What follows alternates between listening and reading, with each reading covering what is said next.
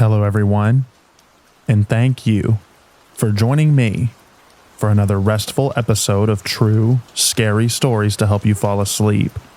Today, we're going to be listening to our monthly compilation of true scary stories. I hope you enjoy them. But before we get into the stories, I want to thank the sponsor for today's video. Treats. Treats is a subscription box treat service that sends delicious treats from all around the world straight to your home. They sent us this box right here. This is the first time I'm opening it up. I love how they always have the country's flag from where your treats are from right on the front. Go ahead and open this up here. These treats are from Malaysia. So that you get postcards, you get a little thing showing where all of your treats are from, just like always. We love treats so much. And it looks here like we got a ton of goodies here. And we're just going to go ahead and try one. This right here looks like some sort of jello or jelly. I'm not quite sure. Let's go ahead and open it up and try it out.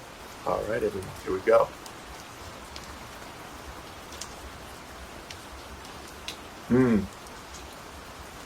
That is good. Love me some Jello.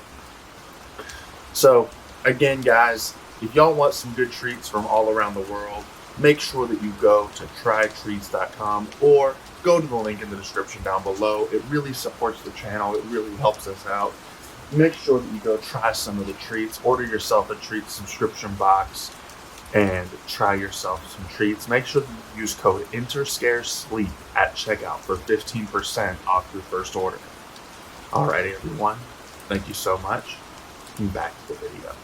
And now, without further ado, lay back, relax, and enjoy these true scary stories.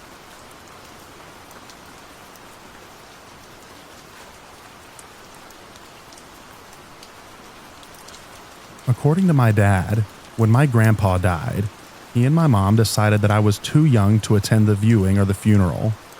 I was 2. My aunt and uncle decided the same for my 3-year-old cousin. A few hours after returning from the funeral, my dad walked into the living room to find me talking to an empty chair. I told him I was talking to Pappy and asked how he couldn't see him sitting there. And I then proceeded to describe the exact outfit that he was buried in, down to the tie pattern and pin on his lapel, despite never seeing him in this outfit. Freaked out, my dad called my aunt and explained the incident. She told him that my cousin had just done the exact same thing an hour earlier.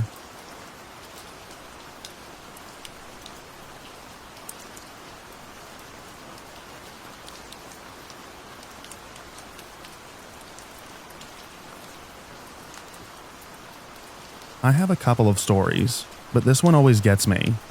When I was around 7, my grandmother took care of a baby whose mother was an alcoholic and drug addict.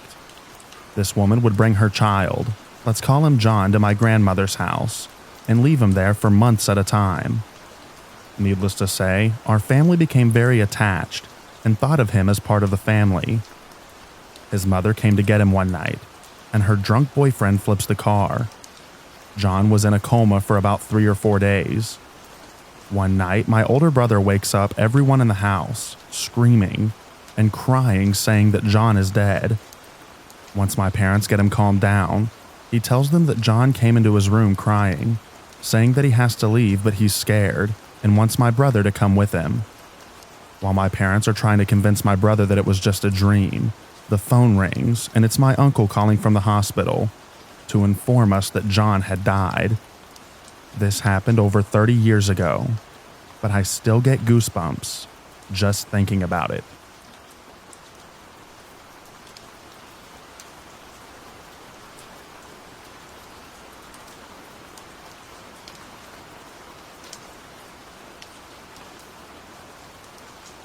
Sort of the same thing happened to my grandmother.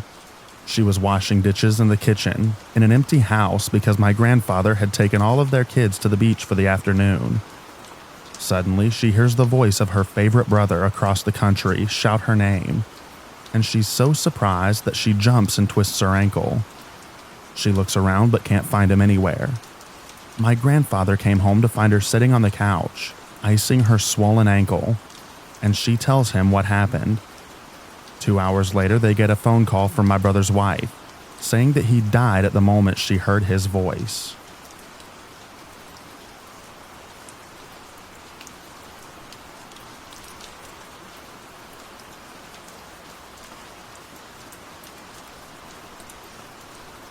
My grandmother was in a care facility suffering from dementia. I used to visit her quite frequently, but after she stopped recognizing me, I stopped going. One morning I was getting ready for work, and this overwhelming and completely random feeling of love from my grandmother just hit me completely out of the blue. 20 minutes later, the phone rings, and it's my dad informing me that my grandmother had just passed away. I still don't really believe in any of this life after death stuff, but what happened did happen.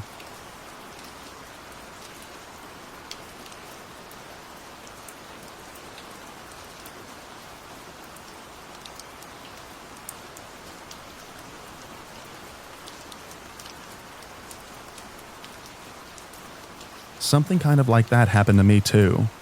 My aunt was an alcoholic, had 2 younger boys, and was in and out of jail. After suffering most of her adult life with depression and a whole other basket of mental and emotional issues, she finally remarried and was seemingly happier. One night while I was at work, I was closing the theater and all of a sudden got really depressed, and I started crying for no reason. I couldn't explain it. That night, I went back to my apartment and cried myself to sleep. I woke up to my dad knocking on my front door. Very strange. He told me that my aunt had unalived herself.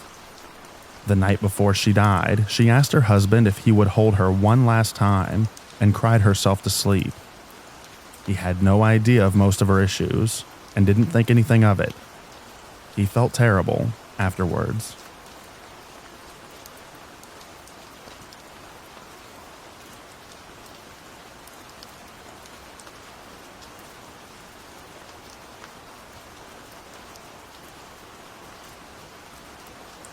Okay, so this reminded me of a story. I was at sea on a container ship. I was miserable. Things had been going very badly with the crew. I was missing my family, and I was regretting my career for taking me away from home for so long. I had broken up with my girlfriend because I knew she was going to cheat on me, etc. It's a long story. Anyway, I'm laying in my bed one morning half asleep, and I had this dream where I saw my grandfather, who had been dead a few years at his summer place. He was walking with big strides, and he looked radiantly happy. He didn't have the limp that he got when he broke his leg at age 70. He was smiling at me, and he gave me the feeling that he was proud of me and that I should keep at it. And I was sitting on a beach chair next to his wife, my grandmother, who had been in a nursing home when I left. It was the most vivid image of him, and we'd been so close when he was alive. The dream meant a lot to me and really changed my outlook. I even got up to write down my thoughts. When I got home, my dad picked me up on the dock, and he handed me the program from my grandmother's funeral.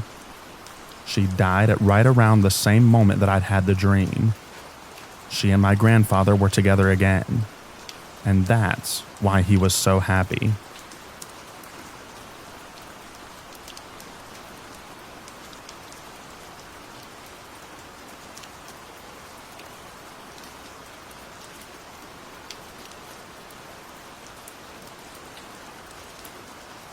A similar thing happened to my dad. My grandma, his mother, was in a nursing home with declining health. He was working in his office at home and suddenly felt a wave of complete love and joy wash over him for no reason. After this episode, he gets a call saying Grandma has died. He called me soon after to tell me that Grandma had passed and what he felt before he got the call. My dad is a bit of a spiritual man, but puts rationality before anything. So hearing him say this makes me believe him. We all like to think that Grandma's happy somewhere with Grandpa, who died a few years before, and she wanted us to know that. I'm not entirely sure what happens to us when we die either. But I like to think that if there is something, it's a wonderful feeling as my dad felt. Perhaps your grandmother was telling you the same thing.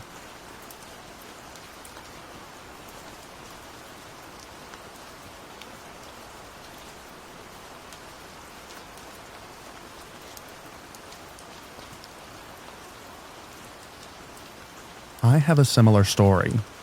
My mom and dad have the same dream when something bad is about to happen. It's not exactly the same right down to every detail, but the general story of the dream is the same. It's only happened 3 times in the 20 years that they've been together, but here's one of the stories. My mom and dad both dreamed that I was going to be hurt/killed in some way. I was only 3 at the time. Well, in my mom's dream, her mother, who was deceased at the time, came to her saying that she just wanted to hold me. I've never met my grandma. She was killed by a drunk driver before I was born. Well, she proceeded to tell my mother that she just wanted to meet me and told her don't be mad. In my dad's dream, he just felt like he lost something very important, and it ruined his life. He was helpless. Well, they both woke up and freaked the heck out, but proceeded to go about their day as usual. My dad went to the grocery store, came back, and parked his truck. He had an F-250 at the time. My older sister, who was 5 at the time, was strapped in the front seat of the truck and couldn't get out, so she was screaming and crying, just throwing a fit. My dad went and took the groceries in the house. I went outside to the truck. I tried to get in it, and I fell beneath the tire. I, being 3 in all, also threw a fit and just stayed there crying. My sister proceeded to throw a tantrum and ended up kicking the thing into neutral somehow, and the truck rolled over my head and stopped on my chest. My dad came out, saw me, freaked out, couldn't find the keys, they were in a grocery bag, and screamed and yelled for any neighbors to help. They tried to lift it off of me, but it was too heavy, so they had to push it over the rest of my body. I had to be flown to the hospital. In the helicopter, my heart stopped for about a minute. The only damage done was scarring and a broken collarbone. Plus my teeth were crushed, and I had to get all caps when I was little, and had braces for like 6 years. That was the first dream that my parents had like that. The others were when my little sister and brother were born. My little sister's lungs collapsed, and my brother was very sick. My mom had another dream years later with her mom, explaining that she'd held us all now, and everything is going to be okay. Nothing really terrible has happened since.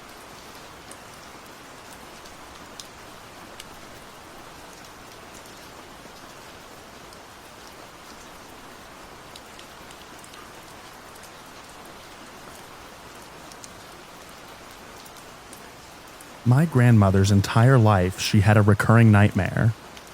In this nightmare, she would be walking down a long dark hallway, turn to the left, open a door, and see something terrible. She'd always wake up before seeing what it was. In her 40s, she, her husband, my dad, and my aunt were on vacation. They booked the hotel at the last minute, so they ended up having to get 2 rooms with 2 twin beds on opposite sides of the floor. My dad wakes up at around 3 a.m. and can automatically tell that something's not right. He calls out in the darkness, "Dad?" No response. He turns on the bedside light. "Dad," he says a little louder this time. Still no response. Getting worried, he slides out of bed and shakes his father. He doesn't wake up. My dad ran down the hotel hallway to my grandma's room and started banging on the door. My grandma worriedly opens the door, and my dad shouts, "Something's wrong with Dad." He leads her down the hallway, a long hallway, to the last door on the left. My grandmother reaches the door, turns to the left, and sees her husband dead in bed. He had a heart attack, and she never had that dream again.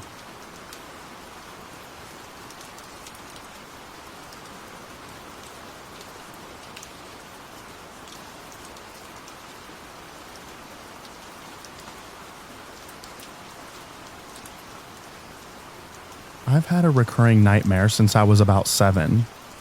Friends and I are in the woods and boonies. I don't know why. We stumble across a house with an older lady chilling on the porch. She's friendly and tells us she's in the middle of cleaning out her basement. It's a cavern under her house filled with riches and oddities. She says we're welcome to check it out, so we do. It turns out her small cavern is a pyrite, fool's gold. So it is dazzlingly impressive, but ultimately worthless. Disappointed to learn of her mistake, our host offers us lemonade before we continue on our way.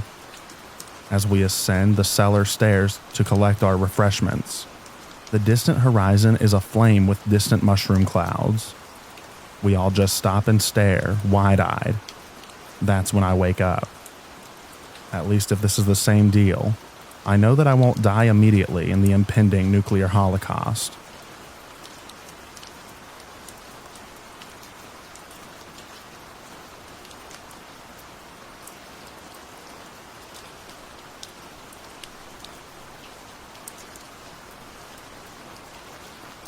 I have something similar happen to me, though.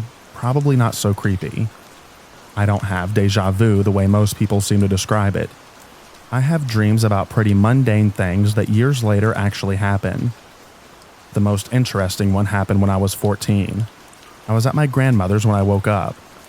But in my dream, I was in a hospital bed being pushed down a hall, through double doors and into a hospital room. There, waiting in the room, was a pretty red-headed woman that was relieved to see me.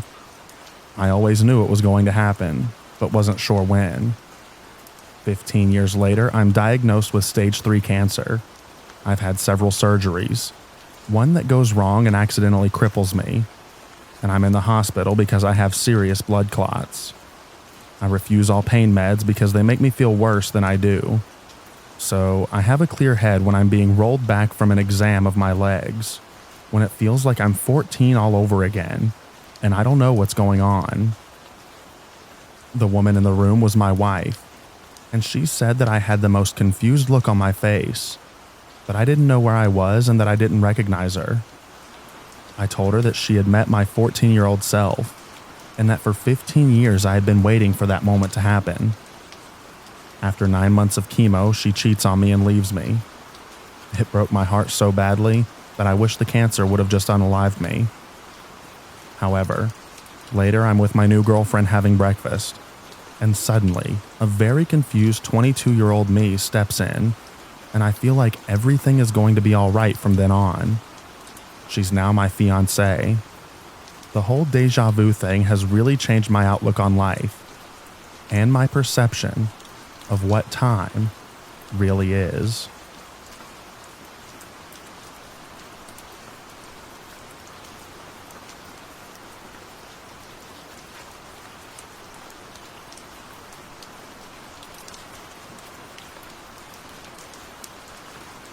This reminds me of a story that was posted on Ask Reddit a couple of months back. A guy, he deleted his account shortly after, told in detail 2 dreams that he had when he was a kid that he was 100% sure was events that are just yet to happen. One of them had already happened exactly as he had dreamed it, with names and everything correct on people that he had never met. And the one friend he told it all to was there with him and was freaked out as he was. The other one is yet to happen and took place in New York, with some street vendor selling pizzas at a corner. He was upset, and the last guy in the bunch he was there, forced to pay for everyone because he had done something earlier that day. It was a funny story and all, so I started to PM him under another account. I'm more paranoid than a parrot. I switch accounts basically each month. And eventually we had a chance to meet up and take a few brewskis. Before that day, I thought he was kidding, making a story on Reddit and all, even though several other people chimed in and said they had similar experiences. I just took it as a bit of fun. But he was so weird. There are no words for it. He retold the story, and it was obvious that he believed it. But it was the way that he reacted to things. He laughed just a bit too early. He swung around and looked at noises that were about to happen. A glass shattered, and sometimes continued conversations without waiting for my answer. Usually short yes or no answers. Either he was the greatest performer out there and should be paid to do that to other people or something, or something was seriously off with him. I don't want to put any credit to having any sort of ability, but I just don't know.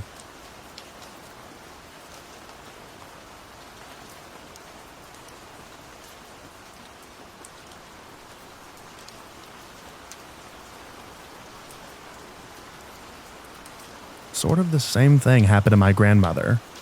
She was washing dishes in the kitchen in an empty house because my grandfather had taken all of their kids to the beach for the afternoon.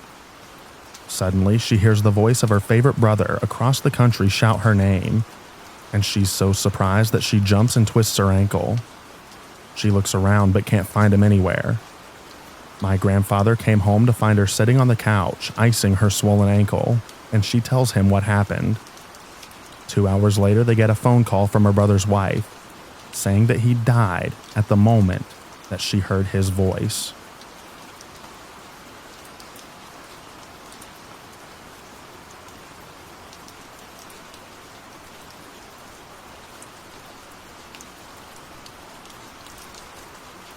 I lived away from home after high school in California.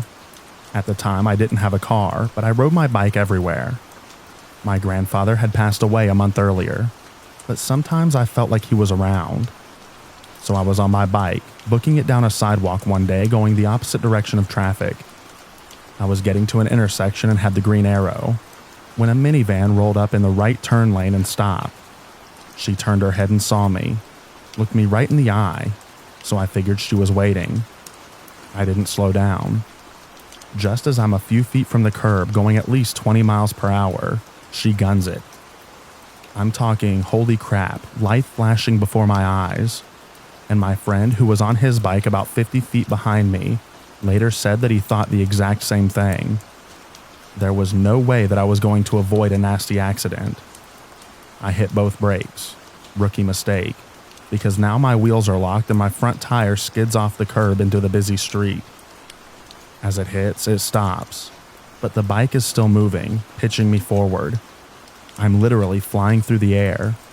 Time has slowed down, and I can see where I'm about to land, in the path of the lady's tires. Suddenly, I felt two hands, one on each shoulder blade, shoving me down. I didn't fall like an arc like you would expect. I was literally slammed into the pavement, knocking the wind out of me. I glance up to see the rear tire of this minivan roll within 1 inch of my fingers on my right hand, maybe a foot from my head. My arm was in an L shape. The car behind the minivan stops. These ladies jump out and check on me. One of the women said, "How did you do that?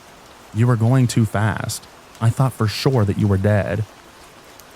I don't remember what I told her, but again, my friend said the exact same thing. 1 second, I was Supermaning it towards the minivan. The next, I had just stopped, like I'd hit a wall and dropped prematurely. I can't prove it, obviously, but I'm still pretty sure that my grandpa had intervened.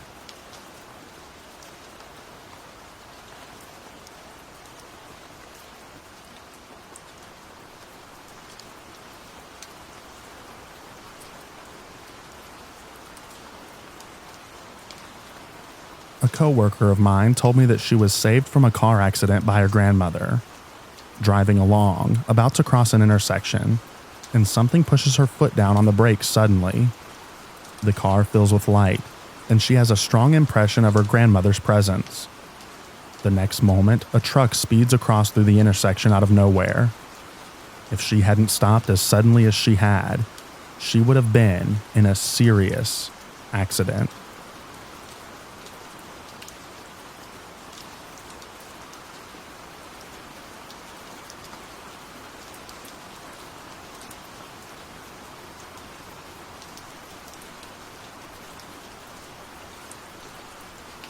One week, during my freshman year of college, I started getting really anxious about something really bad happening to some of my friends. I have statuses from this week that stated, if anyone ever hurt one of my friends, nothing would stop me from unaliving them, and other obnoxious posts like that. I kept my friends on a close leash. Let me preface this by saying that I kept my horse at my school's stables and would go up there every night to clean his stall by myself. It was never a big deal. On a Wednesday night, I was up there cleaning my horse's stall around 7 p.m. I started having a panic attack and was in tears because I became so utterly terrified that I would be R-worded, and ended up sending a text to one of my friends about it. I ended up not finishing cleaning my horse's stall, and once I could get my legs to move, I ran as fast as I could to my car so that I could drive back to my dorm. The panic attack didn't go away once I got to my dorm. I posted a ridiculous amount of statuses about how anxious I was and how I couldn't sleep because I was so utterly anxious. My last status posted was around 6:30 in the morning, right before the panic attack stopped. Fast forward to that Friday. My friend from high school, who was going to school in another state, messaged me and told me that she wouldn't be returning to school for the next semester. This took place in December.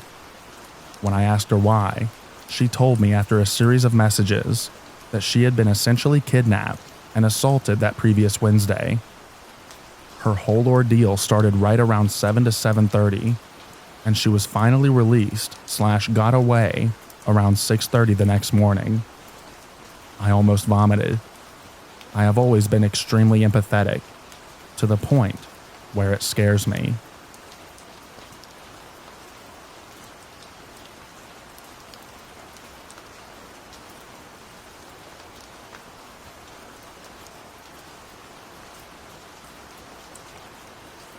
I usually have small premonitions, thinking about songs minutes before they come on the radio, suddenly remembering a person from school / work that you haven't seen or talked to for years, and then running into them within hours. The one big one that I had was a little creepy and happened years back. I would often go to a family friend's house after school on a Wednesday to clean her house for a bit of pocket money. She would leave a back door unlocked for me. It was a pretty good neighborhood, heaps of military families. I would generally open up all the doors and windows to air the house as I cleaned, but for some reason I felt uneasy. I'm always one to trust my gut feelings, so I locked the door behind me and didn't bother with the windows. Anyway, I start cleaning, and then half an hour later I hear these banging sounds coming from the back door. It scared the freak out of me. I creep up the hallway and peek around the corner at the door, and there was this dude peering into the house through the small glass window next to the door. He had the most startled face when he saw me. He turned tail and ran pretty quick, and I called the police and then the house owner. I later found out that it was her ex-partner coming to talk to her, even though she had a restraining order against him. I never went over again.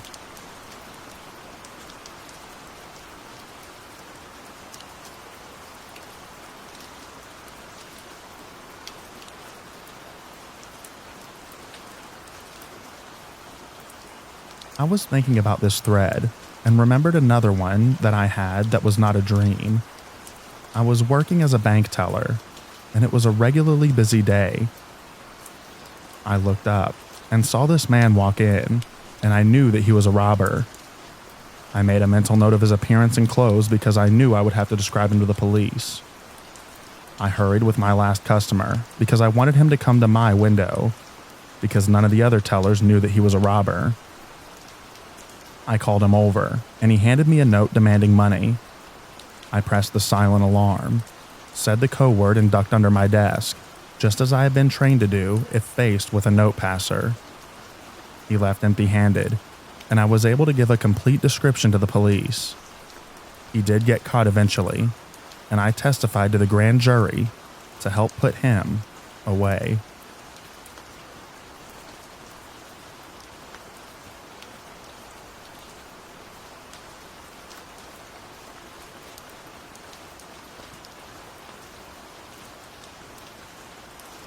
I was 13. It was the last day of the school year and the last day at my school. Me and my best friend were walking home together as we normally did, but we were walking really slowly because we were going to different schools in September, so we wanted to make the most of it. We made it to his house, and we said goodbye. He was going to his dad's house the next day for a week, but we were going to meet up whenever he got back. He went inside his house, and I just had this really strong feeling that I should go back and hug him. It was weird because we didn't really hug. I stopped walking, turned around and started walking back to his house, but then decided that I was just being crazy, and I'd see him in a week anyway. I just had this really horrible feeling that something bad was going to happen. The next day I was watching the local news, and they said that there had been a car accident. I felt sick. It happened in the area that he'd have to travel through to get to his dad's house, but I just wrote it off as a coincidence. The next day I was watching the news again, and they said that there had been a fatal car accident. Him, his dad, and his brother had all died. That was 12 years ago, and not hugging him has got to be one of my biggest regrets.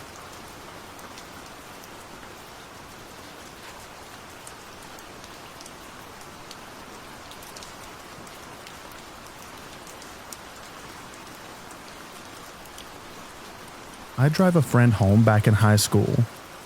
It was raining really hard, just unbelievably rough. When we arrived at his house, I got out to grab one of his gym bags from the car, while he grabbed his iPod from the aux cord. There was this strange moment where it felt like everything just stopped.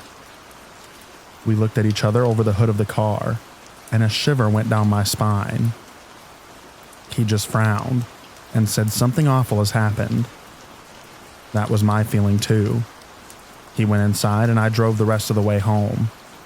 2 hours later, he sent me a police report, freaking out. 2 girls from a neighboring high school that we knew through other friends had taken a turn too sharply and spun out because of the rain. Both of them perished on impact. There had been a car behind them, so the time of death was a known fact. My friend glanced at the time in my car when he grabbed his iPod, and the weird moment outside was the time that they died. Still gives me chills to this day.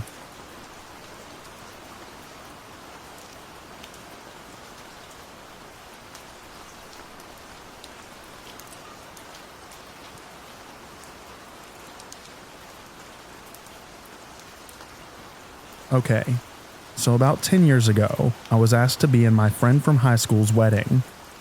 I was living in New York City at the time, so I took the train down to my parents' place in Virginia. The next morning, we were going to drive to the state the engagement party was in. That morning, I woke up and didn't want to leave my parents' place. We finally got on the road at around 1 p.m., way later than expected because I was dilly-dallying. The entire ride, I was saying that I felt weird. We didn't get to the hotel until around 1 a.m. My mom went to go check it in and get our key at the front of the hotel. She comes back to the car, and we drive around the area of the hotel that our room was supposed to be in. This was a very nice hotel in a very nice area of town. We get our stuff and walk into the elevators. Then a man comes out of nowhere and starts saying that he loves some store near the hotel. It was weird, but whatever. The elevator opens, and my mom and I walk in, and so does this strange man. We hit our floor, but the man doesn't hit any floor. That's when I noticed that he was holding a gun. I paused. Then I finally said, is that a gun? And the guy says, no, it's a keychain. That my cousins gave it to me. I noticed this man had gotten on the elevator at the wrong side. We were the ones closest to the floor buttons and emergency stop buttons. The elevator stopped, and we ran out of there and into our room. Then we called down at the front, and as we were trying to explain what just happened, 2 gunshots were fired, and a car goes tearing out of the hotel. The police were called. A woman and a man were shot. And guess who their cousin was? That man in the elevator. We were so exhausted the next day, we just went back up to Virginia. My friend understood. It was so random.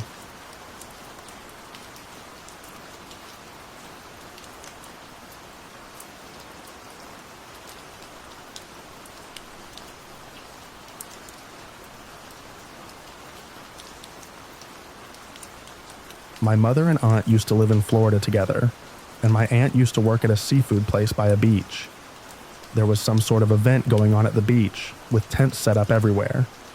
A band was playing in one of the tents later on that afternoon, and my mother and aunt had planned to go once my aunt got off of her shift at work.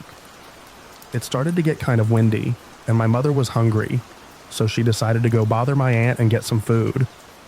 Trudging up from the beach, she sat down and ate. Then my aunt got off of her shift and immediately wanted to go down to the beach. My mom, however, got a really bad feeling all of a sudden and asked her to wait for a while. My aunt wasn't having it because my mother tends to be a worrier anyway, and started complaining that they were going to miss the band. But my mom feigned a stomachache and guilted her into staying. Not a few minutes later, they saw people booking it up from the beach past the windows of the diner. A water spout had popped up and made brief landfall, managing to take down the tent that my aunt and mom would have been in had they gone down to watch the band.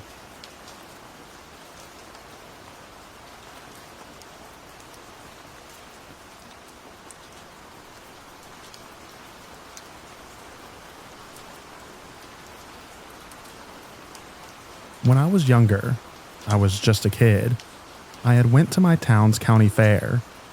I happened to run into a girl that I had known from a church that I used to go to. I hadn't seen her since swapping churches, and it was nice to see a friend. We decided to ride the Ferris wheel together, one of the ones that have cabins that are covered on the top, but open on the sides. Each of the cabins would hold 4 people in them. As we were standing in line for the ride, I suddenly felt sick. Not the kind where you're gonna puke, but where something just isn't right. It was like a weight pressing down on my chest, and it was like something was trying to tell me not to ride the Ferris wheel. I told my friend that I had decided that I would rather walk through the fun house with my last ticket, and that I hoped she had a good time.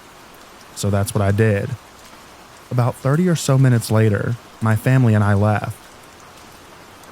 When we got home, we saw in the news that 3 girls had fallen out of the top cabin of the Ferris wheel. My heart dropped. I couldn't help but think of my friend. When the news finally said who the girls were, my suspicion was sadly confirmed. My friend was one of the girls who fell out of it. Then I remembered something. There were 3 of them in it, when the cabins hold 4. So if I had stayed and gotten on it with my friend, I would have been the 4th one to fall out of it that day.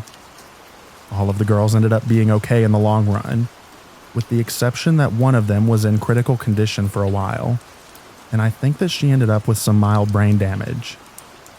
Many people in my life know this story, but what they don't know is that I've always felt bad for not telling my friends about what I felt, and possibly stopping her from experiencing that.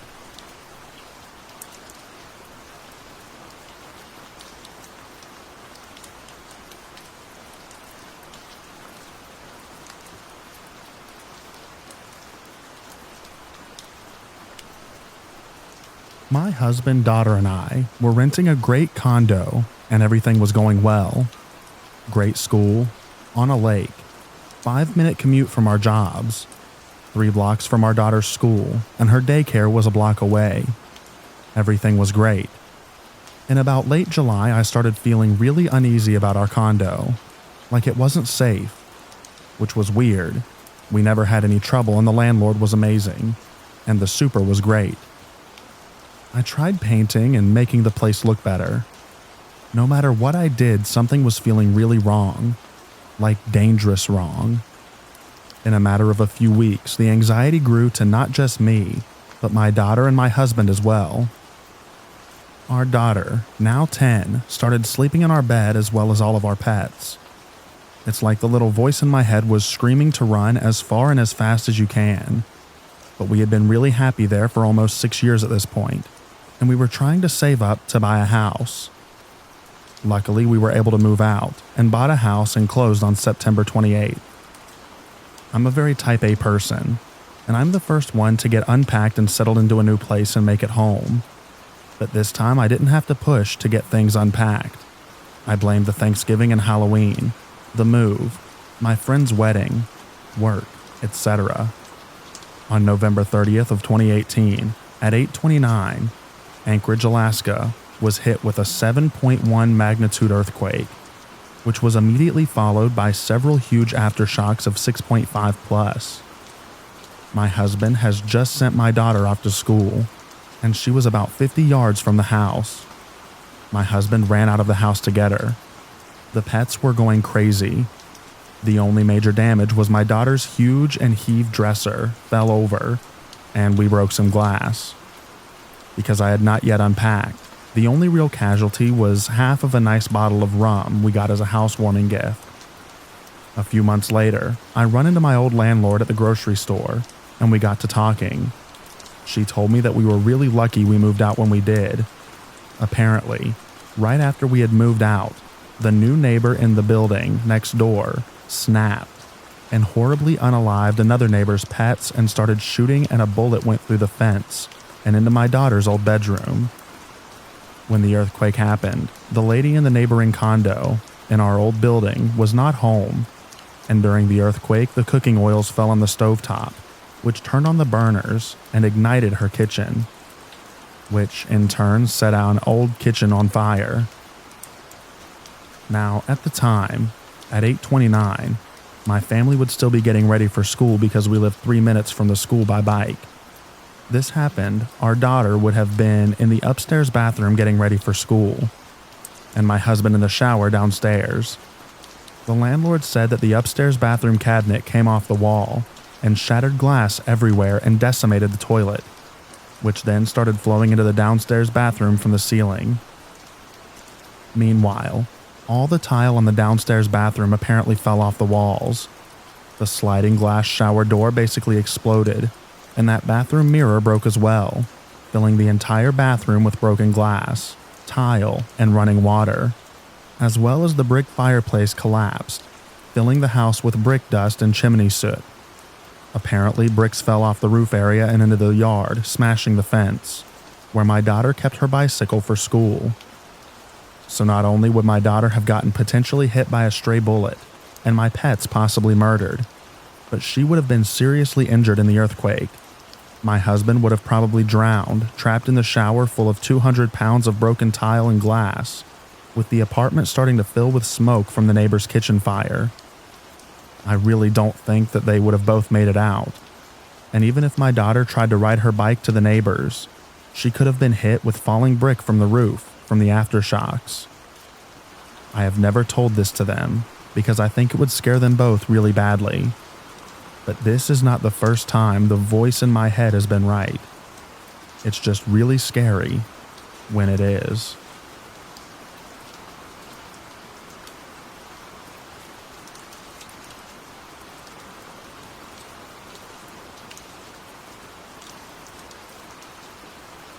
My friend told me and some other friends to move our stuff off of his gaming table because he was going to do some cleaning in the gaming basement. It looked nearly clean already. The way he said it didn't set well with me. I questioned him on it, but he dismissed it. He even forgot to do the cleaning one week. It turned out the cleaning he was doing was to cover up a crime center from when he murdered someone. He forgot to do it the week before, because in his words that I remember, I didn't do cleaning. Someone was supposed to come over but didn't. Turns out, that someone was the person that he was going to murder.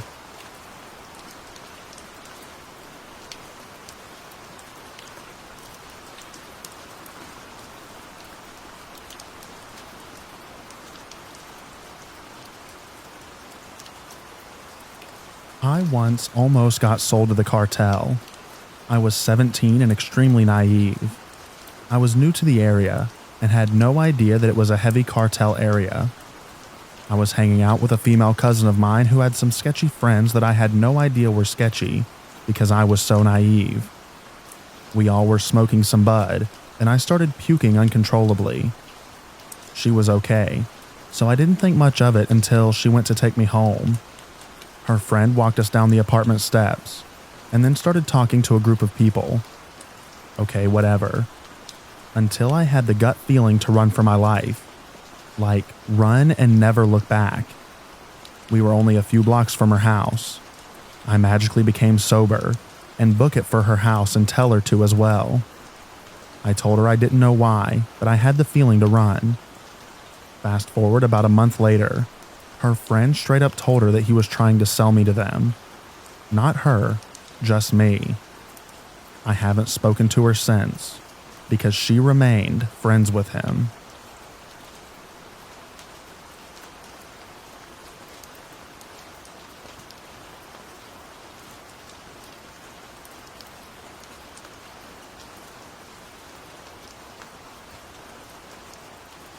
I was 12. I had a corner store 2 streets away from my house. So at 7 p.m., I went to go buy a Mountain Dew. This was Canada in the winter, so it was pitch black. I went and bought it without a problem. The clerk working the cash register actually seemed concerned. He kept asking me if I was okay, so that was probably foreshadowing. I left, and then when I was about to get on the same avenue as my house, I passed by one house, and a guy was taking out his garbage. He looked incredibly French. I'd say he's Napoleon Bonaparte, but 33, and he froze and started staring at me walking by his house. And by now, I had the worst gut feeling about this guy. The way he froze and all terrified me. So I turned the corner to go get on the same avenue as my house. I saw the guy's silhouette standing on the sidewalk. Then I walked further, saw his silhouette on the same avenue. So I called my mom and told her that this guy was suspicious. She said to keep an eye on him. Then I saw him start to walk towards me. I told my mom that he was following me. And then I probably got the world's worst shivers down my spine. All my mom had said was run, so I ran. I felt like I was faster than Usain Bolt.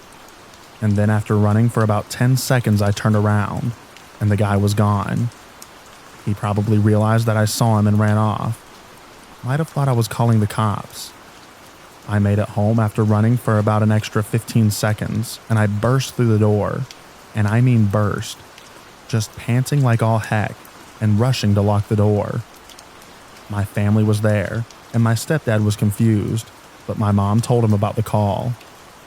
I ran upstairs and made sure to enjoy that Mountain Dew while I played video games. I may have risked getting kidnapped for it, after all.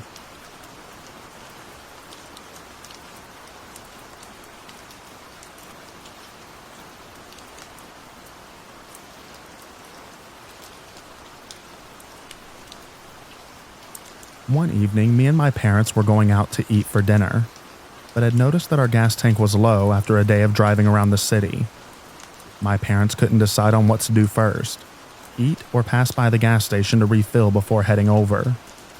For context, this gas station and Panda Express were a couple of blocks away from each other. I had suddenly gotten really shaken and scared about going to the gas station and asked if we could go eat. I expressed that I was hungry, but also that I had the weirdest feeling in the pit of my stomach telling me not to go. They agreed to eat first, and after dinner, we had found out that a stabbing took place around the same time that we would have arrived if we had went to the gas station instead.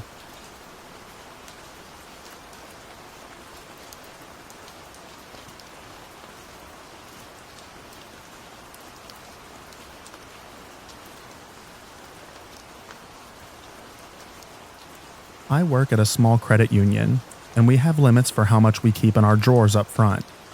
Anything over the limit needs to be put in the vault. We also have a limit for how much we can have in our drawer at the end of the day.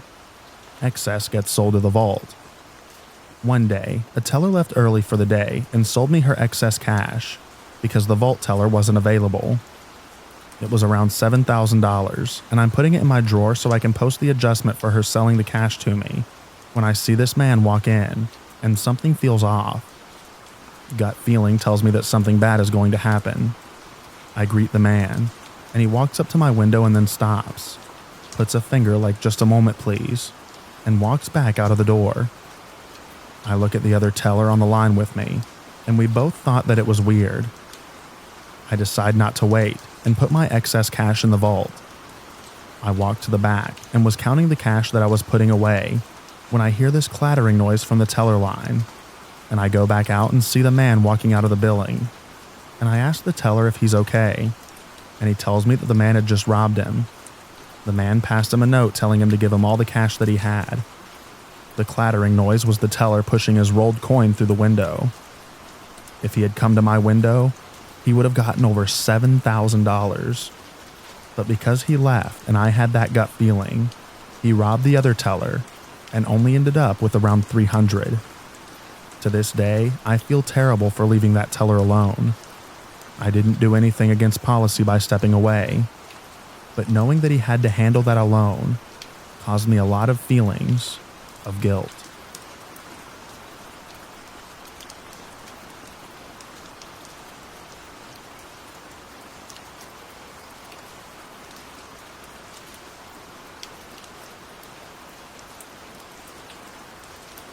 Mine was a couple of years ago, on the way back home from a school trip to the water skiing lake, about a half an hour from our school.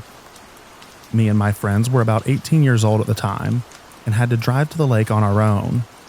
There was no bus or anything organized by our school, so me and a few friends drove together in a car. I was not the driver at the time. On our journey back to the school, an ambulance crossed our way and drove past us in the direction that we were coming from. This was not too uncommon, because this was on the main route from our local hospital to the next bigger hospital in the next city.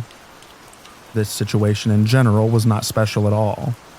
Me and my friends joked a bit about the ambulance driver, who looked kind of bored while driving with flashing blue lights. He probably has no patient in the back. He just wants to get home quick. That's why his blue lights and siren were on, we joked.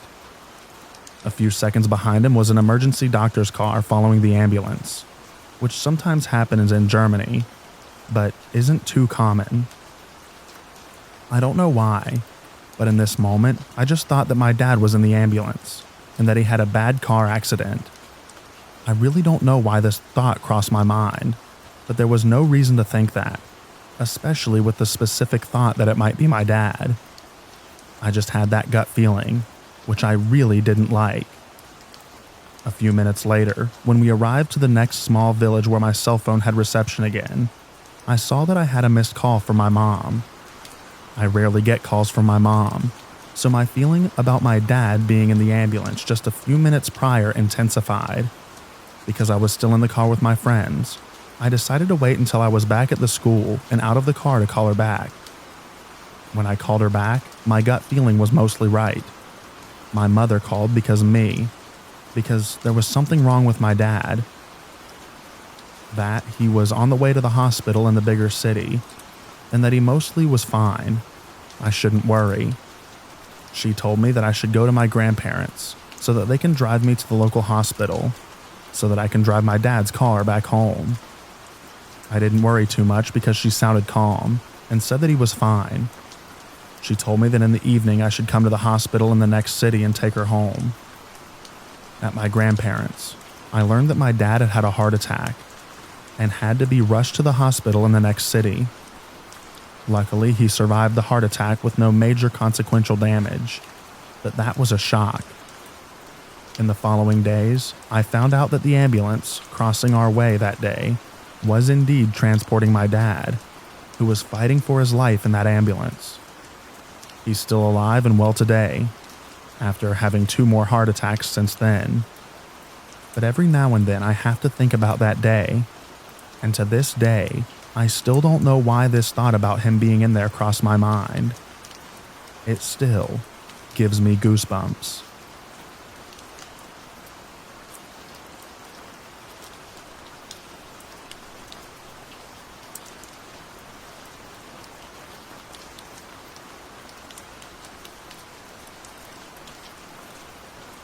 Me and my best friend were hanging out at my rural ranch. No cars in the driveway. I'm 21 and he's 18.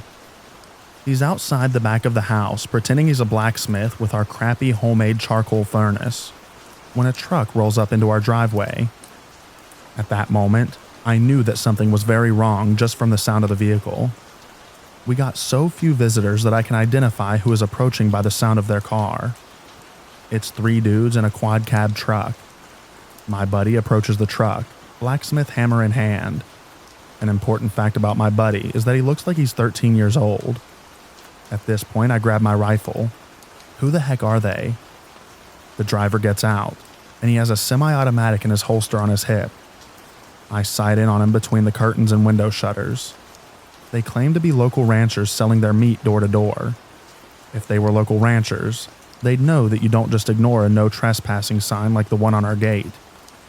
They asked my buddy if his parents are home, to which my buddy, thinking quickly, said yes, his father is home, and his uncle might want some fresh steaks. He pulled out his phone and called the cops, to which the men quickly got in the truck and left. I knew none of this.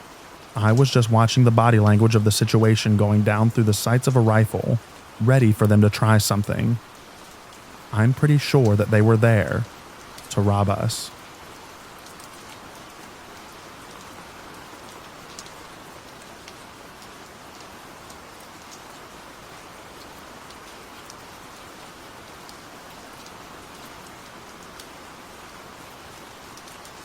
Hello.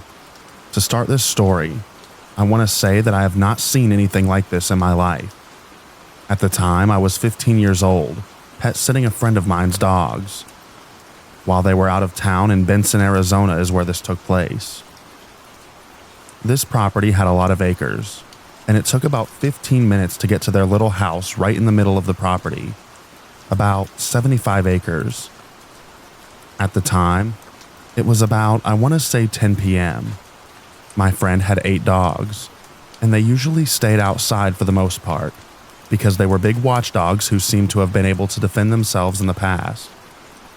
Before everything happened, I was inside of their tiny home, making food, and when I heard their biggest dog start squealing kind of quietly, very scared and in pain, but loud enough for me to hear, I knew the sounds were unusual that this dog was making. I shot up and ran outside to see what was going on. I thought maybe the dog might have hurt himself or something similar, but this was not the case, and I ended up seeing a 5 to 6 foot tall, pale, very skinny creature hunched over this dog, sucking on its head.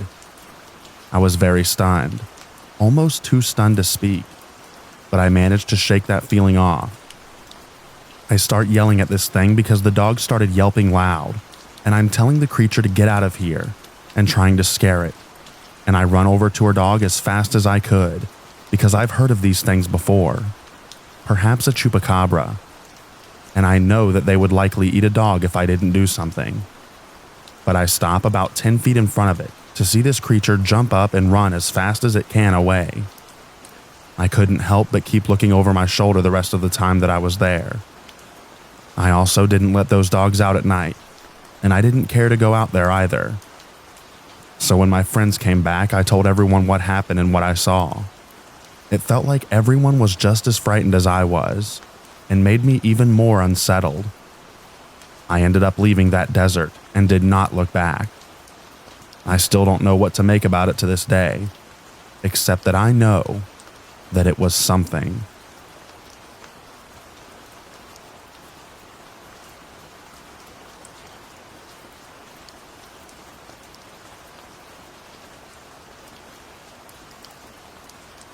I was talking with my stepmom about late-night driving experiences, and she told me about an encounter that she had in Leroy, Montana, on a road trip from Washington to North Dakota. She was on Route 87 and she was running low on gas. The Fort Benton exit had a lot of construction going on, and she couldn't see any way to get the gas stations from the exit ramp, so she got back on the highway. After a while, she saw an exit sign for Leroy, Montana, and it said that there was gas and food available. She took the exit and saw another sign reading Leroy 5 miles. At this point, they had no service and were relying solely on an atlas. The road took them through a dark wooded forest, and after a while, my stepmom realized that the odometer had gone up 15 miles, and they still hadn't found any sign of a town. But she kept driving and waiting for a friend, who was holding the atlas, to say something. After a few more minutes, her friend spoke up and said that she thinks that they passed Leroy somehow, and my stepmom agreed. They found a fat shoulder to turn around, and as they were pulling off to make their turnaround, they both had an image flash into their heads. A man standing in the middle of the road. Neither of them actually saw him in real life, but both could describe the man in exact detail. He was tall, with a brown flannel, and what looked to be a scythe, broken in half, with the handle wrapped in a white bloody cloth. He also had a thick scar across his forearm. While that by itself is weird enough that my stepmom planned never to go anywhere near that place again, for the next 8 months she received frequent phone calls from Leroy, Montana. After my own research, I've come to find out that Leroy is a ghost town, unmarked on Google Maps, unless you specifically search it up. Me and some friends have already planned to go to Leroy over spring break this year and see if we can find anything. I'm posting this here to see if anybody else might have seen or heard of anything similar in the area, or any insight as to what might have happened.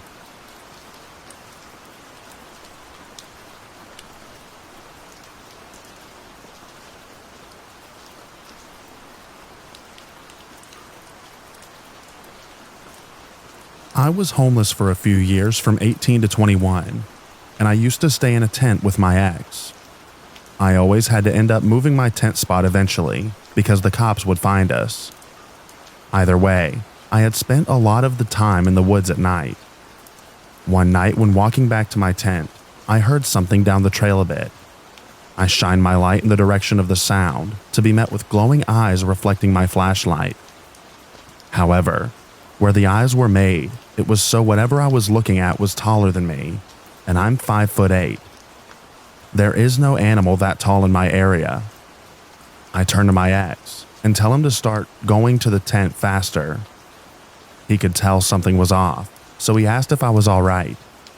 I told him that I'll tell him when we get back to the tent, because I've always been told not to acknowledge such creatures or spirits, as it gives them more power. Then some nights there would be smacking on our tent. It would hit all sides of the tent. We would look out the tent windows and check outside the tent, but we would never find anything or hear any footsteps. Another night during the summer, we had decided to go for a small hike at night because it was way more of a tolerable temperature. About 15 minutes into the hike, I had started feeling paranoid, like I was being watched. About 5 minutes later, I heard a maniacal laugh coming from somewhere in the woods. I couldn't pinpoint which direction though. My ex asked what was that, and I loudly said, I don't know, but whatever it is needs to stop. As soon as I said this, multiple maniacal laughs now started. My ex and I turned around and walked back for what felt like the longest 20 minutes. Another time, I found a severed coyote head with something hung in the tree beside it that had a tooth in it. And lastly, one time, I was with my friend parked on the road far into the woods so we could smoke. The passenger window was down, which is where I was sitting. The woods were right next to me. Again, the feeling of being watched overwhelmed me. 2 minutes or so later, I hear a hello, and then, John, coming from the woods. I tell my friend to turn around and we need to leave. I didn't tell her why, because like I said, I don't like to acknowledge these things until I'm far away from them. That's all that immediately comes to mind at the moment. Thank you for reading.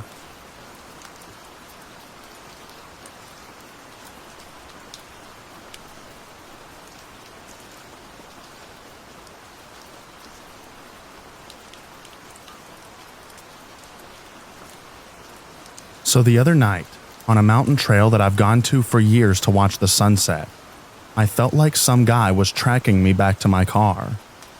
The first time in my entire life of hiking alone, and I've done some sketchy stuff alone at dusk that I felt uneasy. So the mountain trail I go to is huge with many different side trails on it, but there is one main trail that goes straight up and down the center of the mountain, which is usually pretty quick to get up to watch the sunset. I've done it hundreds of times at this point, for years now. I've watched the sunset and walked back to my car in pitch black many times. Never felt uneasy the way that I did that night. I get to the peak, walk back down a little bit to my usual viewing spot of the sunset, and suddenly some guy, also alone, comes off one of the side trails. I think nothing of it. Exchange a few words from a distance. Guy gets on his way, and I can see him even as a small dot as he gets down to the bottom of the trail. But I'm thinking, well, there's only one way out of here and he knows that I'm still up here. So I knew that I wasn't sticking around for it to get dark. The minute the sun goes behind the mountain, I start my way back down. As you get closer to the bottom of the trail, there's a section that narrows and is nothing but woods and trees on each side, before it opens up again to a huge open dirt trail in the parking lot. Heads on a swivel the entire way back down. I get to the creepy dark narrow part, just before the open trail to the parking lot, and I hear someone making a noise. Like a weird noise that someone would make just to themselves, but loud enough as if they wanted me to hear it. But I see no one and keep going. I get about halfway out of the open dirt road, almost to the parking lot, and I turn around, and someone is decently far behind me out of nowhere. I don't look back again. I pick up the pace, get to my car, and book it. There was only one truck left in the parking lot by the time I got back, and it was on, and someone was definitely in the driver's seat. Call me paranoid, but again, I have never felt uneasy or like someone was following me like that ever in my entire life. And I've done about 80% of my hiking completely alone, and a lot at night. Like deep woods type stuff on sunset and dusk, and never been scared like that before.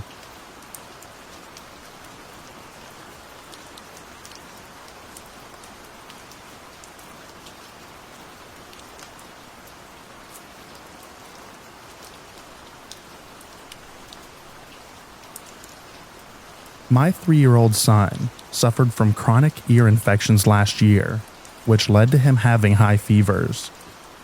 I slept with him on this particular night because I needed to give him Tylenol throughout the night to keep his fever down and to keep him comfortable. I set my alarm to wake me up at around 2:30 a.m. When I woke up, I went into the kitchen to get the Tylenol.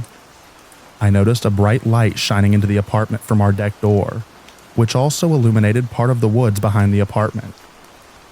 When I went over to see what it was, it turned out to be a car with those bright LED headlights in the parking lot, to the far back right of the apartment. I figured they were dropping someone off. I saw movement of what resembled a dog walking around near the woods. I started to think that the lady who usually walks her dog, a cute little corgi, in that area, purposefully faced her car in that direction so that she could see while she walked her dog. As it got closer, I realized that there was nobody out there walking a dog, and there was no dog. I don't know what it was that I saw, but I'll describe it in the best way that I can. At first, it looked just like a dog, corgi-sized, but as it walked closer, it looked like your average house cat. Then it looked like a black bear, and then it looked like a koala. I live in North New Jersey, farmland and lots of woods, and there are no wild koalas here. At this point, my heart is pounding out of my chest and I'm scared. The fear I felt was like a primal type of fear that I've never felt before. I ran to my bedroom to wake up my boyfriend, and I shook him awake very roughly. I said, "You gotta come see this." He was a bit annoyed with me. When we look outside together, we see this thing getting closer, and it looks like a skunk now. White stripe down the center with the perky, fluffy tail. I said, "Oh, it's just a skunk," with a little chuckle. I felt a bit embarrassed that I woke him up over a skunk, but at that moment I also felt relieved. However, I was mistaken. As it walked, it looked as if it was struggling to find a form. I thought it looked like it was falling apart, but also coming back together again at the same time. I know this doesn't make much sense, but it's hard to find the words for what we saw. After the skunk formation, it looked almost like a person crawling on the ground, with some type of fur or skin attached to them around the leg. Then it changed again and looked like a raccoon, a groundhog, a black bear, a cat, a koala, a deer, and a skunk. The part that stuck out to me the most was that whatever it seemed to be coming apart or shedding, but at the same time it was growing. Whatever had their headlights on turned them off as soon as it went deeper into the woods. This happened pretty quick. I'd say it was only about a couple of minutes from start to finish. He ended up going back to bed, but I couldn't sleep after that, so I grabbed a flashlight and shined it into the woods to see if I could see it again, but it was gone. I also opened the door to see if I could hear anything, but I couldn't. It was very quiet. I had a very hard time going back to sleep that night. My boyfriend wasn't scared, but he was confused and stunned. He didn't know what to make of it. I was scared and creeped out. I know that if I hadn't woken him up to see it for himself, he most likely wouldn't have believed me and would have chalked it up to me being groggy from just waking up, or it just being an animal. Unfortunately, I know what I saw, and I'll never forget it.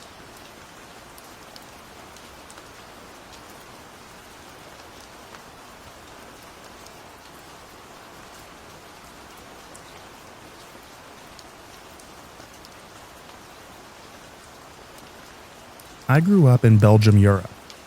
Since I was young, I've been with my friends in the Scouts. It is mixed in Belgium. We don't have boys and girls separate usually. We start Scouts when we're 6 years old, and then we go through all the groups until we're 18.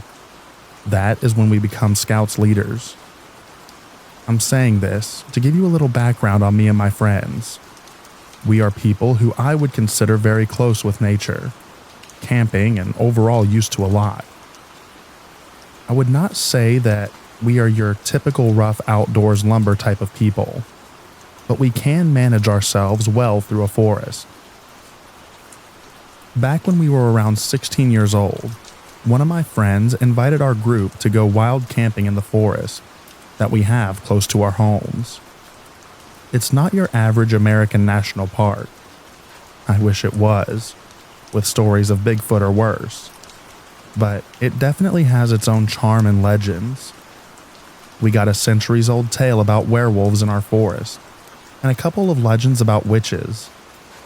It's not a huge forest, but one can easily get lost if they're not familiar with its trails, and all the trees look the same. This being said, to describe it the best I can, we were very familiar with the forest since we were small children playing in the tree line, and afterwards as teenagers being blindly dropped with nothing but a map in the middle of it by our leaders.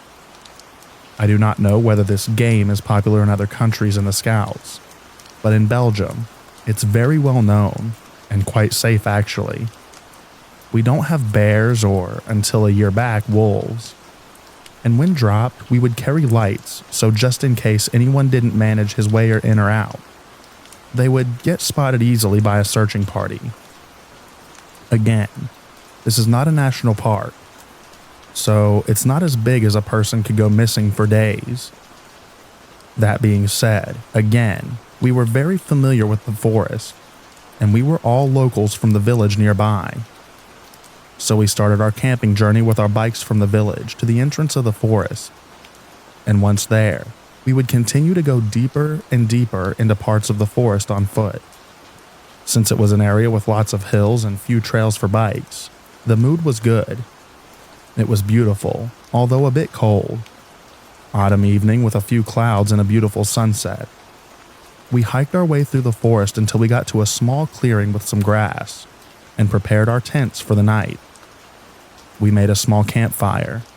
We always learned to be safe, never putting in danger the forest. And we ate some beans and sausages for dinner, together with some tasty Belgian beers. At around 11 p.m., we decided to call it a night, and we each went to sleep in our tents and sleeping bags. Everything seemed like a normal camping day in our forest.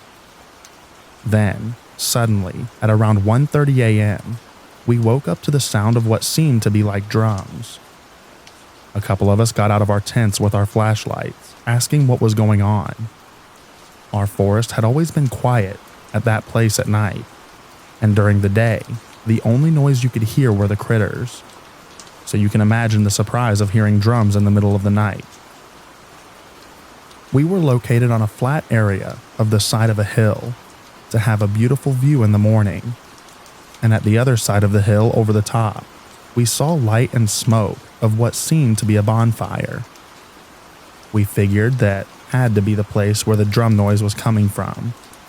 So the ones who had gotten out of our tents decided to just go over there to see what was going on, and maybe to talk with the people who decided that it was a good plan to be making noise in a calm forest at 1:30 a.m. We hiked over the hill so that we could have a glance at the people, to know who we were dealing with first. We walked about 15 minutes before we could actually see the bonfire. It was located in a small circled clearing with lots of trees and bushes around. We crouched towards the bushes in the tree line to get a good look of what was going on. And that is when we saw the people with the drums. A couple of them. I recall a group of 5 or 6 sat around the fire playing the same tune on the drums the whole time. And another group of people was dancing around the bonfire. Although I say dancing right now, I mean people making weird, unnatural movements, almost as if they were having spasms. And honestly, the best way to describe it is bodies contorting. The people dancing around the circle were wearing suits. At first glance, it would make it look like people dressing to be one with nature. A second glance would make it look like pagan suits, almost like the original celebrations of Halloween. This was when we realized that whatever these people were doing, whether it was some sort of gag or seriously some sort of ritual, we would be better off if we did not confront them. So we decided to back off and go to our camping spot as quiet as possible. Once there, we decided to wake the rest and tell them what we had seen. We packed up the same moment and left to the entrance of the forest, got on our bikes, and we all went back home. We have since still frequented the forest, both for scouts and in our free time with friends and family, and we have never seen this circle of people again. However, it has stuck with me ever since, and I will never forget how we felt out of our place in the forest for the first time in our lives. It is the first, and luckily the last time, that we did not feel welcome in our own forest.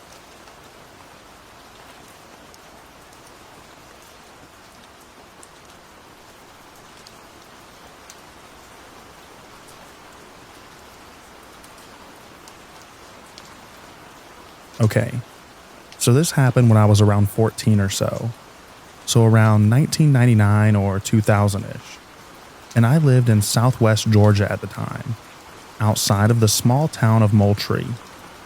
I was at my buddy's house for the weekend. We'll call him Joe.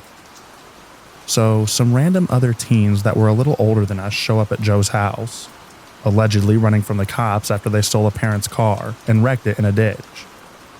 They came up to us on foot, so the story might be true. I'm not sure. They wanted to go camp out in the woods to evade pursuit, so Joe and I say screw it and go with them. We borrowed Joe's dad's tent and started walking off into the fields and woods. Given this area is not super isolated, but there was a wilderness to the air that I cannot describe. We go maybe a mile or two back and set up camp 50 yards away from the turnaround / end of the dirt road. There was 5 of us guys, including me and Joe, and I only remember one other dude's name. Let's call him Mike. The names don't really matter, but I'm just adding any detail that I can recall. Anyway, we mess around in the woods for a while. We started a fire and ate some snacks. We didn't have any drugs except for a bottle of booze, small enough that not any one of us could get drunk off of it, but we share sips anyway. Night comes around, and we've got this 6-person tent for us. I can't say if I ever fell asleep or not, but I laid down with everyone and it got late. I'm not sure what time exactly it was, but likely late night or early in the morning. I begin to hear footsteps in the woods some ways out. I hear this walking in the woods. At first, I'm like, it's an armadillo. If you aren't aware, they can sound exactly like a person while foraging for food. But no, the steps are approaching our camp directly. So at this point, I'm like, what the heck? And without moving because I'm terrified, I look around to see if the other dudes got up, and I missed it. No. 5 dudes in the tent. My blood freezes, and there's no sound outside except this thing walking, and it's now right outside our camp. As I attempt to breathe without making a sound, either a very pointed finger or a knife slowly starts from one point on the tent outside and drags very slowly across to the other side. So, I promptly crap myself and hold my breath. The walking sounds stop about 3 feet on the other side of our tent, and they never start again. Daylight slowly fades in. The steps never returned. I have this dazed feeling as if I've been up all night as sunrise happens. One of the guys gets up and slowly others do too, so I get up. No one is talking. But everyone looks exhausted. Eventually, one of us asked the others, "Did you hear that last night?" Apparently, 4 of the 5 guys were all awake during the invisible stalker, and we're all like, what the heck? The 3 guys who were running from the cops allegedly say that they wanted to call a friend to pick them up and go score some pot. They leave Joe and I at the camp to guard their stuff. Hooray. Now I'm paranoid at this point because I think there's some guy out there waiting to gut us. But I only have a small pocket knife on me. I take it out as they walk down the road to call for a ride. Joe and I are sitting on this discarded door that someone ditched on the edge of this dirt road turnaround like a pair of jerks when we start hearing the walking sounds again. But across the road on the other side in the woods this time, we see no one and nothing there. But it's daylight now, so I'm like, meh, it's an animal. The dirt road goes off and curves to our left, and sounds approach that slowly, but the same pace as before. The sounds stop. We're looking at the road. Absolutely nothing there, and the sounds pick back up on the other side of the road. Now I'm scared. I notice Joe has his head buried in his knees, like an ostrich burying his head in the sand. And since I'm scared for the second time in the past 12 hours, I also put my head in my lap. I also place the pocket knife in open and hold it closely. The steps are now slowly circling me and Joe, to say that they went kind of behind us at that same slow pace. They get directly behind me, but maybe 30 feet away. They slowly walk up to my back, my spine tingling more and more the entire time. I'm pouring sweat, and as they approach directly behind me, I jump up and swing this little baby pocket knife around like I know what I'm doing. Time slowed down during this little bit, as I'm swinging the knife at a puff of air. The car with our other 3 guys is coming around the corner of the dirt road to pick us up. Joe and I run to the car and jump in. The 3 dudes ditch everything that we had at camp. No one asks Joe and I what was wrong, but I could tell that they were looking at us and knew something else happened. Joe and I never said a word about it.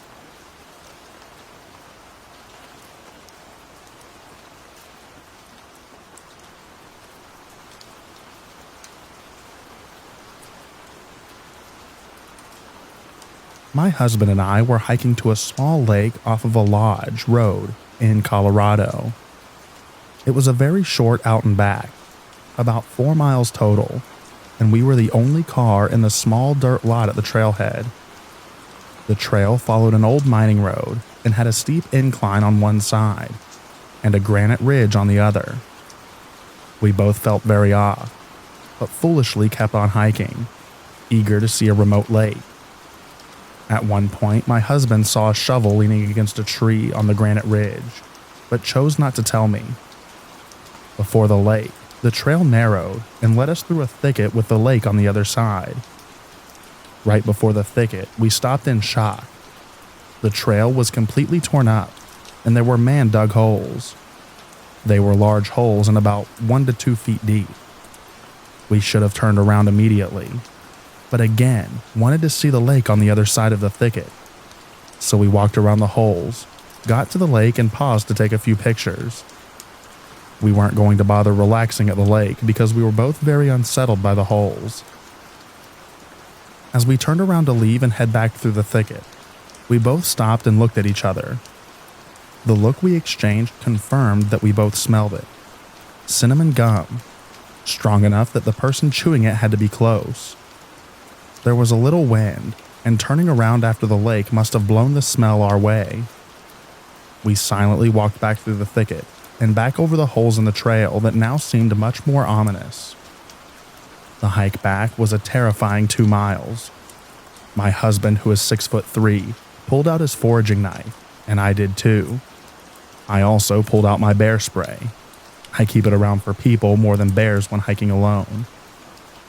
We both assumed our tires would be slashed when we got back to the parking lot, but thankfully they were not.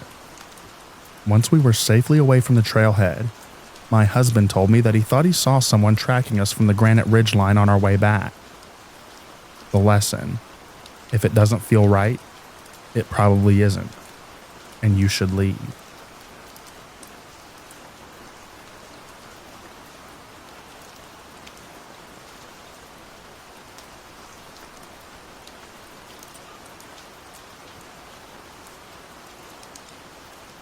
Back when I was younger, I did some survey work for a logging company in Alaska, and I was fit and liked to hike.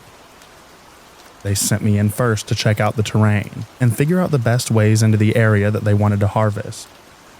I always traveled light, just a backpack with a U.S. Army mess kit, some MREs, a few spare clothes, a fire kit, a bivouac sack, an axe, a knife, some bear spray, and my late granddad's revolver.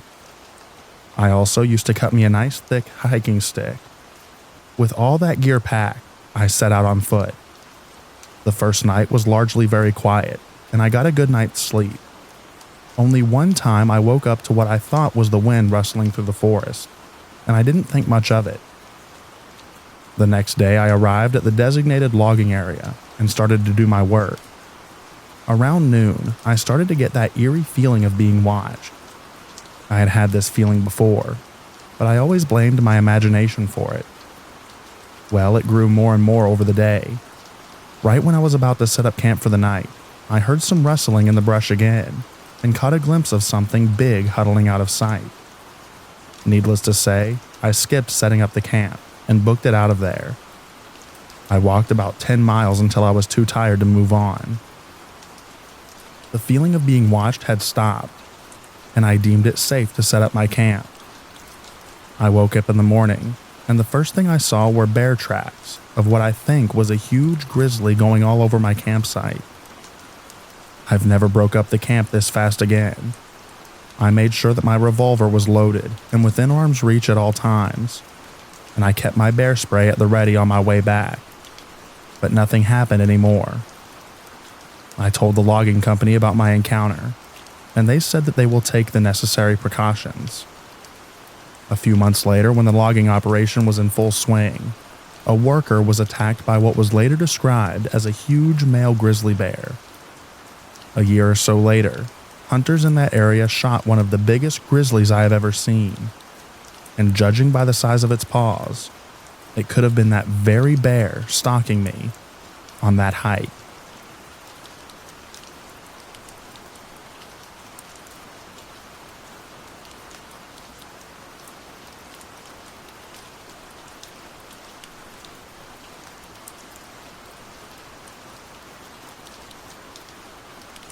I shared this story on another subreddit a little while ago, so I'm just pasting it here.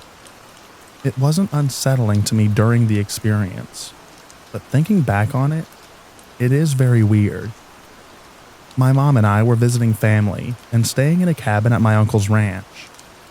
There's a main house, a bunch of animal pens and fields, a dog kennel, and then the guest cabin across the lot from the main house. There are other homes nearby, so it wasn't super remote, but we were surrounded by forest, mountains, and fields. So, middle of the night, my mom and I are sleeping, and we both wake up because there's suddenly a really strong, weird smell permeating the cabin. We commented that it must be a skunk. Also, both of our dogs sat up and got restless, but didn't bark or make any noise. I was having trouble getting back to sleep with the smell and getting the dogs to lay down again, so I went outside to have a cigarette. It was nearly pitch black out, but I could see my immediate area from a dim porch light. I was leaning against my car, and I started to hear someone walking across the gravel. From the sound, I presumed that the footsteps originated from the forest area behind the barn, then walked through the gravel parking lot and turned towards the cabin. I thought it was weird that whoever it was seemed to have passed by the kennel, and the dogs weren't making any noise. None of the animals were. But I figured it had to be my uncle or one of my cousins out doing something. I was curious what they were doing out so late at night. I was tracking where the footsteps were from the sound as they were getting closer, and just waiting for someone to walk near enough that I would see who they were. I almost called out but decided to wait. Eventually, I saw what appeared to be someone wearing a hairy, brown coat walking toward the field next to me. So this is where it got weird. It was getting closer and about to walk by me, parallel by about 6 to 10 feet.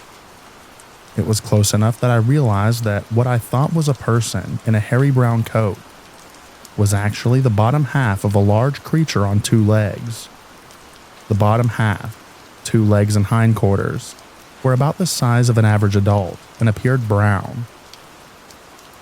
The top half, that could only barely make out in a silhouette, appeared black. I couldn't tell how tall it was in the dark. It just walked by and into the field that was next to the cabin. The gate was not open. I checked the next morning, so it would have to have stepped over it to get into the field. I kind of registered what I saw, thought that I should probably be freaking out, but I just went back inside and back to bed. I did a little walk around the property the next day to make sure that all the animals were there and unharmed, but I only told my mom about the experience.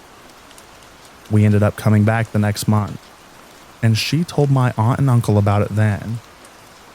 I fully expected them to make fun of me for talking about Bigfoot, but my aunt asked for some clarification and said that her sister had told them about seeing something similar.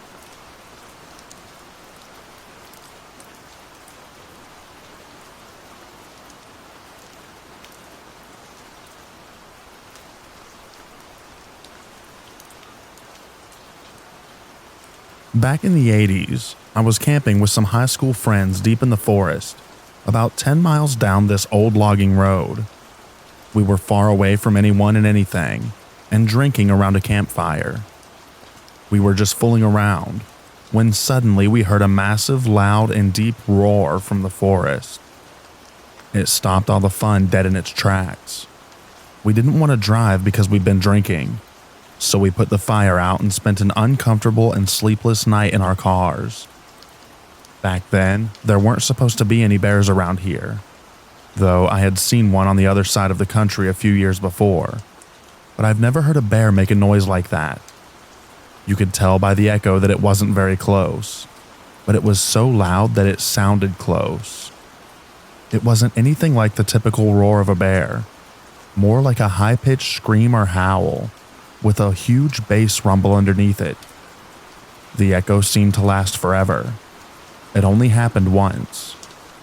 I know we didn't drunkenly imagine or exaggerate it, because we had a boombox and were recording us telling each other jokes. The roar was so loud that it distorted the microphone on the boombox. A while back, I ran into the guy who owned the tape. We were both still mystified about what that could have been. And sadly, his basement flooded years ago, and the cassette was ruined.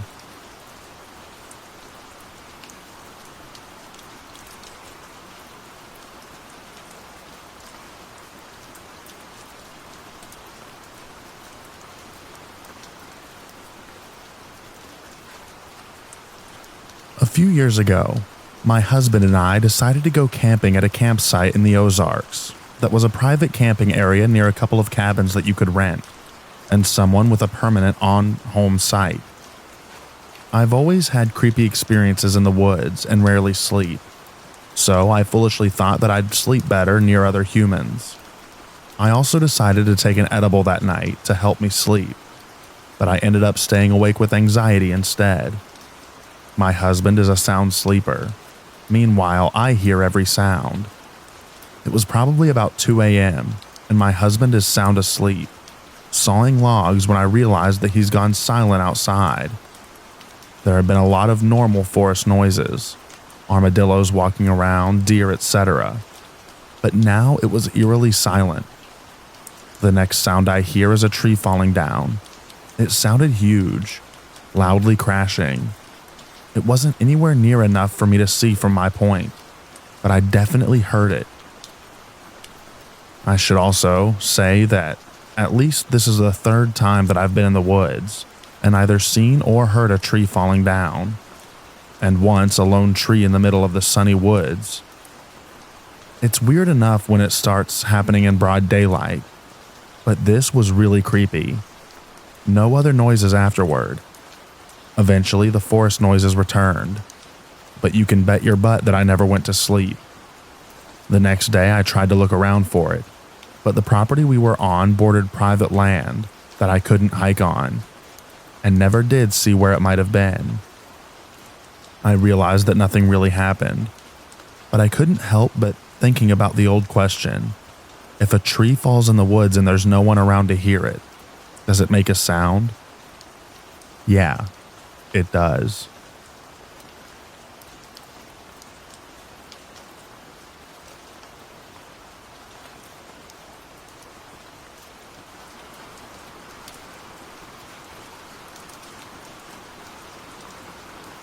I live in a small mountain town, so not way out in the woods, but I could walk a quarter mile from my house and be out in sagebrush hills on BLM or state land.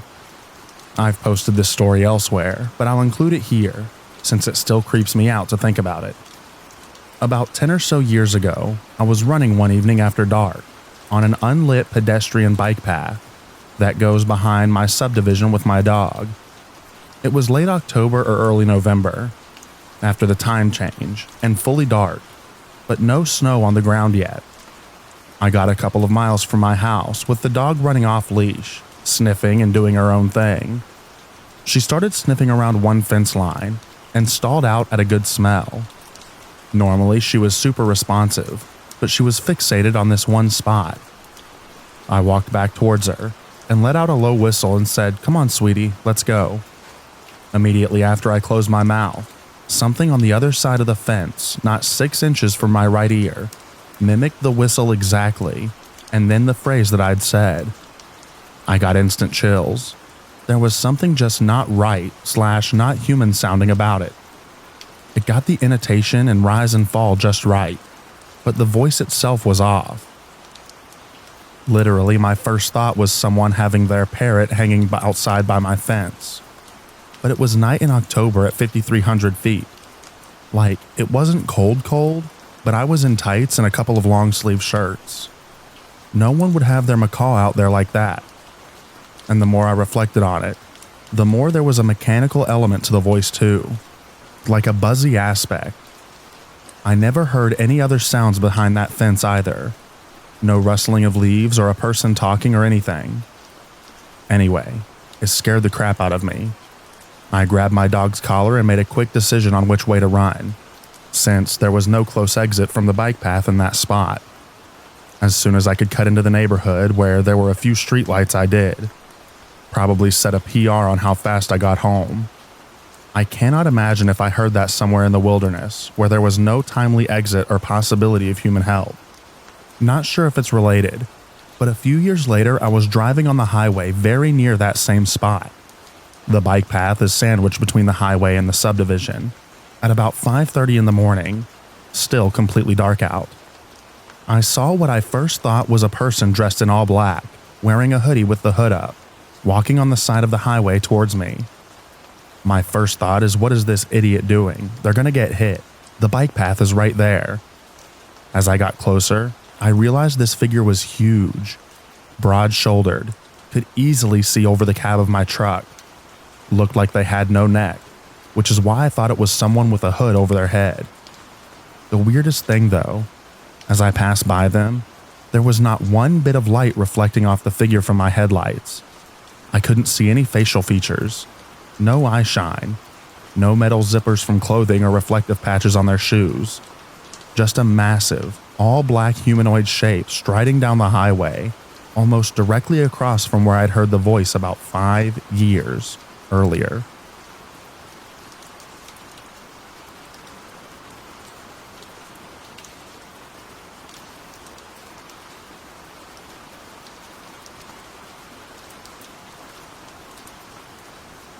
Back in 2019, as a graduation present to myself, I took a cross-country trip from Chicago all the way to the Humboldt County Redwoods, where I camped for a week. It had been a bucket list dream of mine to do ever since I was a kid, and I wanted to treat myself. Now keep in mind, I'd been in several road trips with friends, been to the same redwoods 5 years earlier on a hiking trip, so I was prepared for the trip. It was just my first solo trip. The trip went well with no accidents or issues, but I definitely got spooked on one hike. I was staying at the Elk Prairie campground, so I was in prime distance from all the trails. Still, I drove up to the Big Tree Wayside Parkside, as I planned to grab dinner in Eureka after the hike.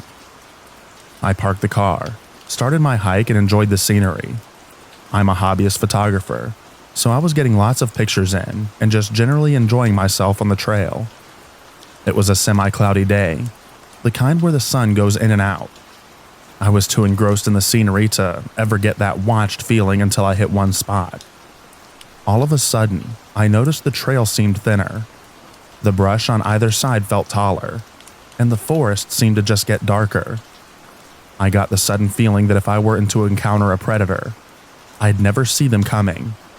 I got that "you're being watched" feeling. Now, I'd been inadvertently following a bachelor herd of elk the entire time. I had 2 encounters with the herd earlier in that hike. Once I saw a bull through the foliage, and a second time I almost accidentally walked into the herd, rounding a bend in the trail. So I was very aware that they were there, but I had no idea if they were what was watching me. I took stock of my surroundings and could hear birds chirping and normal forest sounds, so I knew that a natural predator wasn't nearby. That's when I realized I hadn't seen a human hiker in a while. The sky had also completely clouded over, and I couldn't tell if I was north or south of the parking lot, as I'd crossed the road onto another trail. It was just after Memorial Day weekend, so the park was fairly well populated with fellow campers. But being alone in a darkened forest like that, surrounded by high brush and the world's tallest trees, you feel isolated and vulnerable. I pulled my buck 120 and a can of bear mace and booked it out of that spot. I ran a good 10 minutes until I saw a direction sign. Turned out, I had hiked my happy butt nearly back to the campground. At that point, I just followed the road north, back to my car. A ranger notified me that the elk herd I'd been following had planted themselves around the lot. I told him I'd be careful and not try to pet the big deer. I got some great shots with my telephoto lens though. I don't know what was watching me, but I always trust my gut feelings.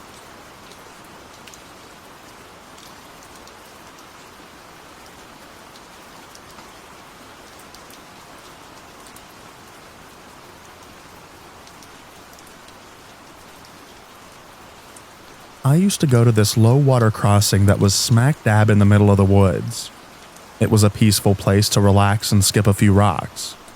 One day, upon entering the pathway down towards the bridge, I noticed a dead baby goat laying off to the side.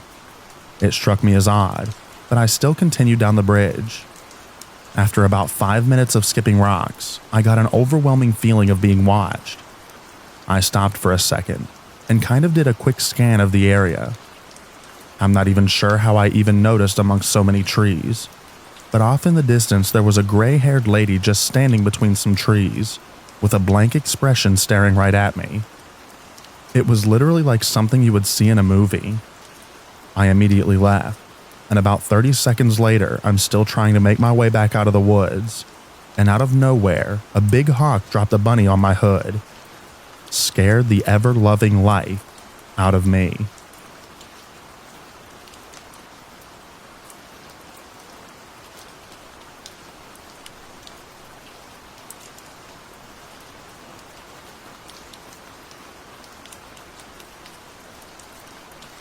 In recent years, hiking and camping trip on the Appalachian Trail, we set up camp.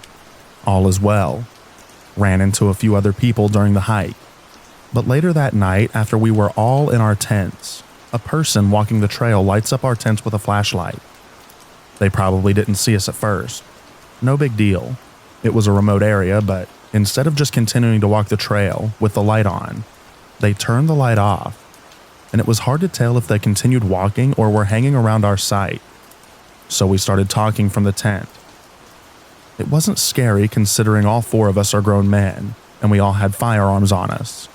It was just a little unsettling that they continued to choose to turn off the flashlight. It was pitch black. The woods were thick, and this part of the Appalachian Trail is extremely rocky and hard to not fall, even in the daytime.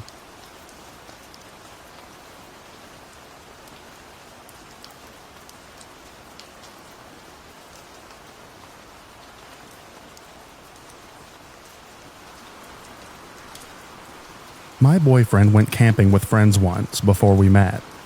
His friends went to bed one by one, and he was the last one at the fire, waiting for it to die down while he finished a beer.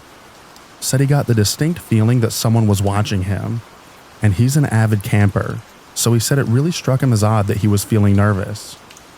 Anyway, it was enough to make him put out the fire and go to sleep in his car with the doors locked. So he falls asleep in the middle of the night, hears a big noise that wakes him up. He wasn't sure what it was because he had been sleeping and doesn't hear anything else. He thought that maybe he dreamt it.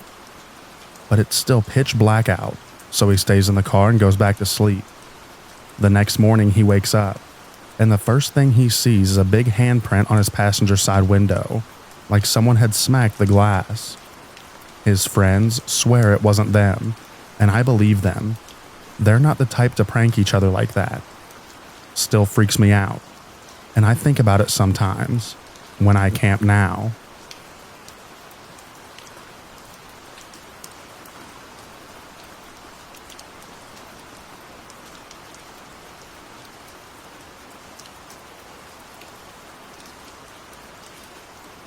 I went solo backpacking near Skinwalker Ranch and nearly got abducted by aliens. I woke up in the middle of the night to a beam of light directly over my tent. I thought someone might be standing over my tent with a headlamp on, but there was no sound and no response to my hellos. I finally got the courage to open the window, but nobody was there. But the light was still shining down in a perfect beam. So I got my knife and bear spray and was ready to give E.T. the good old welcome to Earth. When I got out of the tent and looked up, it was the moon. The full moon had come out from behind the mountains, under the cover of the clouds, and the clouds had finally parted. But it definitely scared the heck out of me.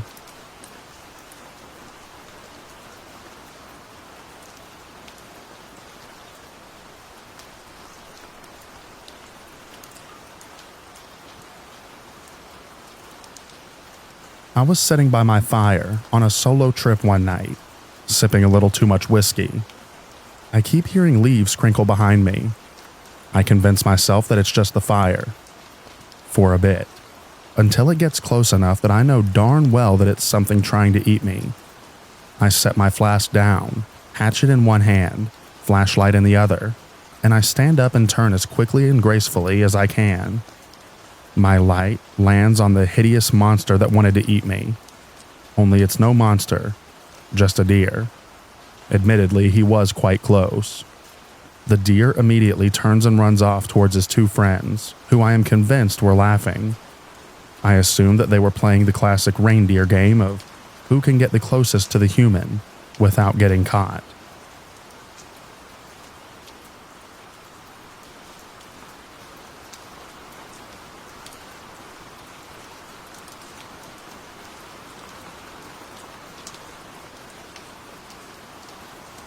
I also had a similar story where I was backcountry camping by myself. I had just settled in my tent and turned off my lantern when I realized there was a light show going on outside all around my tent. It was glowing, and the lights were flickering all over the place. It wasn't the moon, more like a lightning show without lightning, or a disco. I had no clue what was going on outside, either aliens or a forest poltergeist. I was scared, but I opened the zipper a bit and peeked out, and it was fireflies. The whole clearing where I was camping was lit up full of fireflies. I've never seen so many, and it was quite pretty. I just never noticed them until I turned my lantern off.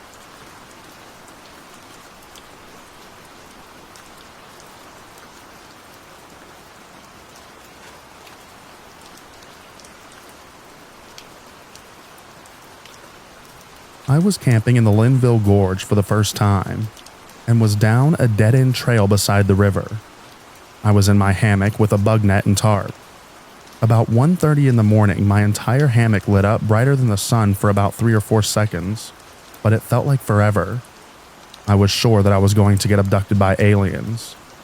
Then it stopped, and I never heard anything. I was too scared to look outside, so I just stayed still and eventually went back to sleep.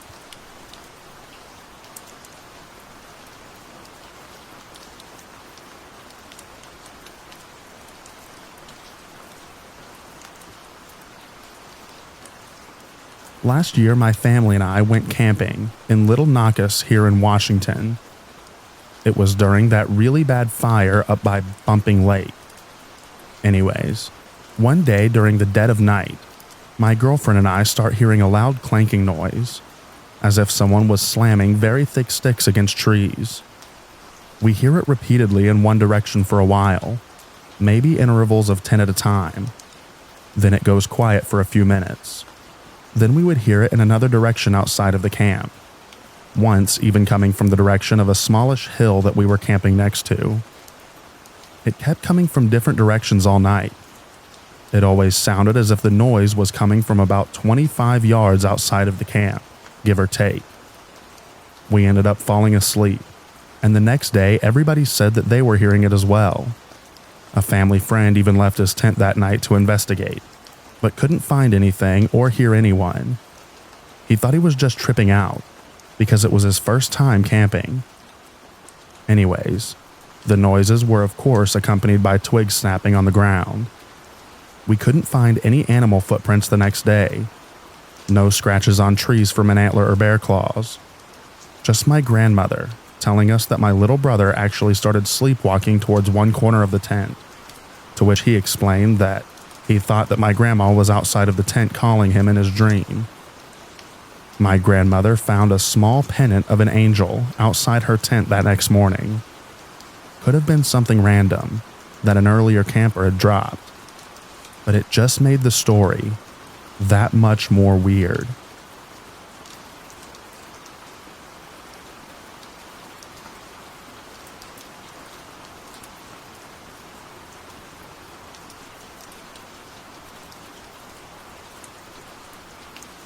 I was on a 4-day canoe trip down a river in Victoria, Australia, and on the third night, we set up camp in a camping area that is really only accessible by water. While searching for firewood, one girl and I smell something terrible, definitely something large and dead. We keep going down a little game trail and found a mound of branches and sticks.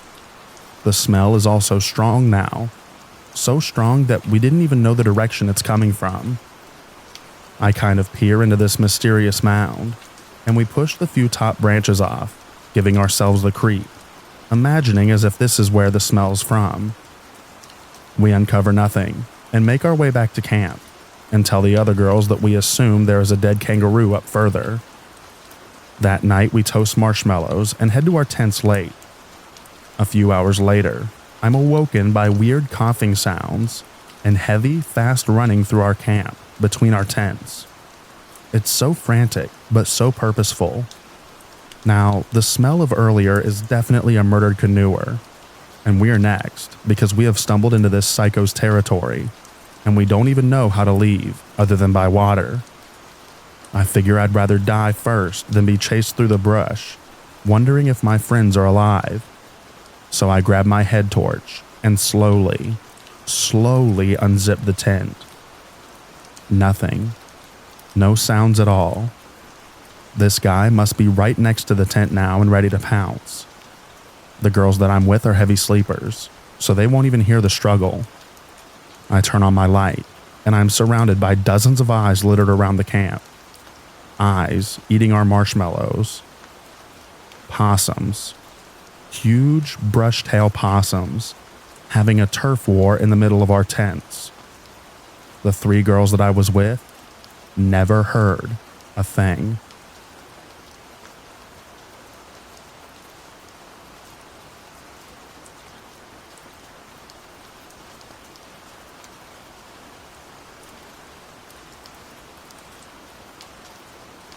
I was in Sequoia with 3 friends a couple of years ago. We had set up camp, made a fire, and were just hanging out as it got dark. It was the first night, and we were only about 8 miles from the trailhead. I'm not sure why I did it, but I had my headlamp on and swung the beam through the woods uphill from us. There was a guy just sitting there in the dark with his pack. Alone, no lights. I was a little weirded out, but figured maybe he was just waiting for someone. I ignored it and didn't let my light linger on him or say anything. 30 minutes later, I checked again and he was still there. At that point, I told my friends, and not knowing if he had seen us hide our bear cans, he sneakily relocated our food without using lights. When we checked again 10 minutes later, we couldn't find him. Luckily, we didn't see or hear from him again. But the fact that he was sitting above our camp with a good view of everything and no lights to give away his location just gave me a bad feeling. I'm sure it was nothing, but it was definitely a little bit hard to sleep that night.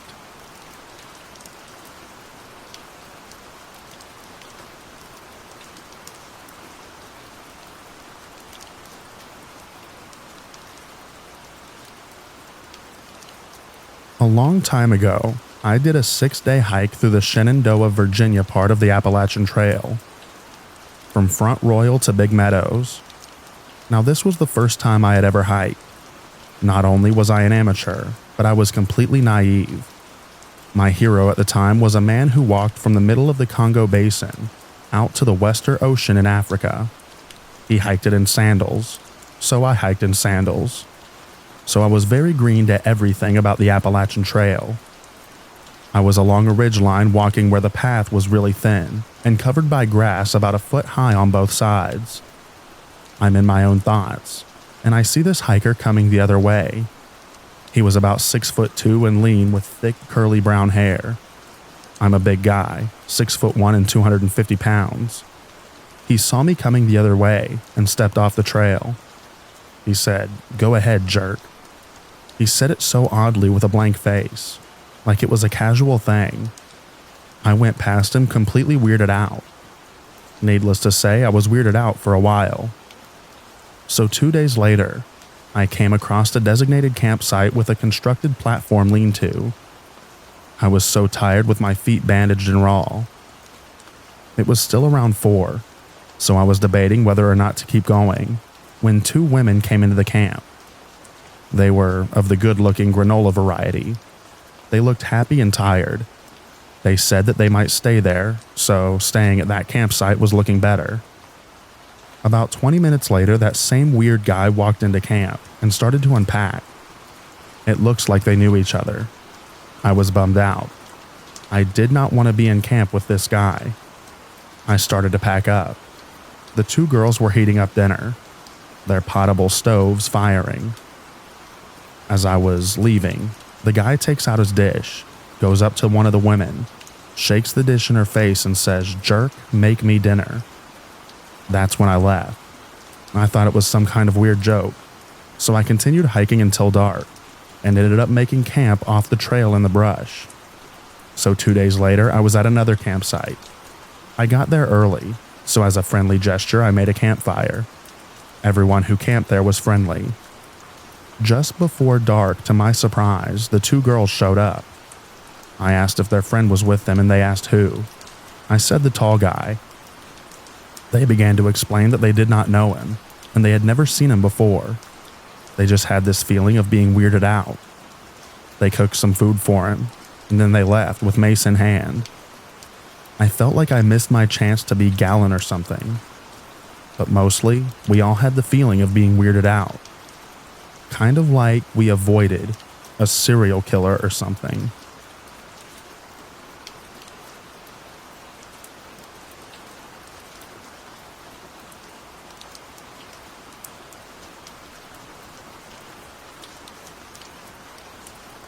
I was camping in the White Mountains of New Hampshire with my wife. Late in the night, something ran into the side of our tent. Made a noise but no real damage. We went back to sleep. The next morning, outside of the door of the tent were neatly laid a vole, 3 mice, and 1 squirrel, all dead. That was creepy. Someone once told me that cats will sometimes do that in the wild, leave presents for humans, especially if they had once been domesticated. But whatever it was, we packed up and hightailed it out of there.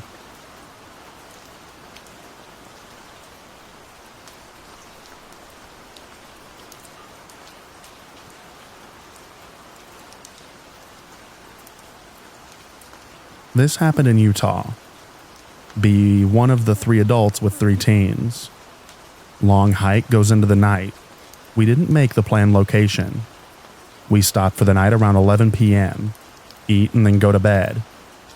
We wake up at 3 a.m. after a dream of a creature looking down upon us from the hill, then charging at camp. I bolt awake, see the other 2 adults sitting upright in bed. Did you just have a dream? All 3 of us had the same dream. We noticed that we were in a round clearing with a mound in the middle soaked moonlight. We wake up the kids, pack, and get the heck out of there.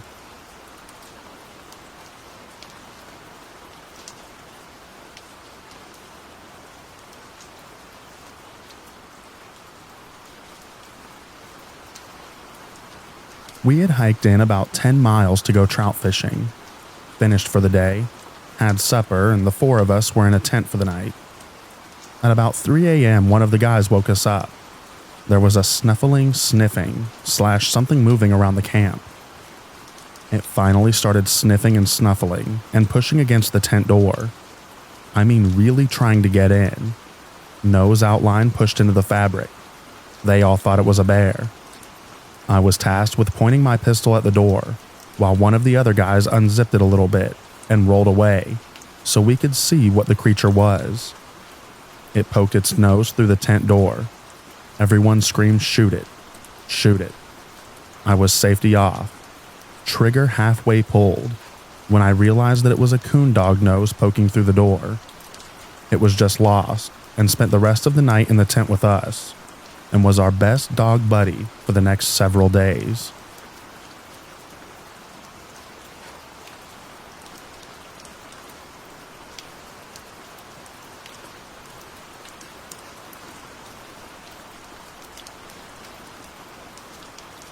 My boyfriend, our dog, and I were camping in Beaver, Utah.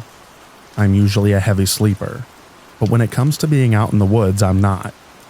My boyfriend is the opposite. Once the sun was setting, it was getting freezing cold. My dog went into my sleeping bag and cuddled me, making the night so perfect. Until, I think, around 2 a.m., I woke up to some sounds. Trying to brush it off and fall asleep, I hear it louder and closer. I start freaking out, and my boyfriend is well asleep. The sounds were like coyotes or wolves maybe. In my head at the time, I would convince myself that it was a pack of wolves, because I assumed the worst, and at the time, didn't know the difference in what they sound like. They kept on howling and crying, from all sides of the camp, getting closer and closer. Finally, my boyfriend wakes up and he brushes it off saying, "Oh, it's fine, we're safe." Well, I didn't feel safe. At one point, they were so close, they were freaking out my dog, and she started barking, and I didn't know whether that would help or make it worse, so I tried shushing her a bit. They ended up being so close to camp, I could hear them walking around, twigs snapping. I slept terribly. I was trembling. My dog was trembling, and my boyfriend was sleeping peacefully. Still to this day, I don't know if it was coyotes or wolves, but we lived. It was a beautiful spot though. Would love to camp there again. Maybe bring a wildlife cam and something to put me in a deep sleep.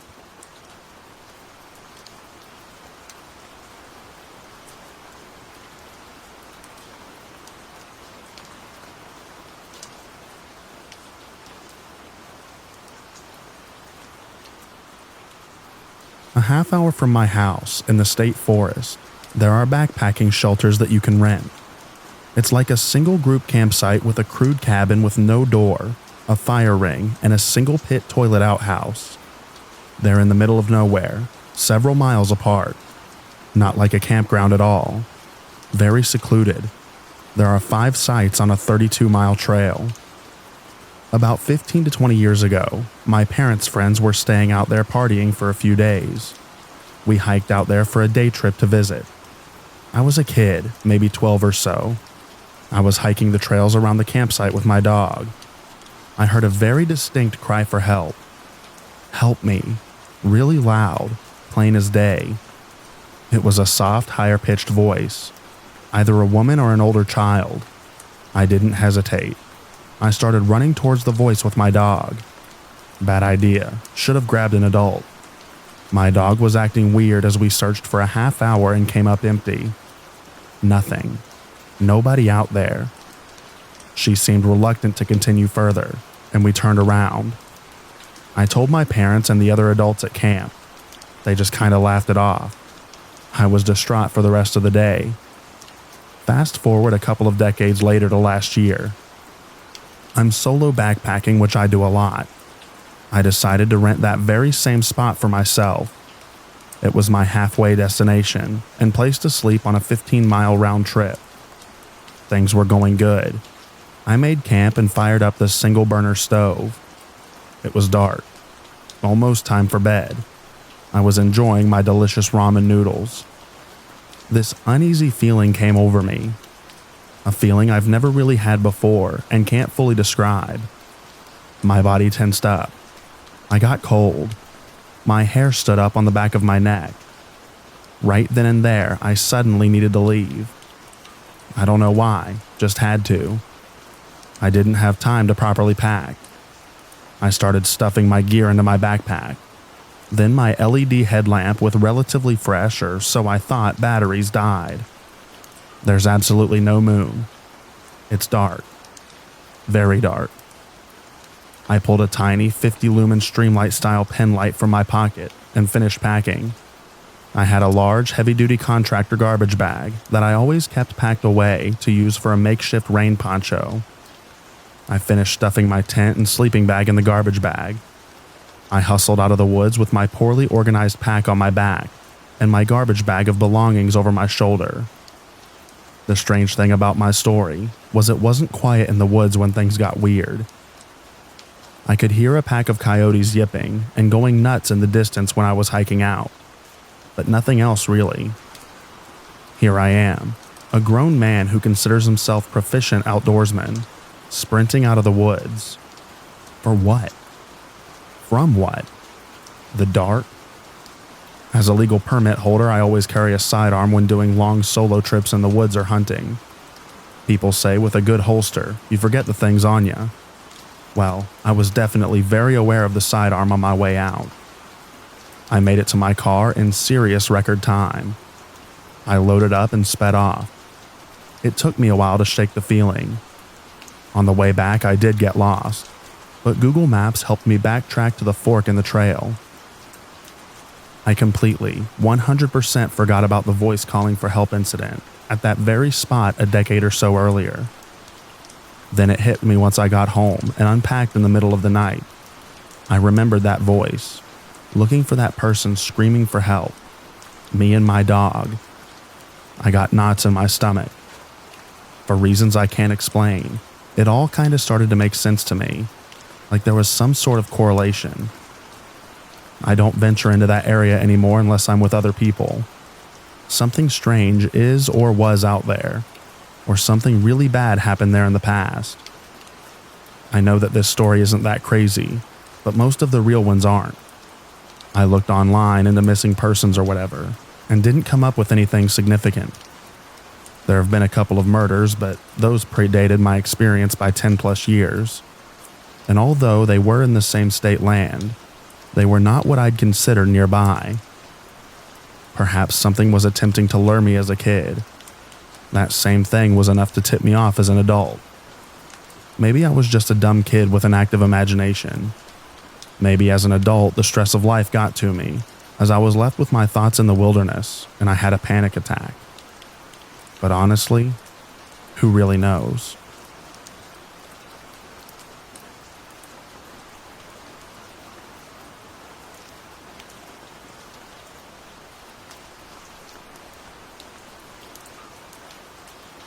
Camping at La Wiswis Campground in Washington.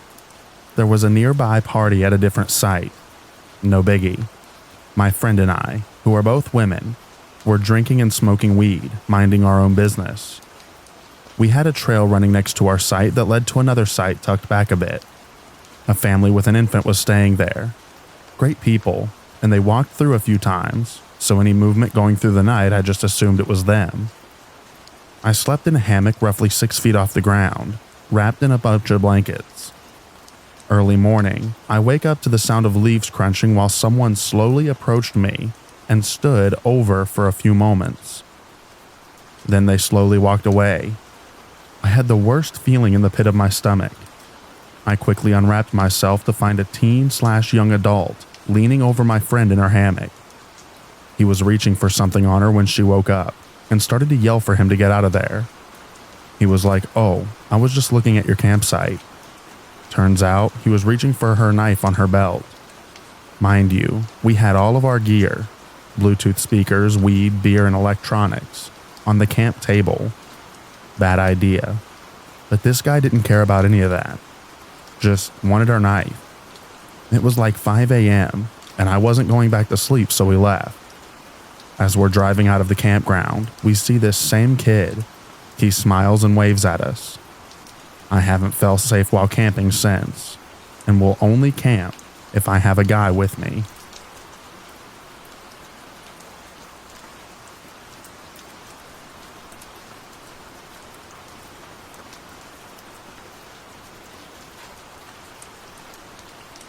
I was 12, camping with my family in New Jersey. I took our dog for a long walk around the campground perimeter, and there was farmland next door. Well, there was old barbed wire under the grass that must have been from the farm, and sure enough, I stepped into it halfway up my calf. I was yelling for help and crying from the pain. I told my dog to go get Dad, and off he went. Then, gunshots. I looked and saw the farmer far away running across the field with a rifle, and every few feet he stopped and took a shot at me. I was trapped. Couldn't move. Couldn't lay down. Then sure enough, my dog arrives with like 15 people. He must have really made it clear. They got me free, but when I looked up, there was no farmer, and no one heard the shots.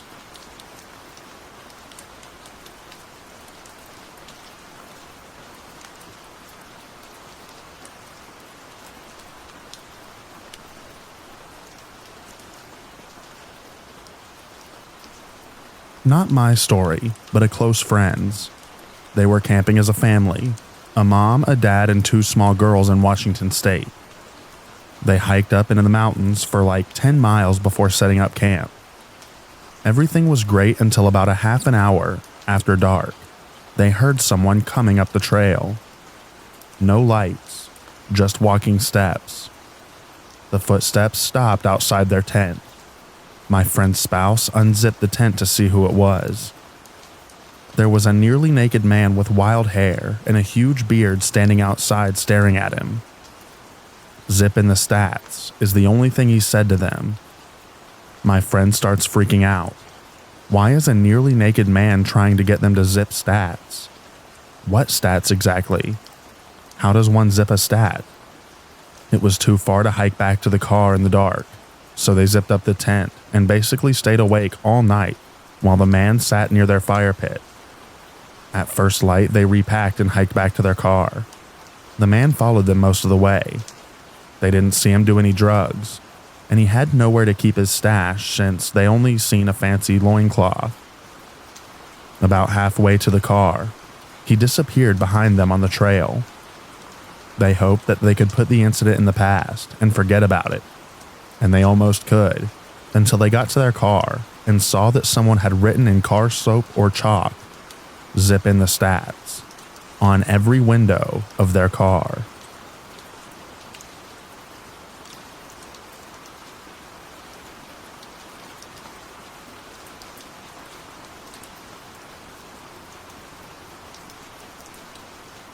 I went car camping with my 6-year-old on a private campground last year.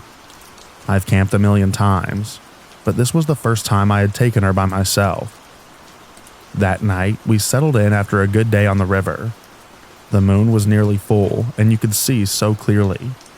There was no need for a flashlight, and we were in a pretty open clearing. She fell asleep almost immediately, but for some reason I was extremely on edge and couldn't sleep. I felt like something was watching us, but I chalked it up to being alone with my small child. After a few hours of struggling to calm my nerves, she wakes up needing to use the bathroom.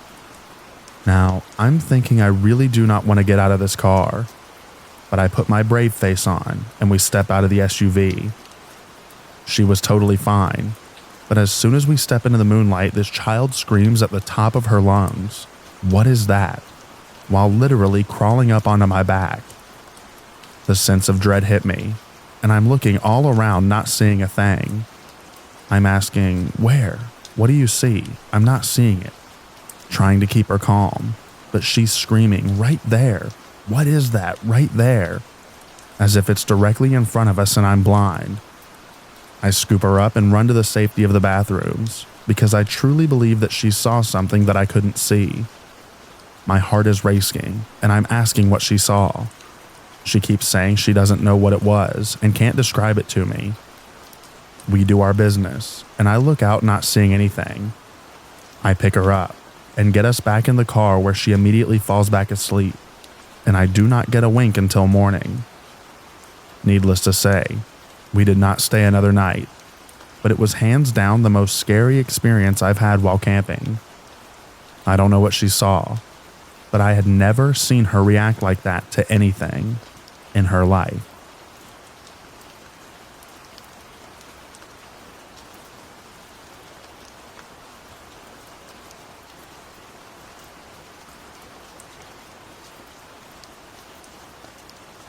In 2020, my mom, a female in her 60s, and I, a female in my 30s, decided to go on an overnight camping trip together on the Oregon coast.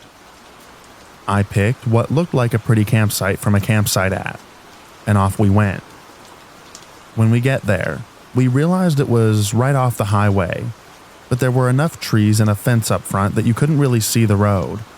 But the gate was just a metal gate that swung into place, no locks. There was a house on either side, but the property was fenced in on both sides. We pitched the tent pretty far back, close to the woods on the back of the property. The closest house was about 100 yards away, and the highway was about 200 yards.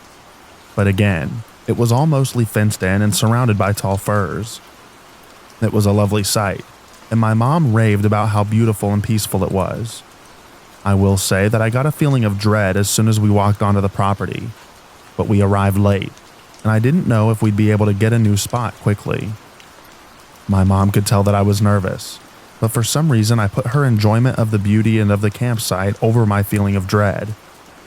We made a nice campfire and enjoyed some hot chocolate as we watched the fire. I kept an eye out and didn't see or hear anything odd. If I remember correctly, my mom went to bed before I did, and stayed up and watched the fire for a long time before going to bed. Finally, I tucked in, very exhausted from staying up. At about 2 a.m., I awoke to twigs snapping and what sounded like someone dragging their fingers on the side of the tent, up to the front. I sat up and grabbed up my phone and the only weapon I had, a large flashlight, and unzipped my sleeping bag in case I needed to fight anyone.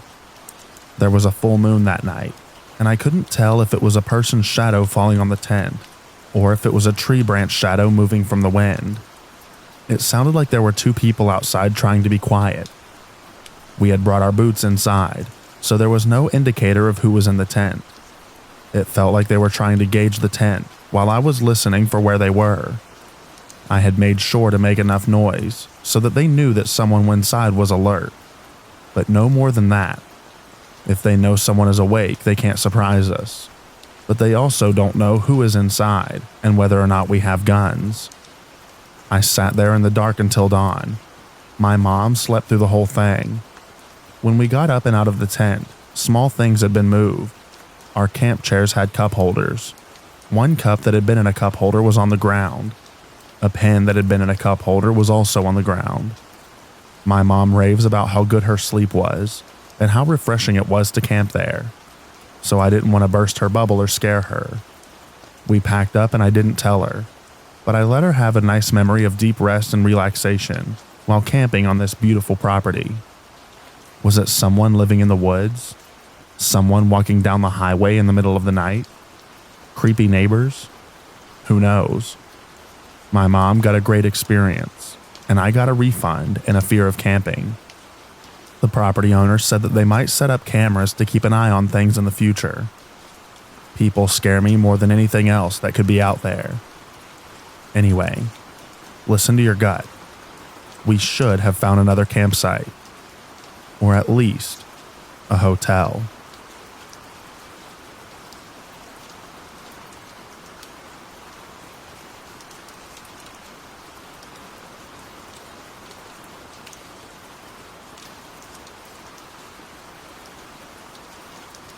So I've been sitting on this experience a while.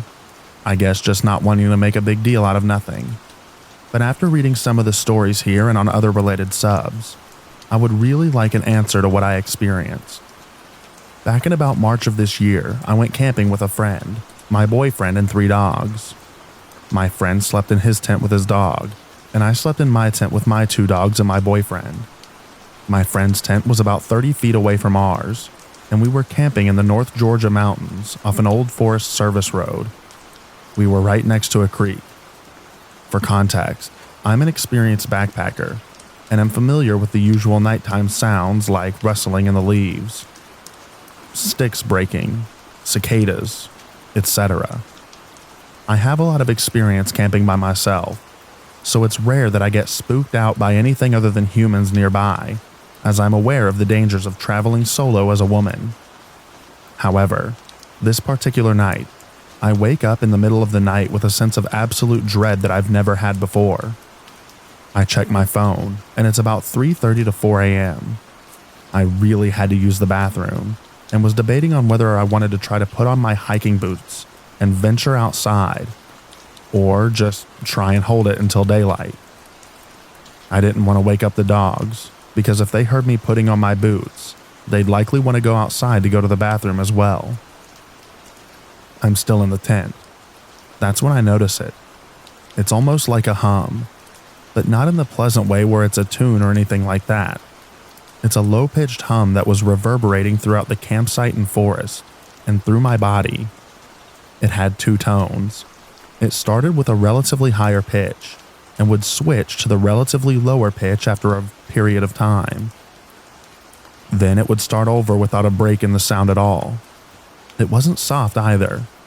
It felt like it was covering the entire wooded area that we were in. It didn't sound like an animal, a person, a machine, or anything that I've ever heard before. At this point, I absolutely couldn't hold off on the bathroom trip any longer. I quickly put on my hiking boots and quietly tell the dogs to stay put. My boyfriend is still sleeping. I unzip the tent and go outside, and the entire campsite was covered in this spooky fog. But it felt like it was my vision that was foggy, not the actual air. I couldn't see a thing. The two-tone humming then got louder. I do my business maybe 5 feet from the tent. Sorry, but there was no way that I was venturing any further than that. And quickly nope the heck back into my tent and bury myself into my sleeping bag with a sweatshirt over my head to try and drown out/ignore the humming. The dogs raise their heads and growl a few times throughout this experience, but that isn't unusual for them when camping. I never saw any figures or lights in the woods, but I was also not looking for them and was trying to ignore the entire experience. Does anyone know what this humming could have been?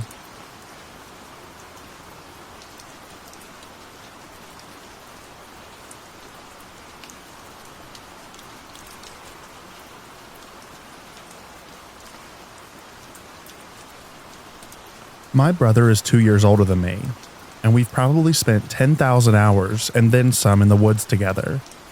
Whether it was building forts/BMX tracks to LARPing and hunting, we've traveled across the US exploring caves, canyons, cliff diving, mountain biking, camping, hunting whitetail mule deer, wild boar, etc. since 2016 when we get the time off.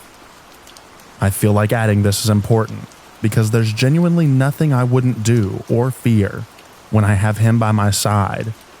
But this time was different, and we both felt it. We've had our fair share of adventures and stories to tell of all sorts, but this one has felt like a lingering stain on my memory. We were both in our mid-20s, and it was 2019, and this was probably my 5th time hunting the area, and the first I brought my brother along. It's a large forest area of public land that has a few county roads, which are basically 2 tracks that stretch miles throughout the area. We make the trip up in my truck with our tents, 3 in total, 1 for each of us and another to change in and keep our gear in. Without making this long-winded, we set up camp a couple of miles from the truck, which we drove for quite a few miles through the trails. Basically the middle of nowhere. The nearest main road is probably 8 to 10 miles away. We arrived late in the night, set up camp, and quickly fell asleep after a long trip. We then spent the next day scouting/tracking, then made back to camp for the night. We cooked and then ate, had some beers, and we just messed around. The night was still early, but we had a long day and decided to head off for the night. Everything up until this point was normal. I was suddenly awoken to something smacking my tent and hearing my brother's voice call my name. I knew something was off. I called back to him, and he immediately unzipped my tent and made his way inside. I could tell that he was disturbed when I went to ask him what was wrong, and he immediately grabbed my shoulder and told me to shush. The sun wasn't up yet, so I think it was around 4:30 to 5-ish a.m. We sat in my tent, and what we heard still confuses me to this day. I can only explain it as whale sounds, different tones of extremely loud noise that I could feel throughout my body. It would come and go, but there would only be a few seconds of silence in between the sounds. It would vary from high-pitched squeals and everything in between to very low sounds that had literal ground-shaking reverb. I regrettably didn't think to grab my phone or record anything, because what I was hearing didn't seem real, and in the moment I was awestruck. The sound went on until daylight started to break. I believe it was about an hour, but I'm not really sure. Neither of us spoke, and at the time it felt like I could feel the energy around me, almost like my body was covered in white noise, if that makes any sense. It wasn't even minutes after the sound stopped. It started to rain, and one of the craziest thunderstorms while I was camping happened. The forecast didn't predict or account for any rain the days that we were going to be there prior to making the trip. All the stakes for the tent and our gear was completely ripped out of the ground, and both of our tents had multiple stakes ripped out as well. Those things we drove into the ground with an axe, and would take some insane force to unearth even a single one. My brother dismisses it, and won't even talk to me about it, saying it was just machinery being dragged. But at the time, we both shared the same feeling of fear and dread. It just seems odd. It was still the middle of the night, and we were so far removed from any nearby communities or industry to hear and experience this occurrence.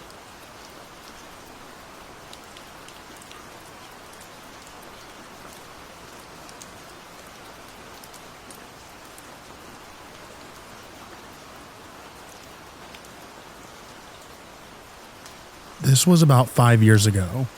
Me, my mom, and my dad were camping at Mary Jane Thurston State Park, just outside of Grand Rapids, Ohio. It was around the end of August / the beginning of September. Our campsite was in the front part of the campgrounds. Leading up to the 2 separate incidents, we occasionally heard what we thought could have been a bird or some kind of screaming or screeching up in the trees. Or at least it sounded like it was coming from the top of the trees. We'd hear it almost every night, but in a different location. We'd hear it in the trees behind us one night. Then the next night, it would come from the other end of the campgrounds. Then the night after, we'd hear it from across the road. I've listened to the sounds of different animals, including owls, to see if that was the noise we heard, but nothing is even close. Occasionally, we'd hear what sounded like branches being snapped, but thought nothing of it. I had my own tent, and that detail is somewhat important as it factors into the second incident. The first incident, my dad woke up in the middle of the night to what sounded like someone was rummaging through the ice chest, which was setting between our tents. He said he then heard whoever or whatever it was shut the cooler and walk away. He told my mom about it the next day. The odd thing was that nothing was missing from the cooler. The second incident happened right after the first one. I had a small little TV and my game console in my tent. I was watching a movie when I hear something approaching our campsite. Whatever it is went through the cooler again. I could hear the ice moving around as it was rummaging through the cooler. I was as still and as quiet as possible. But whoever, or I should say whatever it was, knew I was awake because I decided to put its massive hand on the side of my tent and push it in. I was frozen with fear and didn't know what to do. It felt like forever, but was only about 20 seconds before it took its hand from my tent and walked away. I didn't even think about looking for tracks the next day. We don't have bears in this part of Ohio, so I definitely know that it wasn't a bear. This thing didn't take anything from the ice chest, despite going through it twice. I know when it put its hand on my tent and pushed it in a little, I was frozen with fear. We know it wasn't some homeless person or anyone else, because there was maybe 5 campsites that had anyone, and they were in the back part of the campground.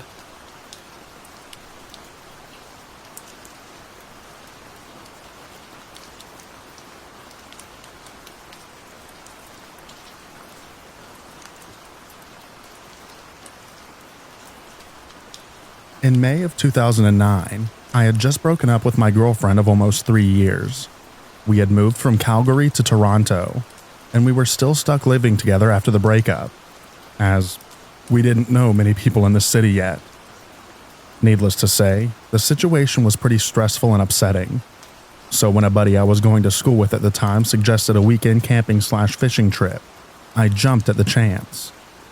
He grew up in an area about an hour outside of Toronto called Flamborough. It's really beautiful. Loads of lush forests, farmers' fields, and small rivers and creeks. We decided to camp and fish along a creek called Grindstone Creek. It's close to some wetlands and the fishing is supposed to be great. We ended up setting up our camp in what was probably a farmer's field. I'm guessing it was trespassing on our part, bordered by a gorgeous forest. We spent the evening fishing, shooting the crap, and drinking some quality craft beers. As it got darker, we made a little fire and roasted potatoes and hot dogs. All in all, it was a really good night. We turned in just after midnight. We shared a tent. My buddy fell asleep before me, and I stayed up playing on my phone until probably 1:30. I must have drifted off because the next thing I remember was being woken up by a high-pitched yipping type noise.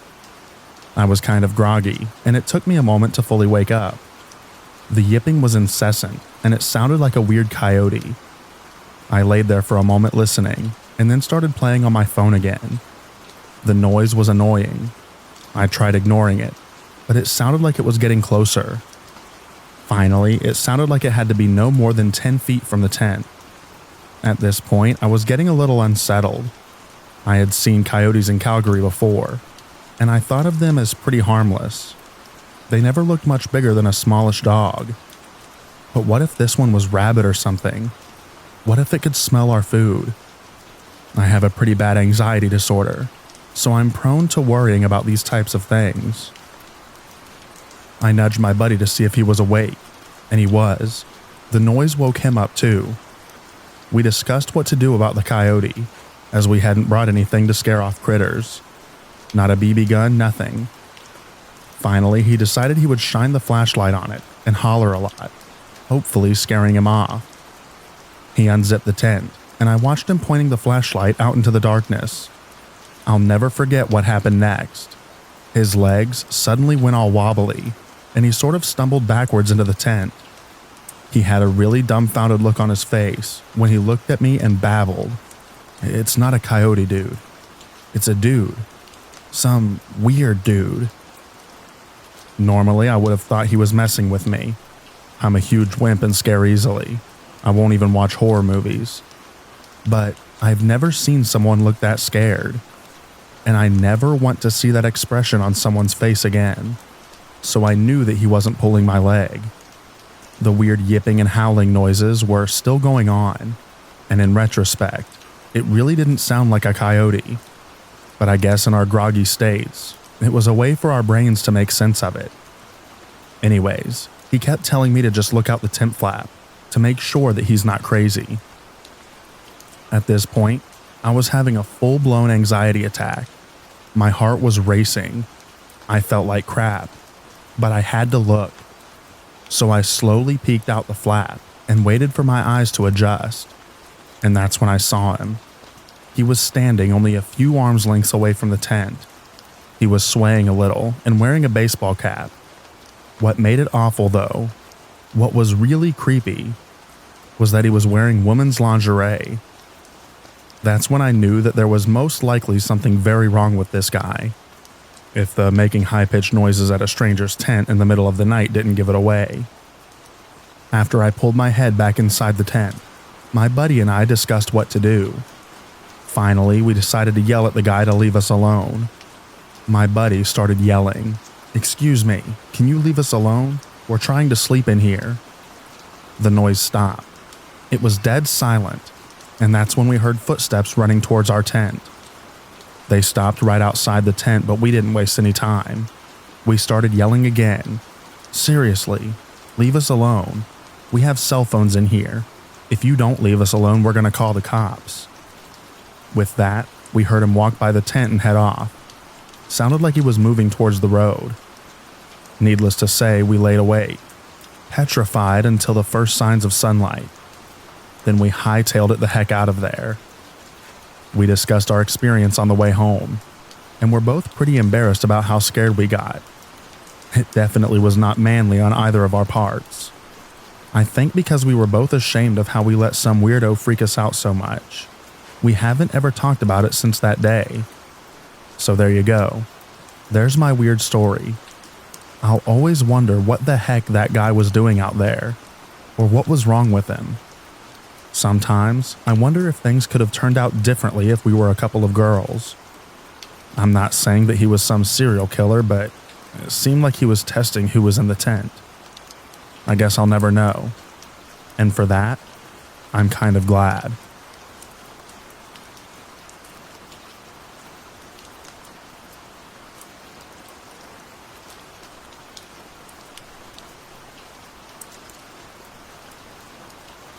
I always wanted to try the car life thing after watching so many YouTubers who live in their cars and travel around the country. I lived in Fort Lauderdale for 5 years and thought I would be stuck there, and that was it. Then the pandemic hit, and when I checked my bank account, I was back paid thousands of dollars. Before I know it, I'm packing up all of my stuff, and the landlord said that I could leave all my furniture and that was fine. Now I'm on 95 heading north, laughing, and actually leaving and couldn't believe it. I managed to get a hang of the whole car life thing, and became more comfortable stealth parking in different places and not being detected. I had not done any off-grid stuff yet, but was more comfortable by the time I reached Lake Tahoe. I was hiking and asked some guy with his dog, he was a local, if he knew where I could find a place to sleep in my car because Tahoe seemed tricky. He said that there was a place right up in the mountain called Hope Valley. It sounded good, so off I went. Lake Tahoe is already very high in altitude, so this was a few thousand feet higher than that. It was this past July. As I reached the area, I saw a small parking lot that was an entrance to a wildlife nature preserve. It was closed and empty, so that would do. I'm all settled in with my blanket, and the sun is setting and the temperature plummets. Before I know it, it's pitch black and visibility is 0. I start to hear wolves howling, and at this point, I'm game. This was the experience I wanted. It was a little creepy, but I was fine. I was living what I would normally be watching on my YouTube in my apartment. Before the sun went down, I noticed their garbage cans that were overfilled 15 feet behind the car from the entrance to the preserve. I finally drifted off to sleep and was awakened by something at 3 a.m. You couldn't see anything. It was so dark. And then I heard footsteps, heavy ones, right outside my door. And at this point, I'm scared as all heck being a New York City boy. Then something brushes up against the car. I'm scared and don't know what to do. I wait for a couple of minutes. Then I open the door, run around the car as fast as I could, and got in the driver's side. I drove down the mountain and slept in a Motel 7 parking lot like a baby. Never made it through my first and only off-grid car camping adventure, and I won't forget it. The only other time that trip that something creepy happened was in Mount Shasta. I drove halfway up the mountain, parked on the side of the road and got out, and started walking into this trail. I made it about 70 yards in and heard a low growl. I never ran so hard back to my car in my life. The rest of the trip was the best hiking I've ever done in Montana.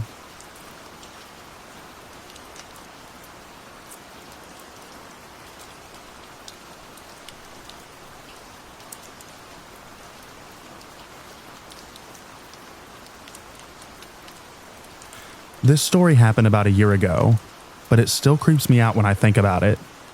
That being said, it's a little lengthy, but I think it fits here. I'm an adult male with a tall build at about 250 pounds who lives with my dog. My neighborhood is considered one of the nicer ones in my city, but it isn't without its share of crime incidents. Most of these tend to be car break-ins, where people are looking for easy grabs left in plain sight. And, in the worst cases, the rare robbery of college students, not from the area, or people walking around who are otherwise not paying attention to their surroundings. Growing up, I lived in a much rougher part of the city, so being alert and observant of one's surroundings has always been second nature to me, especially at night. So much so that when my dog and I go for his nightly walk, he knows that it's all about the business of doing his business, and doing it quickly with no dilly-dallying. On this particular night, I was running late with a work project that had to be completed on time, and our walk was delayed about an hour past our regular time to 10 p.m. I absolutely hate going out too late.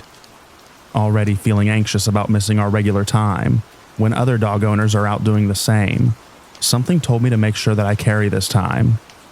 So after I got my dog in his harness and out the door, we started our usual walk up the street, moving at a brisk pace. At this hour, the street is completely empty of pedestrians or car traffic, just eerily quiet. We get about halfway up the street before he starts sniffing around for a good area, when I spot a red pickup truck flying down the street well over the speed limit. The truck eventually comes to a screeching halt in the middle of the street, about 30 feet ahead of us.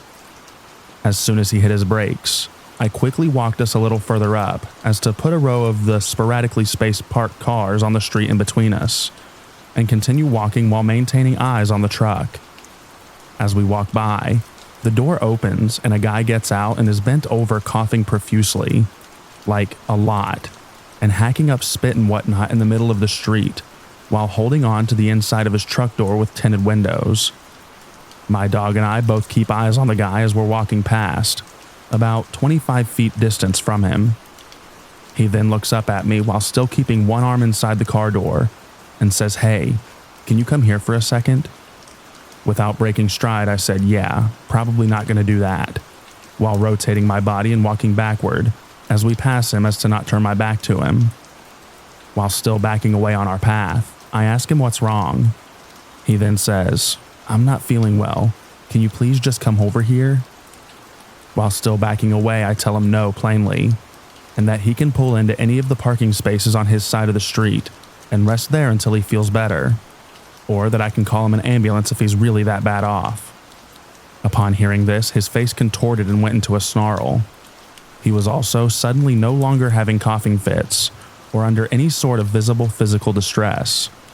Clearly angry that I wouldn't cooperate, he then slightly closes the door a little so that it's still ajar, but his arm that was behind it is concealed behind his back now, and he started towards us saying, "Please come here, sir.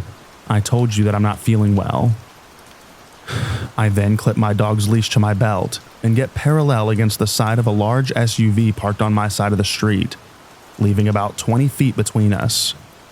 I also move my hand behind my back to my waistband and tell him that's close enough from behind the vehicle. He then stares at me, and I can literally see him working the math in his head on the chances of me bluffing, and he turns around and goes back to the truck, but doesn't leave. He reaches inside with the concealed hand and holds for about 10 seconds before he looks back at me over his shoulder and stares for 10 more seconds, only to see that I'm staring at him also. Haven't left my position next to the buffer vehicle, nor turned my back to him. He says something to someone else in the passenger seat who is obscured by the tent, and then very quickly hops in, slams the door, and speeds back off up the street into the night.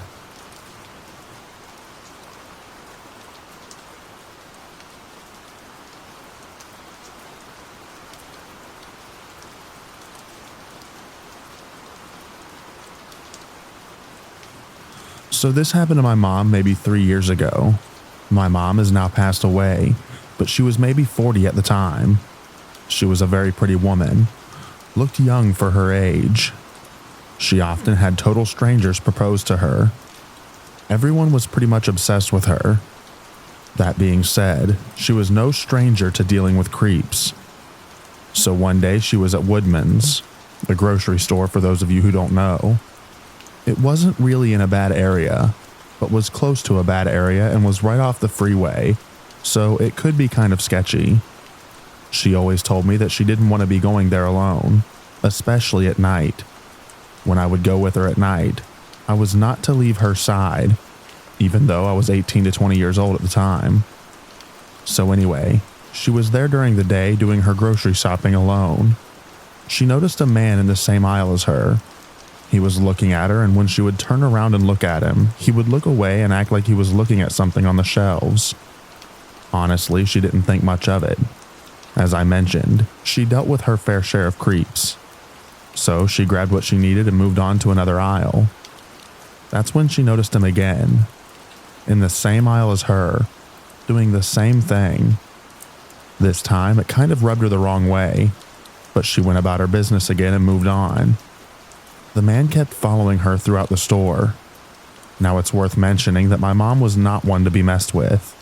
She was very confrontational, never backed away from a fight, has beaten the crap out of men, taken beatings from men, usually carried a weapon, etc. So she's getting ready to check out and he's still following her. Now she's pretty angry and didn't feel safe leaving. She alerted an employee who went to get a manager.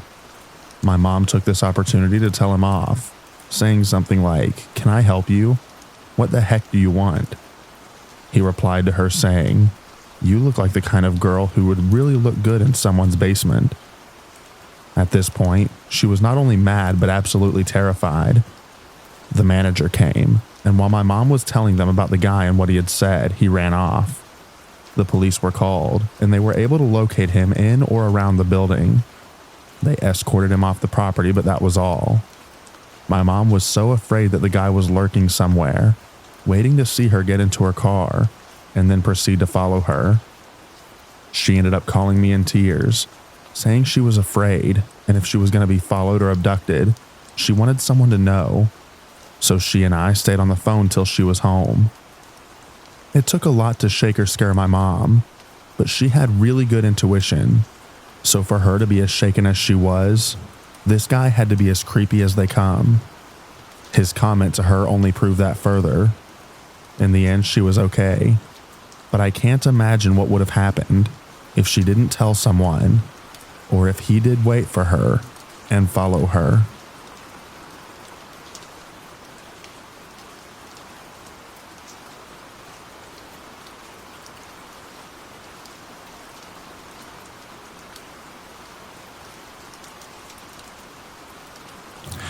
This happened to me and my still current boyfriend about 2 years ago. We live in a city that has a main downtown area.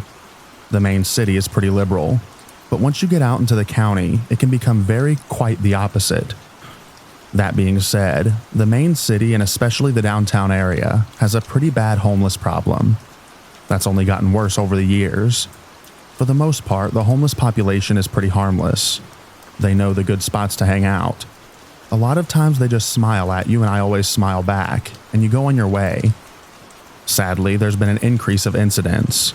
Infer what you will, in the last few years, with the rise of overdoses and more addictive street drugs. I was living in the main downtown area at the time, having just recently graduating college and wanting to be close to the nightlife. My best friend that I met in college and I were roommates. We had an apartment right in the middle of downtown. It was the perfect setup. My boyfriend, let's call him Jack, happened to live 1 block down, then about 5 or 6 blocks south of that. It was about a 10-minute walk, give or take. It was even closer to the heart of downtown as well, so you can imagine how convenient that made it for hanging out, and also not having to take a car and worry about parking. One overcast Sunday morning, my boyfriend and I woke up at my place and decided to walk over to his so that he could grab some things. We had walked the majority of the way. It really was just a straight walk on sidewalks the whole time. We were on the right side of the road with the street to our left. We're not 1 minute away from my boyfriend's place when I notice something ahead that makes me feel a bit uneasy. First off, there's a guy walking in front of us in the same direction we are with his back to us. I can see that he has both earbuds in. He's walking at about the same pace, so we aren't about to run into him or anything. In front of him, facing and walking towards all of us, is a different guy. He had a small frame, was maybe 5'8", wearing dark pants, a red sweatshirt with a hood up, and a backpack. Even though his hood was up, I could see his face. Some short black hair poked out, pale skin, and these black, beady, crazy eyes that I'll never forget. I assumed him to be homeless, as it was an area that was popular for them. Now, he wasn't looking at us, but rather the pedestrian with earbuds in who happened to be closer to him and in front of us. All of a sudden, I see the homeless guy run and quite literally rush the pedestrian in front of us. Like ran up and then stopped about a half foot from this poor dude's face. Since the guy had his headphones in, he probably just wanted to mind his own business and walk home quietly. He was clearly taken by surprise and stopped and took one of the earbuds out to see what the crazy dude wanted. Me, while I'm a risk taker, I didn't like putting myself in the wrong situation when I didn't need to be. This freaked me out, and I didn't want the guy to notice us and come up at us next. So I stepped left of the sidewalk into the street. There was a pretty big lane for street parking, and it was lined with parked cars, so I conveniently hid myself from behind view of a car. As I continued walking, I heard this guy start yelling obscenities at the poor pedestrian. Things like, "I'm gonna run you over with a car. I'm gonna find you." Like I said, we were not 100 feet from the entrance to my boyfriend's apartment at this point. And after witnessing that, I just wanted to be inside. My boyfriend had continued walking on the sidewalk, and in an instant, I had come back in view, and we turned right towards the apartment. Now, the apartment did have a main entrance from the street side on the sidewalk, but my boyfriend just moved in and didn't have the code for the front door yet. All he had was his fob to the parking garage that led to the stairwell up into the place. We were using that at the time to get in. We walked up to the parking garage door and clicked the button so it would start rolling up. I hadn't looked behind me at this point. I knew I probably should have, but a lot of times if you ignore the crazy people, for lack of better words, they will turn in and not bother you. So I was kind of following that tactic at the moment. The garage door was open and we went inside. My boyfriend clicked the button to close it. We started the short walk to the door to the stairwell. The garage door was nearly closed, and I don't know what prompted me to look back, but I did. And what I saw still gives me chills today. It was the homeless guy from the street. He was squeezing under the garage door while he still could.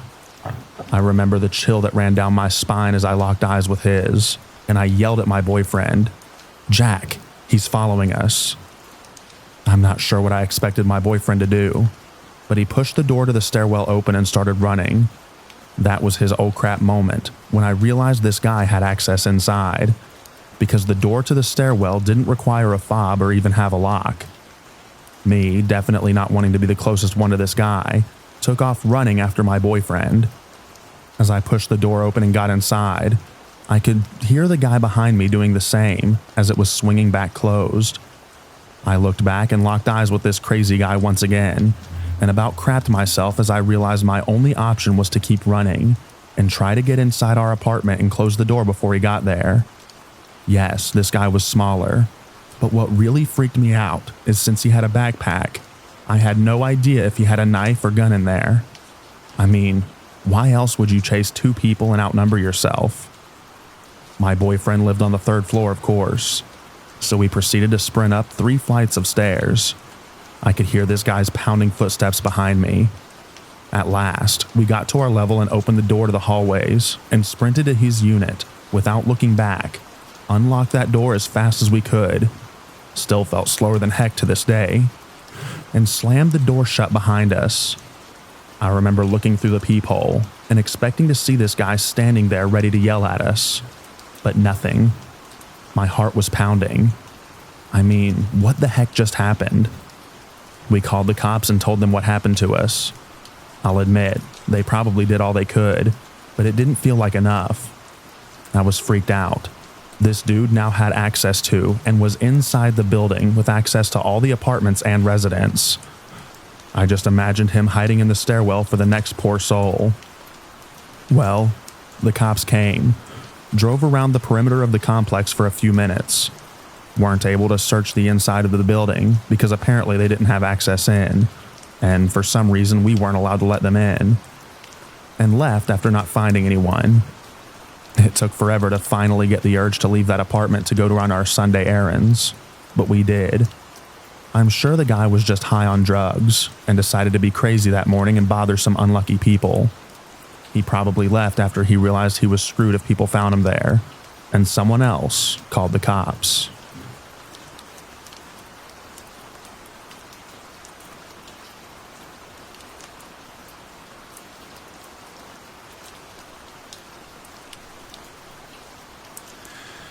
I made this account to post here. Anyways, this happened around like 2021, and sometimes I still find it hard to grasp. For context, I now live in a different place, and along with most of my relatives, so I feel safer saying this on here. The reason I'm posting this is for people to learn and possibly caution themselves from my experience. I'd say the place I lived in was just pretty old. It wasn't densely populated nor empty. It had wooded areas around it. You could cycle to the mall, school, and other normal places, but you'd have to take a car to go to places like a hospital. I was basically in my last year of high school. Being an only child and a girl on top of that made my parents very overprotective, and I was naturally more cautious than the rest of my friend group. I didn't really mind being that way though. because I always thought that that was the better option. So, teenagers from school would have these outdoor get-togethers in the woods a few kilometers away from my school. It was just common for people to lounge out and about, chilling till 3 a.m. or something like that. Including me, it was a group of 4. They decided since it was our last year, we should probably drink together in the woods. Obviously, looking back, it was a really stupid idea, but it wasn't unsafe, and it wasn't deep in the woods either. There's a pretty clear trail and a small openish area where people would get their dogs and whatnot like that. We planned to do it on a Thursday because my parents would be out, and the rest would convince theirs that they were having a sleepover. Now, we had bought the alcohol and some other stuff to just chill out. There were no others that day because it was a weekday, and quite chilly as well. It was pretty lively. You could see houses from the distance, and people would be driving around and all, so naturally we felt safer. We walked on the trail for about a minute when I felt uneasy. I felt like we were being watched or something like that, and looked over to one of my friends. She looked a little distressed, but we just shrugged it off. We walked only a few minutes more and found our spot. We started drinking, and basically spent like an hour and approximately 30 minutes of gossiping and having those deep talks while being drunk. I didn't drink too much, and neither did my other friend. We were just a little tipsy. Now, we forgot about the brief weird feeling we had while walking, until we heard something from the thick trees in front of us. Even though we were loud, we all heard it. It was this weird snicker/giggle. I got up from this tree log that I was sitting on, and just dragged my friends back a little. We had a fire going and 2 torches, but we still couldn't really see into that area. It wasn't that close to us. Think around 4 doors away if you placed them horizontally. So the fact that we heard that laugh was just insane to me. I pointed the flash straight into the area, and no one came out. I sat back down, and when I turned the flashlight off, there was a silhouette coming out. I switched on the flash to blind that person while my other friends did the same. We started yelling and getting ready to run when I saw the most horrifying sight of my life. It was this man who we'd never seen before. He had this plaster smile and his hair was covered in dirt. He was pale, and his eyes were almost like he wasn't looking at us, but just in our general direction. I can't explain it, but just textbook creepy. We all ran for it. My very drunk friends even managed to snap out of it. We got to my house. I lived the closest to the place, and said that we'd call the cops. We were really scared of our parents, but it didn't matter. We called the cops. They found nothing.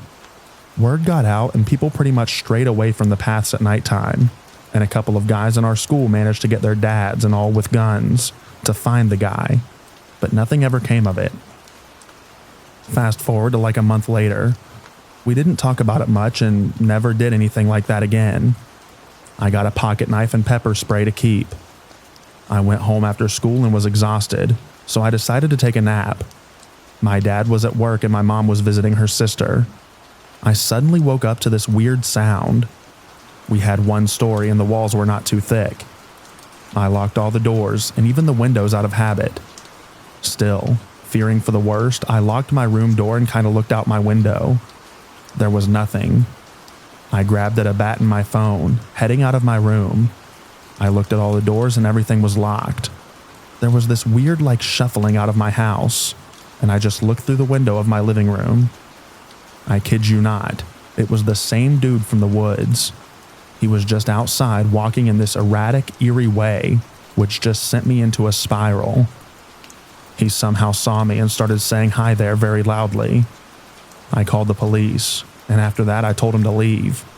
After that, he started saying my name and all of my friends' names. The police questioned him. He had no history of mental illness. He had no clinical disorder. And after enough torture, he confessed to liking young women. He's in jail now. He'll probably get out in a couple of years. Edit. By torture, I meant interrogation. My dad has a friend who's a cop, and the cop told him the guy would scream when they asked him things. He was also guilty of attempted SA and harassment. But that is all I know of.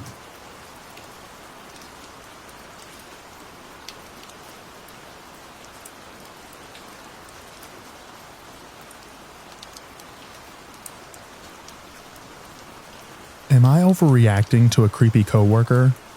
I spoke with my husband and other coworker. They have differing opinions. I started working at my job a few months ago, and up until recently I hadn't seen this coworker who we'll call Twinkle Toes. He walks on his toes. Turns out, he was asked to work from home for the first few months I've been there, so he just came back to the office full time. He started to walk by my desk twice a day, which is nowhere near his. As he walks by, he stares at me like Hannibal Lecter would, and makes an occasional remark about me like, "Burning the midnight oil, huh?" and the like. The staring is so unnerving. My red flag went up, and I had never even met him officially yet. I didn't know his name until way later after someone else told me. Last week, Twinkle Toes finally approached the desk while my coworker, who we'll call Amber, was there having a conversation with me. She and I share a workspace, and he went over to her side to be a part of the conversation with us, but he stared at me the whole time, never looking away, even when she spoke directly to him and he answered. Before I left, I made it very clear that I am married, and said, "Well, I'm going home to my sick husband, and we'll make him some of that soup that we talked about." Then I walked out. Amber texted me shortly after. "Twinkle Toes just asked if you were single." She also mentioned in the text that he's never stopped to talk to her in the 2 years that they've worked there. I brushed the text off as him spacing out, but the following week he walked past staring several times, and no one from his department does this. I also left a few minutes later than normal that day, and as I headed down, he was in the middle of my path with no one else around, and just staring at me as I walked towards him. I said hi and waved. He said nothing back and wasn't moving out of the way. So before I ran into him, I turned to go back into the back offices. I waited a few minutes and then left through a different exit and took the long way to my car, looking over my shoulder to make sure that he didn't follow me. The next day was different, and I moved even further away to assist some employees temporarily. Twinkle Toes came to where I was and talked to the employees at my desk while staring at me, just as I walked around. I said hi and waved. "You want to be nice and quiet, kid, just in case." But he just stared. When he finally left, the other employees say that he's never been to their area to talk, and they assumed that he was just there to watch me. I totally freaked out and asked my supervisor what to do. Apparently, he has a history of fixating on women and going too far on the awkward scale with them, but has never done anything to physically harm anyone. I also go on a walk around our property for my lunch, and everyone in the office that I work closely with knows this. He mentioned to the other employees at the different desk that he will go on a walk around the time that he thinks I take my lunches. She told me if I see him out there, to not let him catch up to me. I spoke with my manager and requested a security escort me or watch me go to my car. My manager said that they'll have a discussion with him, but in the meantime I need to just leave earlier and ask if Amber can go out with me to my car, but he gave me the number for security just in case. I told my husband, and he thinks that I'm making the right call with security, but I might need to be more aggressive towards Twinkle Toes at work. My coworkers think I need to be nice to him to keep it from getting worse. I've never had a conversation with this guy. I don't know anything about him except his tendency to stare, be in parts of the building where I'm at that are totally out of his way, and ignore everything I say. Part of me thinks he's just really harmless, socially awkward, and doesn't know how to handle his emotions. But he stares like he wants to do something evil, and doesn't respond when I talk to him directly, which is so unnerving. How can I de-escalate the situation? I love my job, and I don't want to feel uneasy about where I am for 8 hours of the day, but I don't want to be a nuisance for security, or other employees either. Update. After all this happened and I spoke to my manager again, he stopped coming to my desk and following me to other areas, and has also stopped the staring if/when I run into him elsewhere. He's on the spectrum, as I have now found out, and the company is trying to work with him on his behavioral issues.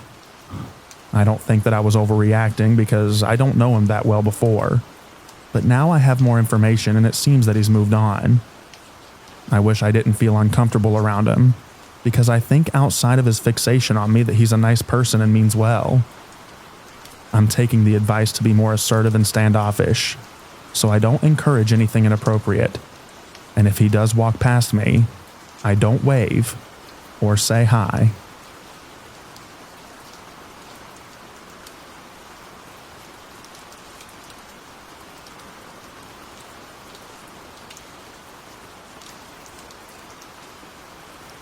I'm not sure if I'm overreacting a little, but this was super creepy. This morning at about 3 a.m., my roommate and I, both young women, watched a man park at the end of our driveway and come up to our door. He was shining a flashlight around, looking up and down and all around our door. He then walked over to the neighboring house and got back in his car and drove away. We were absolutely terrified, and I'm trying to find any reasonable explanation other than a potential robbery or something worse. I believe that he saw our security camera and that's why he left, but I'm scared that he was just scoping it out and is going to come back.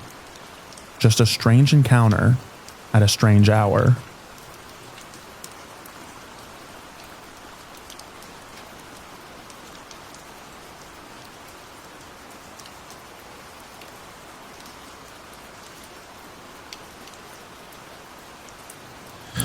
This happened to me about 2 to 3 years ago. When I was 16, I used to work at a fast food restaurant, and I live in a place where we all have seasons. At this point in time, it was winter, so it got dark pretty early, around like 5 to 6 p.m. I was called to come into work this particular day, but the weather was kind of bad, causing us to not have any customers. As a result, we had to close the store early. It was about 5:30 p.m. when my manager left, locking the store and making me wait outside for my ride. About 20 minutes had passed since she left, and I was really cold, so I decided regrettably that I would walk to a friend's house just a few blocks away, about a 10-minute walk, and wait for my ride there. The store I work at was on a busy street that was near a residential neighborhood. As I walk away from the store, I started walking down the residential street behind the store. I was walking on the sidewalk to the left of the street, as there is only one sidewalk on the right side of the street. If I walked on the right sidewalk, I'd only walk on it for a block. Then I'd have to walk the rest of the way on the road. There were also woods on that side of the road. It was convenient as well, because on the left side of the street was my store, and there were no streetlights. I walked about 3/4 of the block when I got this feeling that I was being watched. The block was long, making it about the equivalent of 2 blocks. The neighborhood was really dark, and at this point, I had pretty much reached the end of the block and was getting ready to cross the street, when I noticed a silhouette of someone walking on the right side of the road near the woods. About 5'9" to 5'10", looked maybe 180 to 200 pounds. I couldn't make out any features though. I'm the type of person who's very aware of their surroundings and slightly paranoid as I've been followed, almost kidnapped, stalked, etc. You get the gist. So when I noticed him, I stopped walking and immediately got a sick feeling in my stomach. The man then noticed me and proceeded to walk slowly and yell out to me. He says, "Yo, come here, I want to talk to you." I say back, "No, I'm good, I'm only 16. Then I turned around and started walking back to my store. He continues to yell things at me, trying to convince me to come to him. At this point, something in me told me to run, and I did just that. As I'm running, I know I shouldn't have, but I turned my head to see if he was actually chasing me, and to my horror, he was. So I turned up the speed and ran as fast as I could. Thankfully, as I reached the store, my ride had pulled up, so I ran to the car. As I tried to get in, the door was locked. It took about 20 seconds for them to unlock the car, which felt like hours. But eventually I got in and just broke down crying. Not gonna lie, I'm kind of out of shape, so my back was hurting from breathing so hard, and I was all frazzled. This was the first time that I was chased on foot, and let me tell you, it's so much more scary, surreal, and intense being chased on foot than someone chasing you by car. Still to this day, I have added trauma from this incident, and it makes it hard to go anywhere by myself, especially in the dark.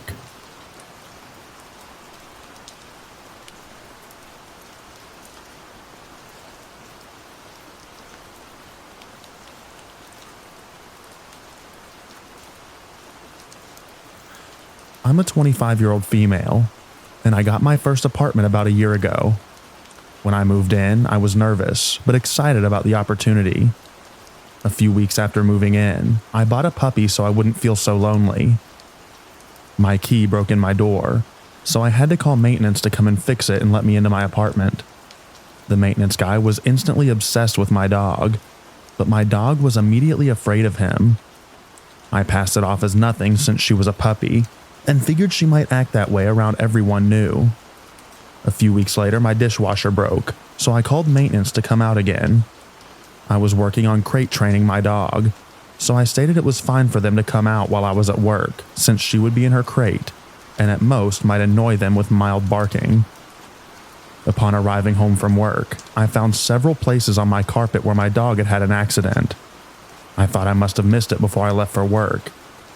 I took her outside to go for a walk, and the maintenance guy stopped me and informed me that he let my dog out while working on my dishwasher, informed me that I was starving her by keeping her locked up all day, and that I wasn't a good pet owner.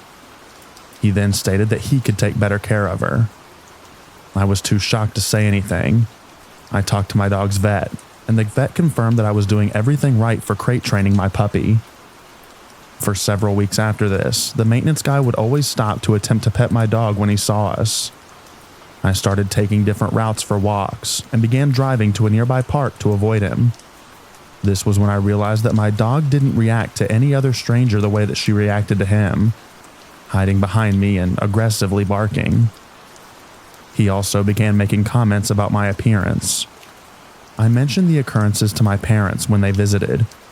My mom thought it might just be me overreacting to living alone for the first time. She walked my dog with me around the complex. The maintenance guy stopped again and proceeded to make a joke about stealing my dog. When we got home from the walk, my mom stated that we were going to buy video cameras for the apartment. After that, things seemed to calm down. When I had maintenance issues, a different guy would come out. My dog would still be uneasy, but wouldn't react aggressively. Today, I had a maintenance issue again, and the original maintenance guy came out. My dog again reacted aggressively. I held her to help her calm down, and she began to relax, but still remained on high alert.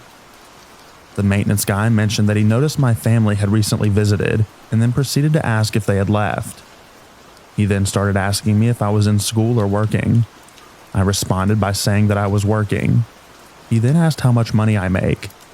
I began feeling very uncomfortable and laughed it off by stating that I didn't remember. He wouldn't accept this answer and kept pestering me. I responded by saying that I was bad with numbers. I'm an accountant. He then kept pestering me about how many hours I work, etc. My dog then began barking aggressively at him until he left. I honestly feel so creeped out right now.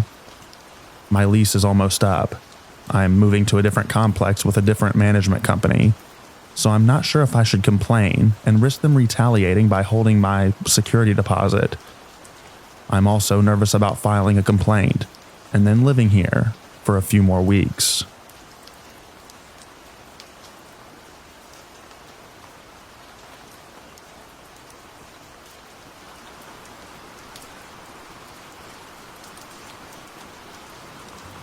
I currently work the overnight shift for a major brand hotel. Like any other job I've had, most of the people I deal with are pretty normal and nice. Being the overnight shift, I get my fair share of weirdos too, of course. Although most of the weirdos don't make me nervous, and I don't have to consider calling the police. If you have a working credit card and an ID and don't seem like you'll be a problem, I'll rent a room to you. All money is green, right? I'm only mentioning this to highlight that it's rare for me to turn people away when we have availability. Last night at 3 a.m., I swear they always come out in the witching hour. I had a walk-in guest who was an exception to both of these things. I saw this guy come in on the camera, so I went out to the front desk to greet him. Right away, I noticed he has the craziest eyes I've ever seen in my life. This guy was staring at me in a way that I cannot possibly describe. I swear he didn't even blink. He gave me that real bad, unmistakable initial gut feeling. As he approached with his crazy eyes, he said, Why are you so nervous? Why is everyone so nervous? What's going on? At that point, my guard is way up, but I was still willing to rent him a room. I said no one is nervous and asked him if he needed a room. I asked him for his ID and credit card, and he hesitated in a way that made me think that he was going to pull a weapon out. Right away, I turned around and retreated to the back office and closed the door. I observed him and the camera for maybe a minute, and then decided to go out again. He hands me the ID and credit card, and as I'm putting in his reservation, he points at the table behind me and said, "Who to sign that?" Instantly, I knew he just wanted me to turn around and look at the table, so I would turn my back to him. Without glancing away, I told him to leave, and he points at a cop badge in his wallet and said something like, "Did you see this? Are you okay? Is everything okay here?" Acting fake concern like I was possibly being victimized by someone else at the hotel. I assumed that the badge was fake, but didn't care either way and told him he had to leave. Side note, I noticed while he was standing there that he had urinated himself. Yup, this fat, old weirdo had a huge wet spot on his groin. My pants were dry. Guess he was more nervous than me, huh? I go into the back office again and watch him on camera.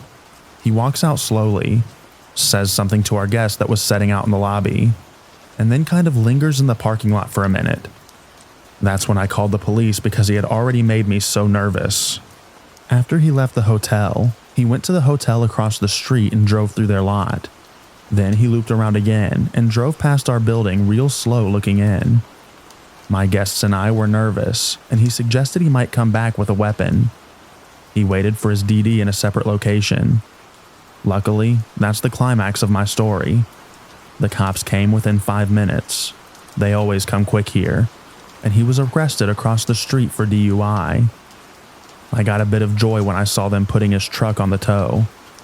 Turns out, the guy is a retired chief of police, confirmed by me, after finding a couple of articles online linked to him. I told everyone at work to be on the lookout for him.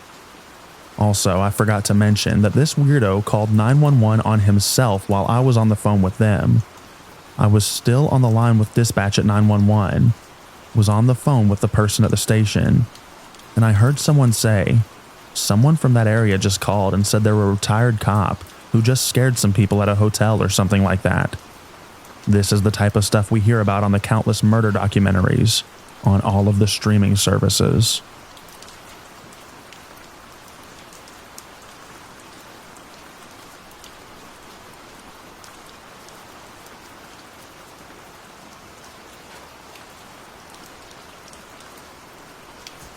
So this happened back around 2014 or 2015.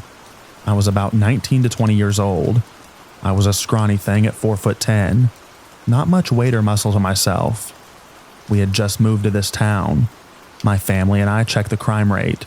It was pretty low, and so we thought that it was a safe town. Boy, were we wrong. So this town was about 1,000 people or so, and we just moved here a few weeks prior. Nothing bad had happened. One cold winter day, my parents decided to let me walk to the little store in town. It was about 3 blocks away, so like a 5-minute walk. I didn't personally own a cell phone at this time, nor did I have pants pockets on my pants. I took my parents' phone and card to get whatever we needed at the store. I had the card in my hand, and it was visible. Bad mistake looking back on it. I walked up to the store without incident. Didn't see these boys on the way up to the store. Got what I needed and left the store pretty quickly, putting the card into the grocery bag. At this point, the sun was setting. It wasn't dark outside, but the sun was past the buildings in town. I get between the store and an abandoned building with a library almost at the end of the block. I see 3 young boys probably between middle to high school age. I knew I had to go that way to go home, so I was forced to walk past these boys. At first, I didn't have a bad feeling, and they weren't saying anything to me. I honestly don't think that they saw me at first. Anyway, as I was almost to the library, the boys passed me now. They're between the library and the store at this abandoned place. As soon as my back was to them, I got a very bad feeling. That's when I heard one of the boys say, "You." Yeah, you. I looked back, and they were headed my way again. I just ignored them and didn't answer. I heard footsteps, but it was a distance away. Then I heard them say again, "You. Yeah, you, come here." Again, I ignored them. This time, the footsteps got louder and faster as they were jogging. One last time they said to me, "You. Yeah, you, come here." But this time louder and a lot more aggressive. At this point, the footsteps were at a run now and almost right behind me. I looked back, and these 3 boys were almost on me, but not quite at arm's length. At this time, I got scared. I didn't have any weapons on me to defend myself. Nobody was on the road. I was all alone with these 3 boys. I didn't know what to do. So I gripped my parents' cell phone tighter, my other hand in a fist. I was ready to fight and use the phone as a weapon. As soon as these 3 boys were now within arm's length of me, an ambulance goes by. I remember looking at the guys in the ambulance. They were driving by really slow.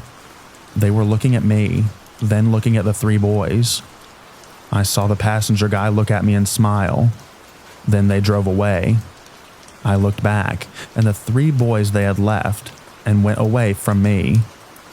I don't know why I didn't yell at the ambulance people for help. Maybe I was too shocked or scared. I called my family members, tell them what had happened, and asked if I could get a family member to come pick me up or meet up with me to finish walking me home. I don't remember what they said, but by the time the family member got out of the house, I was already home. Thankfully, they didn't follow me home either, but I was walking as fast as I could, gripping the phone tight and constantly looking over my shoulders, thinking the whole time, let me get home safe, or let a family member catch up to me. Thankfully, I didn't see them again after this incident. To this day, I do believe that the ambulance men saved my life. I had a really bad feeling about these boys. I think that they were going to rob me or worse. Also, being in a new town, I didn't really know my way around. I honestly kind of just ignored my gut feeling, because I could have crossed over onto the street, but I didn't. Now I have good and better situational awareness, and I listen to my gut. It has never been wrong. My gut feeling has steered me in the right directions.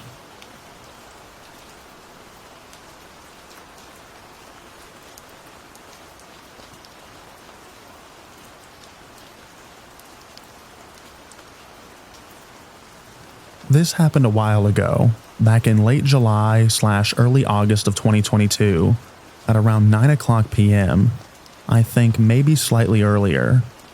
Me and my friend decided to take photos in the forest. Yeah, I know, dumb idea. Everything was going fine. Of course, slightly scary because, well, we're 2 girls in a forest and it's twilight.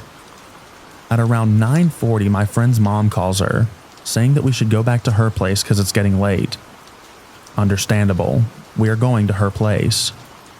I ask her, can we take the shortcut out of the forest? And she says, all right. Our biggest mistake. While going through the shortcut, I see some guy in front of us. He was holding an axe in one hand and was wearing a horse mask. He was around 195 centimeters tall. He was slowly coming towards us. I take my friend's hand, because I'm thinking that we're all about to die. And I tell her, do not go there. There is a dude wearing a horse mask. She ignores me and continues walking towards him slowly. With no emotion, I take her hand and just force her to run to the longer exit from the forest. While running, I'm literally not hearing anything she's saying to me because I'm in a panic. While running, I see a random woman walking with 2 average-sized dogs. Yeah, I know I'm dumb for not warning her about the horse dude. So we finally escape the forest and are going to her place. While walking to her place, she's asking me a bunch of questions like what was that and stuff like that. And she also mentions hearing that the guy was running after us. So yeah, we go to her place and talk about what happened. To be honest, I wish that was the end of it, but it wasn't. In October of 2022, I'm casually browsing the Latvian news and see some articles about a dead person in the same forest that me and my friend were. Did we escape an axe murderer by a dude wearing a horse mask?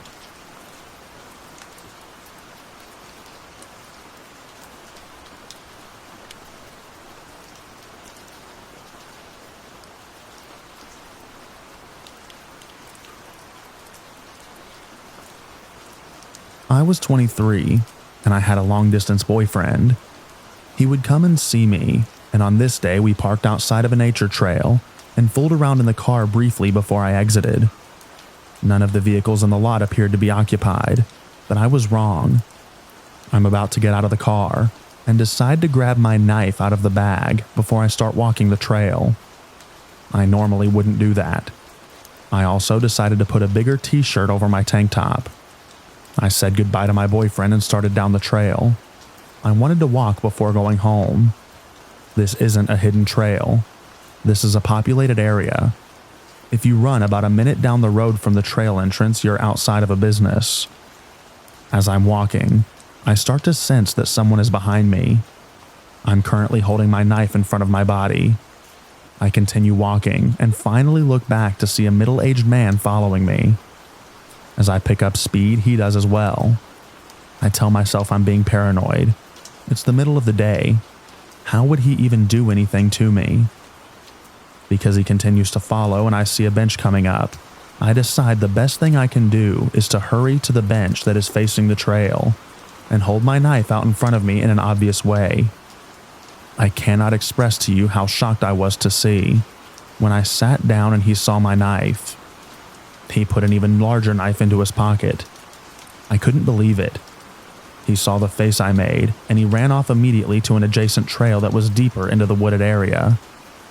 I got up and started running the main trail he had followed me down.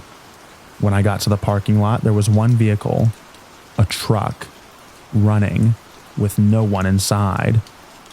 I'm guessing this was his vehicle. I continued running until I was in the middle of town.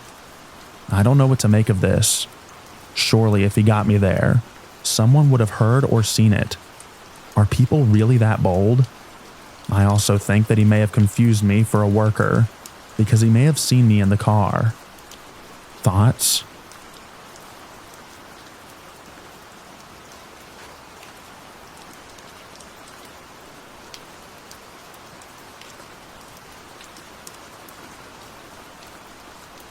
This happened to me around 2021 in India, around the COVID period where lockdowns were still very much effective. My dad used to live in another city, my brother was in college, and my mom had a government job, so she had to go to her office every day. So I was basically left alone from 10 a.m. to around 6 p.m. We used to live in an apartment unit, but it had two doors. One was the main door, and the other one was located in the biggest bedroom, basically my parents' room. The door was clearly locked with an actual lock from the outside, and it also had a metal sliding door, the one with the chain structure. I'm from India, so you can Google elevators to find out what I'm talking about. And it was also locked from the outside. We had a ring bell on the outside, but it was just connected to a small bulb in the bedroom. Sorry for this being so long, but you have to get the gist of the area. So one day around 12 p.m., I was in my room, which was basically adjacent to my parents' room, and I felt weird, so I just went to check their room. I went to the room to see the bulb blinking, i.e. someone was ringing the doorbell. My mom used to say to ignore it, because if it was someone we knew ringing it, they would know the real door. I stood there for a moment when the person started knocking really hard on the door, like it was straight up rattling. But the thing is, due to the metal gate in front of it, it would be very hard to put your hand inside to knock on the actual door. Even I couldn't put more than half of my palm in. I was also a teen back then, so I wasn't that big, and this man was straight up banging on it. I got scared and called my mom, who told me not to panic, but I was really weirded out. So I locked my parents' door with the lock that they had and went downstairs to chill in my brother's room. It was one of those days where my mom straight up wouldn't return till like 8 p.m. So I was alone for a really long time, and I was scared to even go upstairs. Around 6 p.m., our helper auntie came, and I was a little better than someone else was in the house. And during that time, I used to take private tuitions, and my teacher used to come around 7:30 p.m., so I felt better that I'd have people. Our main door had a big window just beside it, so whenever someone was at the door, we used to open the window to check who was there before opening it. But Auntie had the habit to open it without checking. Like, you memorize the timings of people, so you open it because you know that it'll be them kind of thing. Fortunately that day, when the doorbell rang, she opened the window, and then she came to my brother's room to tell me that I had a cake delivery. Thing was, I didn't, obviously. So I went out to check through the window. There was a man with a cap hiding his face holding a very small box. Now, a cake box is very square and big, right? Even a pound cake has a big box. And in India, we have a very small sweet box. So imagine a 100-gram sweet box being called a cake box.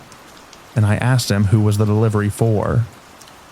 He didn't give my name, not even of the company, just told me that it was for our flat. I called my mom and asked if she had made the delivery, and she didn't know what I was talking about. So the dude was just like, accept the box and open the door. And by a miracle, my teacher walked up the stairs and asked what was happening. The dude saw my teacher and ran up the stairs. We lived on the first floor, and we let our teacher enter. Later, when my mom inquired about a delivery guy coming to our flat with our security guard, he said he wasn't there at his post for around a half an hour when it happened. And we didn't have any CCTVs in our building, so no one saw him. It wasn't that scary maybe, but it did shake me up, and I did ask my mom to at least come quickly from her office on the next day. And I didn't stay upstairs when I was home alone anymore.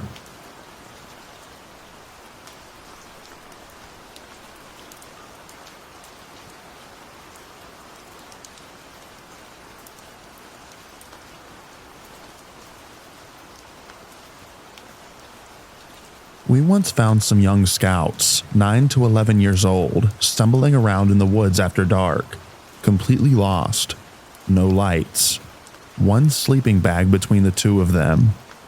They had taken a wrong turn into a dried creek bed that wasn't a trail, and just gotten completely lost. If they hadn't happened to be making a lot of noise stumbling around in the dark next to our tent, they would have had a really crappy night all alone in the woods. Luckily for them, we had helped some other lost kids earlier that day, and we got a look at their map. We happened to know where the group was staying and walked the boys back to their friends. Even 20 years later, I still feel bad for those boys. The younger kid was bawling his eyes out, and the older kid was just barely keeping his stuff together. What the heck was that scout leader thinking, letting all of these inexperienced little kids wander around with no supervision or guidance?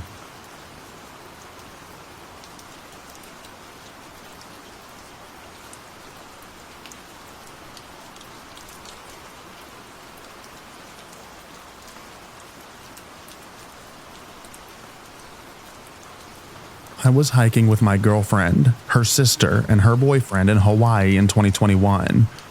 We parked our car at the end of the road about 200 feet away from the trailhead, behind the only other car at the end of the road, where another couple was getting ready to start the same hike.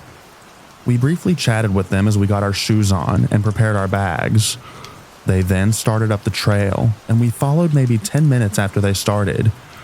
We figured we would maybe see them at the slide, which indicated the turnaround point.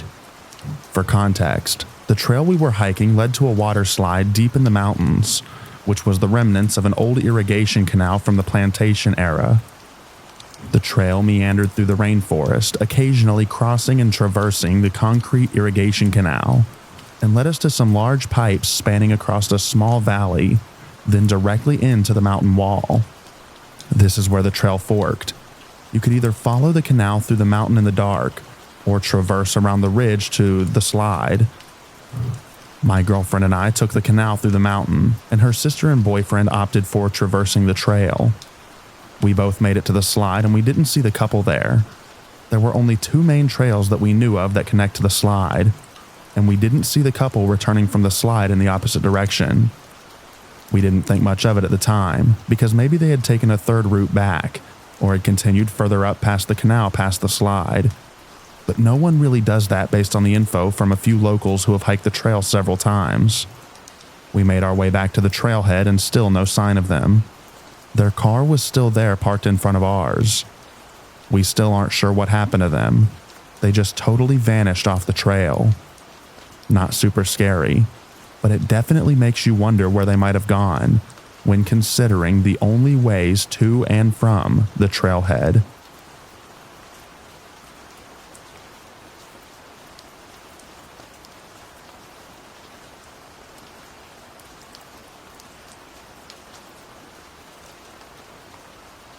I just had a relatively creepy backpacking experience this weekend, which got me curious about what other folks have encountered while backpacking.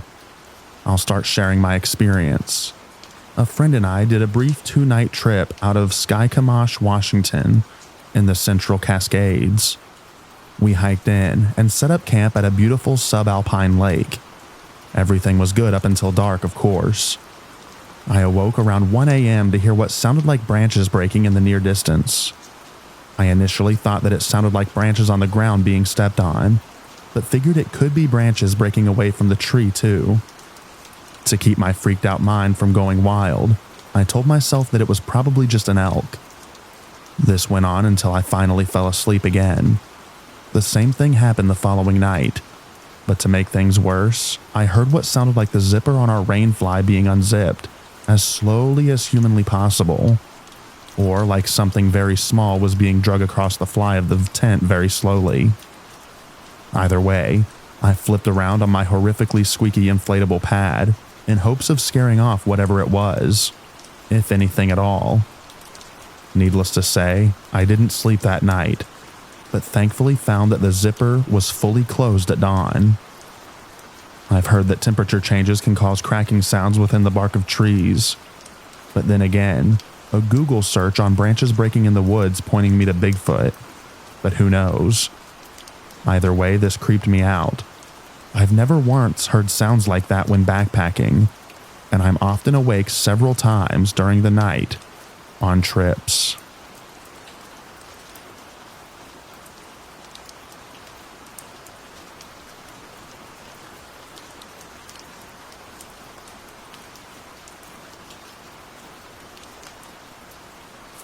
I was on Poo Poo Point in Issaquah, Washington a couple of weeks ago, and I hear twigs breaking left and right from an area behind me.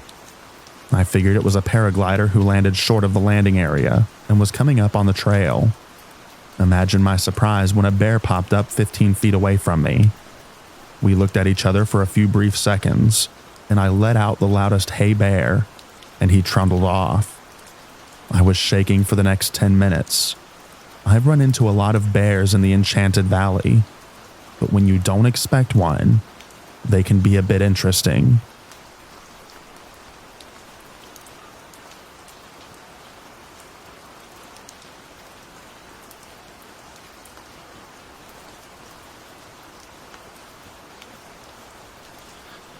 Last year in summer, I decided to spend one night in the wild in a nearby forest.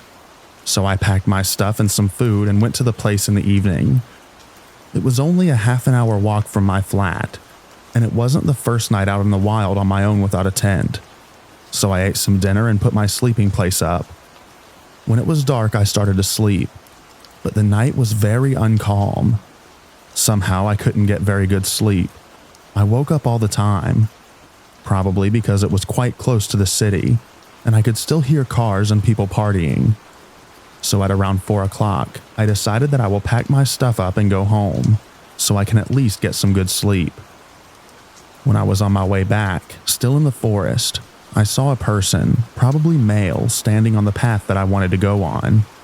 He was just standing there with the back to me, not moving or walking. This was already scary, so I tried talking to him, asked who he is and if he could turn around, but he didn't move at all. I continued talking to him, that he should please talk to me or turn around or do anything. I tried it in 2 different languages, but he didn't react at all. He was just standing there, not moving. I waited and talked to him for at least 10 minutes, really scared. Then at one point he started walking very slowly in the direction that I wanted to go to.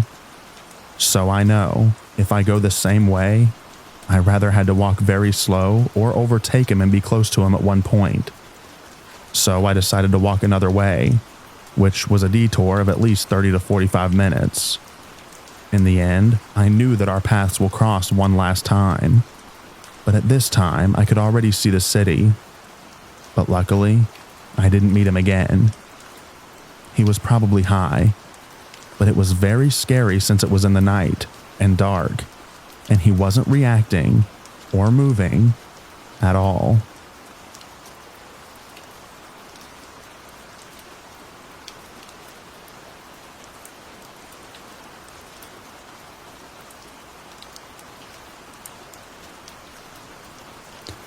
I was hiking with a buddy near Tupper Lake.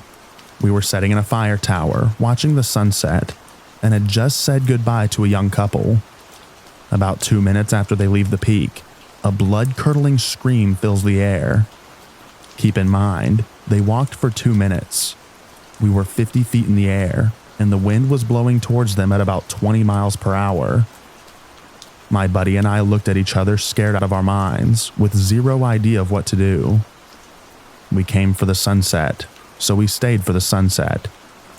Figuring if it was our last time to leave this earth, we would do so with the image of an ADK sunset fresh in our minds. After the sun ends, we start walking down the trail with sticks in hand, just freaking out.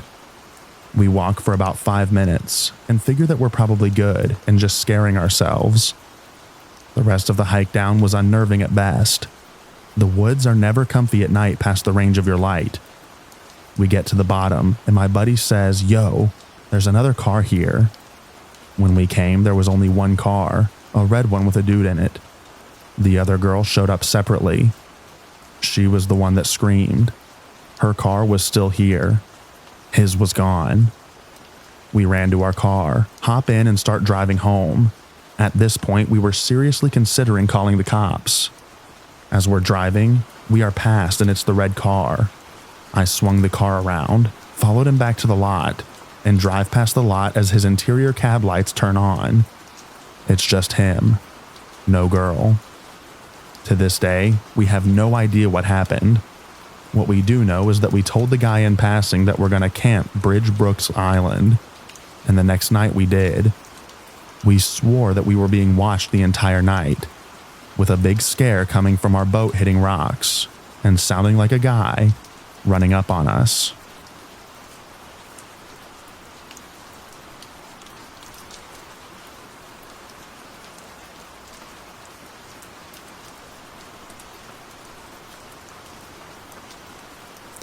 I took an ill-advised winter hike in a storm.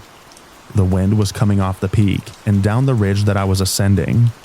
There was snow on my ridge that was about shin deep, and we had about 800 feet to the summit. It was getting dark, and the wind lulled. We both heard a long, terrible scream up ahead, really tortured. The wind picked up again. We rejected the attempt and made our way back to the tent.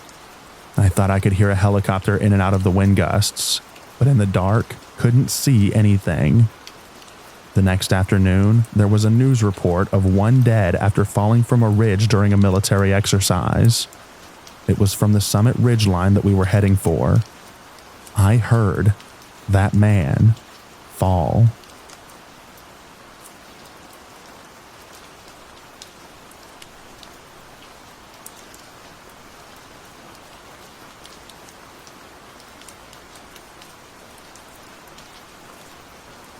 Back in 2015, I was on a hiking trail in Arizona. I've hiked a lot in worse terrains in Europe, so I wasn't too worried about doing it alone. It was almost getting dark, and I was at an eerily deserted stretch for what felt like hours now. Suddenly I heard a kind of music. As I kept going, I realized that it was someone whistling. It gave me the creeps, but the idea of company relieved me a bit too. Soon enough, I saw a man in front of me walking the same direction. He was wearing a t-shirt and pants, which was surprisingly inadequate, especially for the impending night. I passed him by. He was the one whistling indeed. Turned to say the customary greetings. He looked up, deadpan, and without a word turned back down towards the ground and kept whistling. He was walking slowly on an almost trance-like manner. I quickly averted my gaze forward, and almost abruptly the whistling stopped. I turned back to see what happened, and there was absolutely no one on the trail. Zilch. Didn't even feel like anyone had been there. Needless to say, I freaked out. I made it back without any further issues, but I still think about what I saw and heard that night.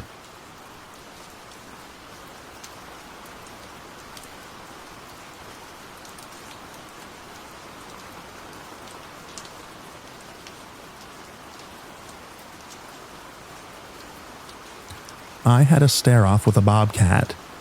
I awoke early before dawn and made a cup of coffee, then took a quiet walk among the huge boulders around my camp. I came around one of them and locked eyes with a large kitty, probably 45 pounds, who froze in place as I did. We were about 6 to 7 feet apart. His eyes dilated.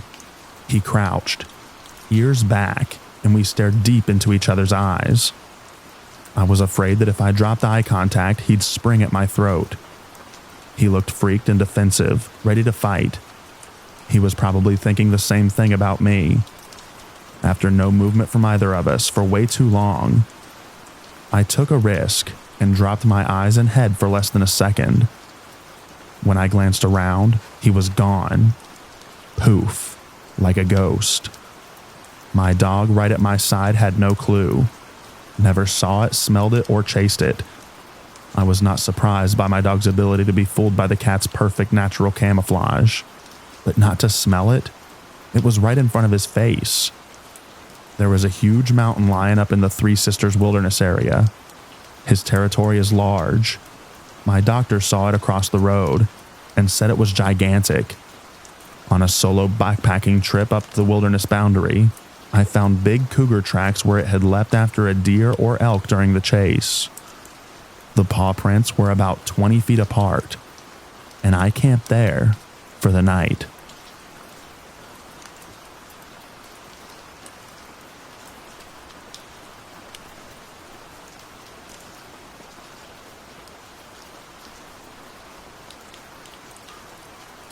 I was hiking alone with my dog. It was at the beginning of the hike, so I was still very close to a town.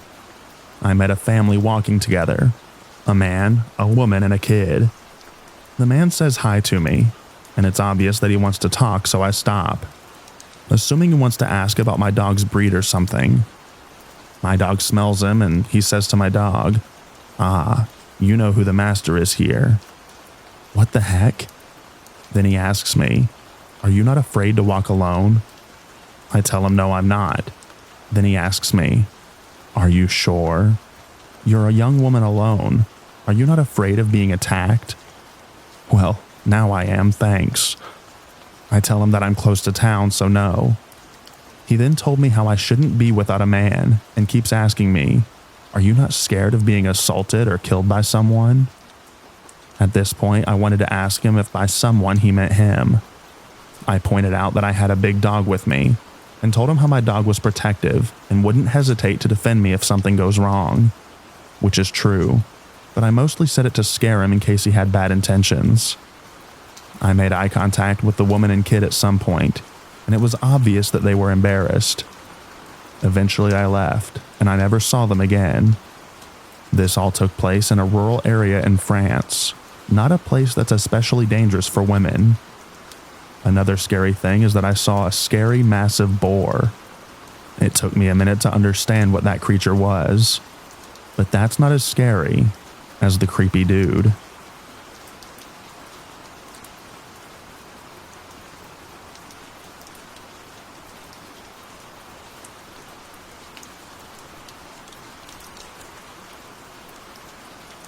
I I got stalked by a family of brown bear on a trail once. Thankfully, they mostly kept their distance, but they were definitely following me and I couldn't figure out why, other than that they were potentially starving and I was potentially dinner. Turns out, I had a massive bag of homemade trail mix in my pack and carried it with me on the hike instead of leaving it in the bear bag back at camp. I found it when I stopped to have some water, and at that point the bears were getting ballsy. Closer and closer each time I tried to take a break. I dumped that trail mix out where I sat and climbed up the nearest cliff. If those bears went right for the trail mix, they didn't follow me further. It's how keen their sense of smell is. Black bear wouldn't have really concerned me. They're super skittish creatures. Brown bear, on the other hand, I don't know why, but those creatures don't give a crap and will tear you limb from limb looking for a single gummy vitamin that you forgot in your pocket.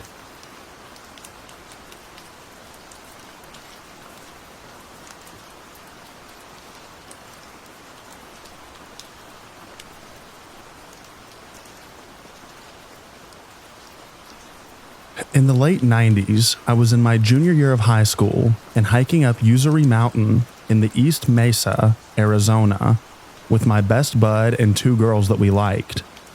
We reached the Wind Cave at the top, but wanted to keep going, so we scrambled up the summit to take in the view. My friend was sitting on a rock and noticed an old rusty Altoids tin box and picked it up. Inside were two folded up pieces of white paper, which he spread out on the rock. The first page was a crude sketch of the view from the exact spot drawn in pencil, with the caption, "The last view from Name's Eyes," with the date. I believe it was only some months or a year past. The second page was an apology letter, listing people in this person's life and things they were sorry to have said or did to them. We surmised that it was a self-unaliving note and started searching the backside of Usery for anything. Something. Remains, clothes, more clues. There was nothing. This was the late 90s, and internet search was not really a thing yet, so we went to the Central Mesa Library to sort through the microfiche files, skimming through newspapers a little after the date, on the drawing, or any lost person notices or any news related, and again, nothing. But it was fun feeling like I was in Encyclopedia Brown for an afternoon. Some years later, my friend moved to another part of the United States and hasn't really kept in touch. But I often wonder if he still has the 10, and if he ever found the person's identity using modern research methods. Unsatisfying end to the story, I know, but it was definitely a little creepy and a little sad. Plus, I gotta use the word microfiche. East Mesa has a surprising amount of culty aspects that I experienced growing up. I should probably write them all down.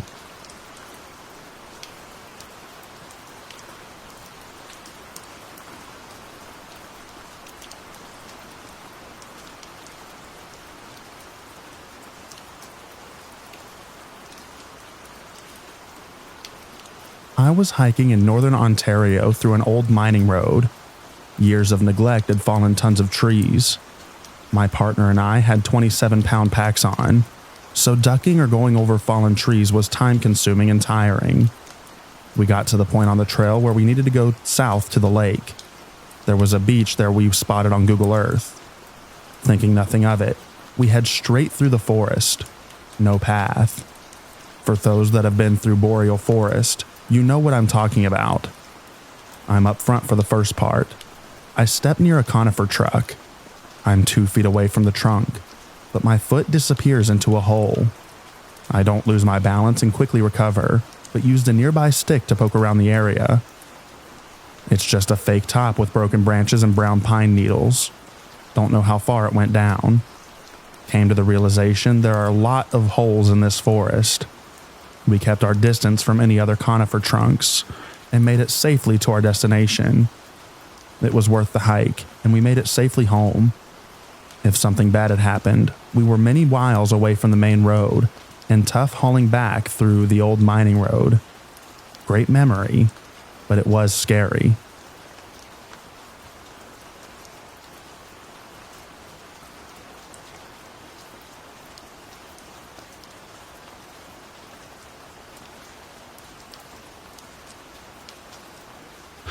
I posted a review on all trails for a snowshoe I did in the mountains. I was the first one up that trail after a pretty good-sized snowstorm, breaking trail pretty much the whole way. A couple days later, somebody tracked me down on Facebook from that review and started asking questions. I thought it was kind of weird, but it turned out that she was trying to track down a guy who had hiked down the trail a few days before. He went up with just his dog and basic gear, but no snowshoes, and got caught in the storm. The storm was so powerful that it shut down a ski hill in the area. Total whiteout. Dropped a lot of snow very fast. The dog showed up on the highway 10 miles away 2 days later. I was the next person up the trail after him, so they were hoping I'd seen some sign of him, but I hadn't. Turned out he'd died up there. Most likely he'd gotten off trail in the whiteout, got bogged down in the deep snow and froze. Moral of the story is be prepared out there, especially in the mountains. Double especially in the winter.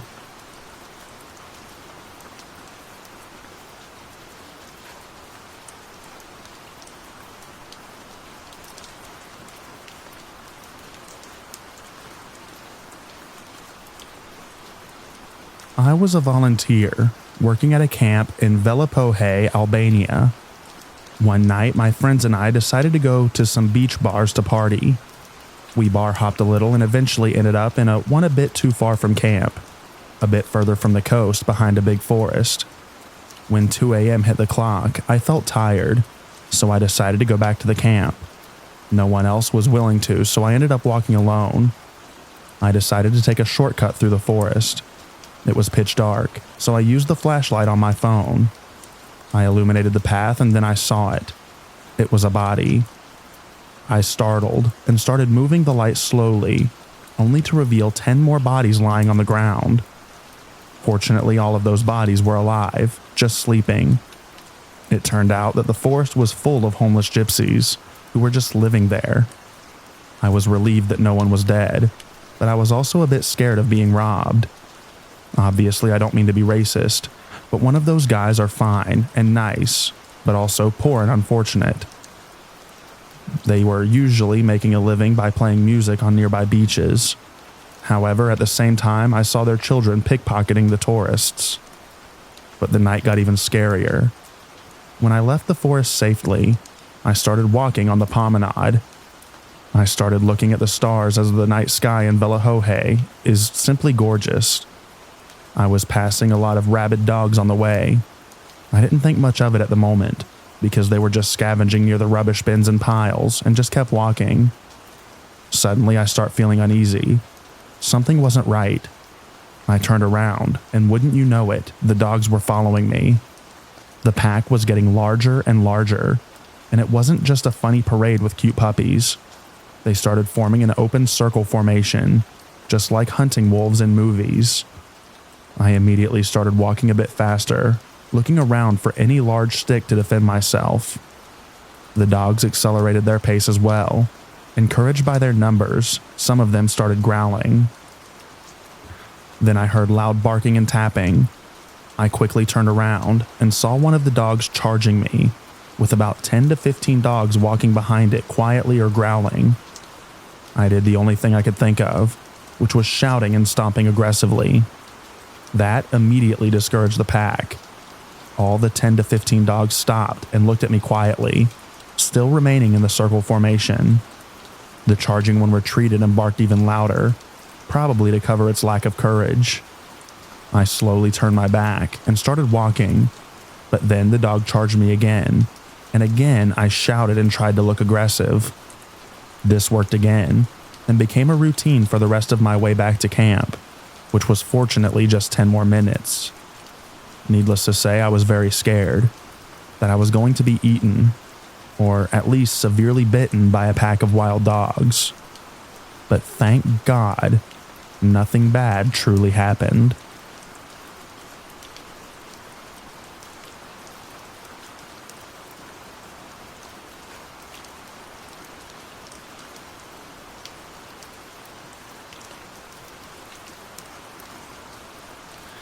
I like to hike solo. One time I was hiking around a trail system at the base of my local mountain with my 2 dogs, not far from civilization and not a technical trail. It was really more of a walk in the woods. I had hiked that trail many times before, almost daily. The worst part of the trail was when you had to pass by this little lean-to that someone had put against a pine tree, maybe 150 feet off the side of the trail. I always got creeped out by it because someone easily could have been in it. But after having walked the trail so many times, I got pretty acclimated to it. Well, lo and behold, this time my fears came true. This time, a lumbering, jacked, unkempt man with a very unhinged look in his eyes and a huge machete comes striding out of the lean-to as I'm passing by. I'm a pretty small gal. I'm completely unarmed, and I'm completely unprepared for this. He starts walking alongside me, very close to me, telling me how he had just been released from prison, how lonely he is, how confused he is about having to get back on his feet after spending time locked up, how angry he is at everyone for letting bad things happen to him. My heart is beating out of my chest, but I manage to stay calm on the exterior. There's no one around to scream for. There's no way that I'm going to overpower this guy. I'm at a total loss about the right thing to do. I just gently and kindly talk to him about his troubles, share about what I was going to do with the rest of my day, which includes going home to my family, and eventually I'm able to tell him that I need to turn around and head back because I'm running out of time, at which point he just books it back deeper into the woods. He easily could have assaulted and murdered me at that moment. I have no idea what kept him from causing me any harm, but I am grateful.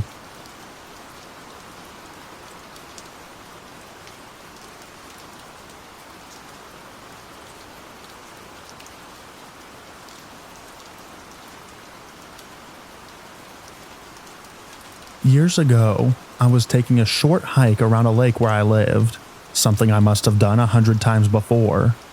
Nice day, but during the middle of the week, so no one else was around. About 10 minutes into it, I got the sense of someone behind me and turned around. When I did, I saw a man about 30 feet behind me walking very quickly in my direction, with his eyes right on me. Strange thing was that as soon as I turned around and looked at him, he immediately turned around and walked back the way he had come. I got the creepiest sensation that I had been in immediate danger from the guy, and that the man turned back the other way because he had lost the element of surprise. I waited about 20 or so minutes and then got out of there. I still wonder what would have happened if I hadn't turned around.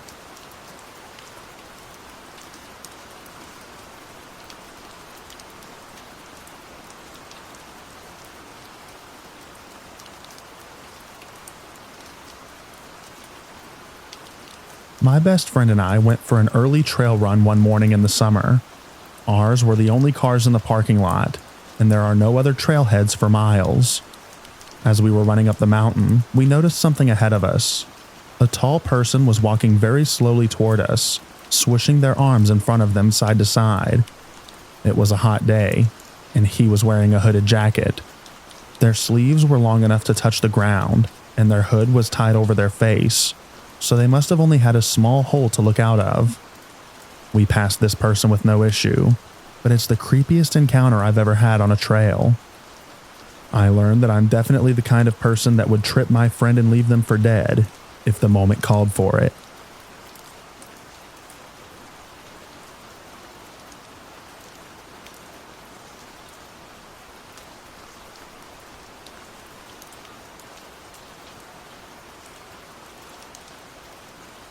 I was hiking Cerro Chapero in Costa Rica last May, 42-kilometer trail that I started at midnight and finished at 5:30 p.m.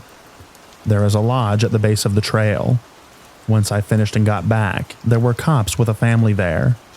I ate dinner and went to bed, not knowing what was going on. The next day, I found out that a woman who was hiking with 2 family members had disappeared on the hike. She had apparently been hiking ahead of the other 2 for a short period when they heard her scream.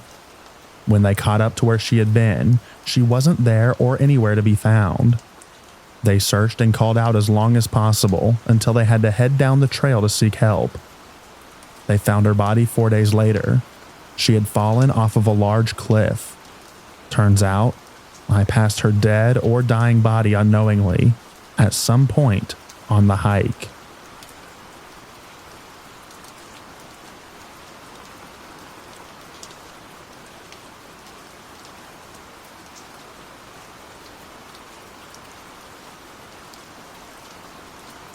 A buddy of mine and I were hiking Mount Washington in October. We are seasoned and prepared hikers. It was a windy, cold day, but we had a great time. Managed to also bag Monroe between sets of clouds, just obscuring everything. We knew that we'd be hiking in the dark and planned accordingly. We were hiking down the Jewel Trail with the headlamps on, and out of the darkness we hear, "Hello." My buddy and I basically both crapped ourselves. Sitting there is a young woman and her boyfriend in sneakers and light jackets, freezing. No backpacks, no water, no nothing. We start to ask questions and they only speak French. My buddy thankfully is a native speaker, so we get the whole story. They started hiking up Jewel at 3 p.m. From there, they managed to fumble around and then they lost the light. This was 2008, so smartphones weren't terrible, but not great. It didn't take them long to blow their batteries out trying to use them as flashlights. Too afraid to go down the hill in the dark, they did the sensible thing and just stopped and stayed on the trail. We gave them water and food in our spare layers and started back down the trail. We got them back to their car and they thanked us profusely. I always wondered how people could die in the whites. This was the first time seeing how unprepared people will gleefully go down the trail without a care.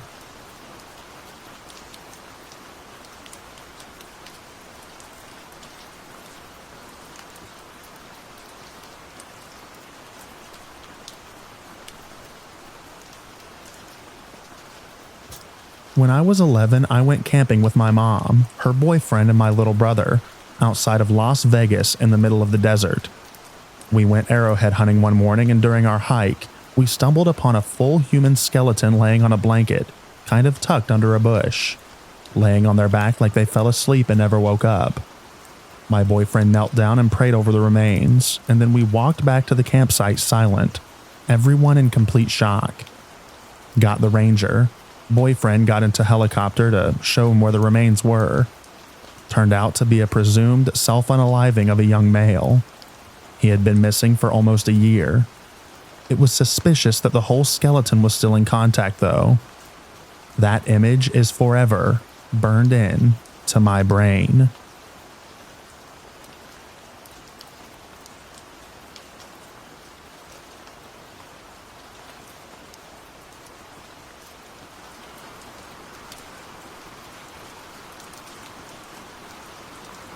Back in the early 90s, I did an overnight small chunk of the Appalachian Trail with 2 work friends. It was rainy, miserable. I had a cheap sleeping bag and an ancient external frame backpack that made me worry about being a lightning rod at that elevation.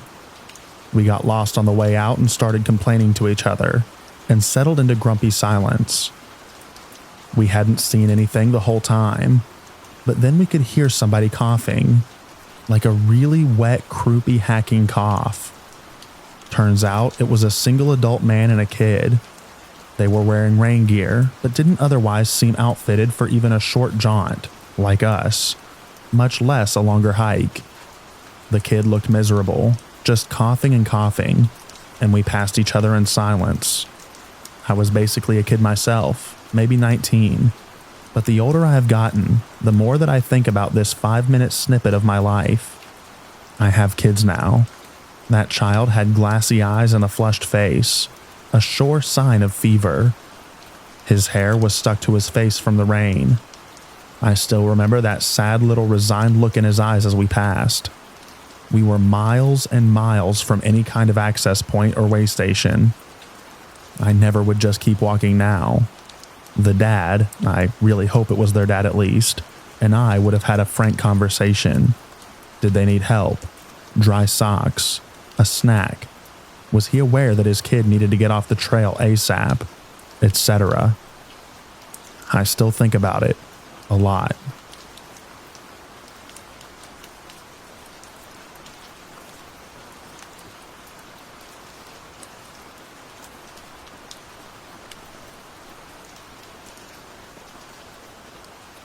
I've got 3 crazy experiences. In college, my buddy and I are camping at the Mount Washington lean-tos to have 3 days of spring skiing at Tuckerman's Ravine. If you don't know the area, there's no lifts. You hike up a very steep and relatively short run. The camping is 2 to 3 hours from the parking lot. We wake up to a beautiful morning with not a cloud in the sky. Unfortunately, the service report says 50-mile-per-hour winds at the ski area. The mountain has the highest wind speeds recorded on Earth. We decided to take a short hike and then hopefully ski in the afternoon. After an hour, we can still see the lean-to. Clouds roll in, and it's a complete whiteout blizzard. We're above the tree line with no markers. We end up coming down the wrong side, hiking for hours in sometimes chest-deep snow. We finally hit a road and walk another few hours and find a motel. We beg for a room, and after some cajoling get one. The next morning, we hitchhike 20 miles back to the base parking lot, climb up for hours to get our skis and camping gear. There's a raging windstorm at the lean-tos, and we have to ski slide, slip down the icy trail to the parking lot. A few years later, my girlfriend, now wife, are cross-country skiing in Vermont in the spring. It's a one-way trip from a car we left back to my brother's car. We have a map and compass, and we're following the long trail markers on the trees. It has recently snowed, so it's only our tracks. The prior summer, the trail has been moved, not on our map, but they leave up some of the old tree markers. We become lost and decided to settle in for the night. I dug a deep pit to build a fire. At about 10, the pit collapsed and put the fire out. It's pitch black, and we dug out some snow caves, but my inner brain was rebelling. Just then, the moon rose, and I could strap on the skis and collect more firewood. We were rescued by volunteer snowmobilers. My brother had called the police at about 3 a.m. It took 3 hours to get us back to our car. Lastly, we were hiking in the Angeles National Forest, and I had a baby in a backpack. We saw a mountain lion. My wife yelled, "Run," but I calmed her quickly and we slowly backed away. When we were a safe distance away, she took the baby like a football and sprinted down the trail. I saw her meet a small group coming up. When I got to her, I asked if she had warned them, and she said coldly, "No, I wanted to have someone between us and the lion." Her maternal instinct seemed to have overrode common courtesy. Thankfully, there was nothing on the news that evening.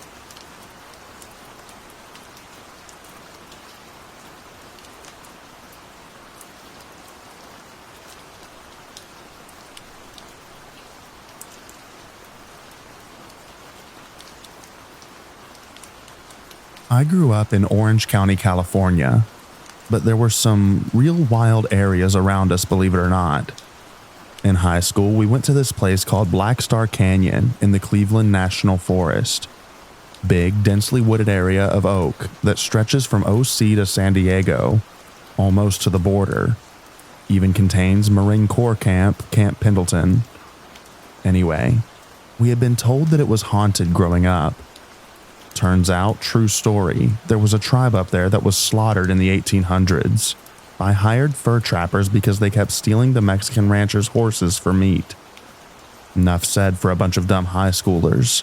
So we planned a night hike to this place. My friends and I did stuff like this all the time, but I consider myself pretty skeptical, and luckily most of us were pretty level-headed. The area is pretty well known for mountain lions too, so we were all on guard and in agreement to turn around at any given sign, even if just one of us wanted to. So the way the trail works, you park at a forestry gate and start to walk a long asphalt narrow road that's mostly dirt from where there were sparse houses in the 50s and 60s, before the floods washed them out and the land was committed to National Forest Service, eventually turning to full hiking trail. Along this road is a line of barbed wire as well, with all kinds of signs warning you not to cross. So here we are, typical idiots walking on a road on a hardly slivered moon, pitch black night, after midnight, and not using our flashlights to add to the flare. Well, as we go and adventure deeper and deeper down this road, which we'd never been on before, mind you, I keep seeing what appears to be a cowboy leaning on the wooden fence posts, holding the barbed wire. Just kind of leaning on it, but distinctly looking at us. I'm talking full-blown cowboy-brimmed hat, just leaning. But it's just a silhouette out the side of my eye, and every time I look straight on, there's nothing. I'm telling myself if I'm logical and push it off as a trick of the eyes to keep my cool. But I keep seeing this guy every 10 or so posts, but I don't say a thing to the guys. We get to a point where we've been walking for over an hour and debate on heading back just because of the time. Then my friend goes, "Yeah," and I keep thinking I'm seeing a cowboy along the fence line. No crap, I felt my stomach drop out of me. I couldn't believe it. These were plain wooden fence posts, maybe a typical 4 foot or so tall, with mostly field behind them. No way that looks like a person. So I open up about it also, and we all agree to turn around. Just then, my other buddy starts flipping out, ripping his shirt off and screaming about getting stung. We're all kind of confused looking at him like he's crazy, but he insists that a bee or something just stung him. So we turn our lights on his back to look and watch as 3 distinct scratches form, stretching from his shoulder diagonal to the opposite hip, even drawing blood. We were done, needless to say, after that, but made it back to the car without further incident. You can probably argue that the shadow was a coincidence in the dark, and shapes playing tricks, sure, I'll give you that. But throw in the scratch in a way that we watched happen right as we're discussing this cowboy, and in a way we couldn't do to himself, and none of us standing in a circle did it to him. I believe there was something going on. This area ended up being used by Jack Osborne's show, Haunted Highway, on his pilot episode. It's pretty cool, and I've been back since, but only in the day. California has more to it than you'd imagine. This is just one story out of many that I've experienced out here.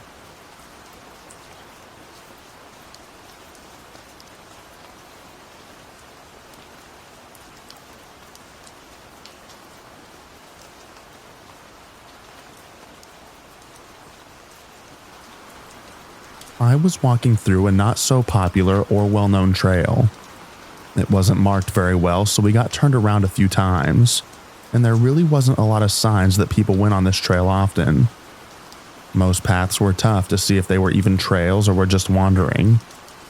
Then we saw what looked like a dense area of trees and what looked like a path, so we head straight towards it. It was a well-traveled path, just in this little area. We take a turn and see some strange, shiny, reflective objects in the tree. We cautiously round the turn, and then as far as we could see, about 30 yards on the only straight path were Christmas ornaments.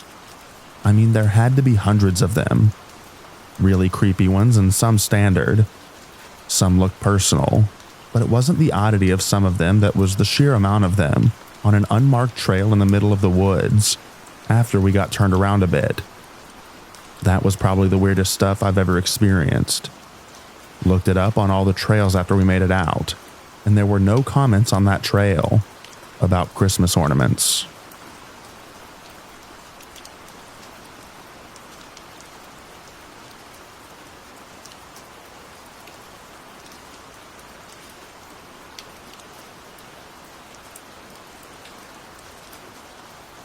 The hiking path was along a small stream. During heavy rain, that stream would turn from a 2-meter wide shallow creek into a 20-meter wide river, so it wasn't unusual to come across random trash that had been washed downstream. First, I passed a child's lunchbox, then a small jacket or sweater, then a child's backpack with a name and address prominently printed on it with permanent marker, then a plastic garbage can.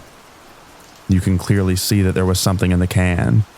It was wrapped in black garbage bags, but they were torn, so you could see what looked like clothing underneath.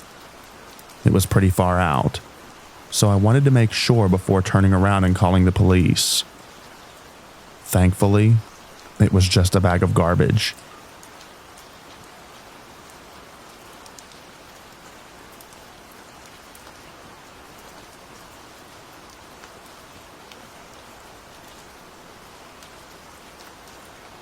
I was hiking out of a canyon, and as I approached the mouth of it, I heard a repetitious thumping noise that got louder and louder the closer I got to the mouth.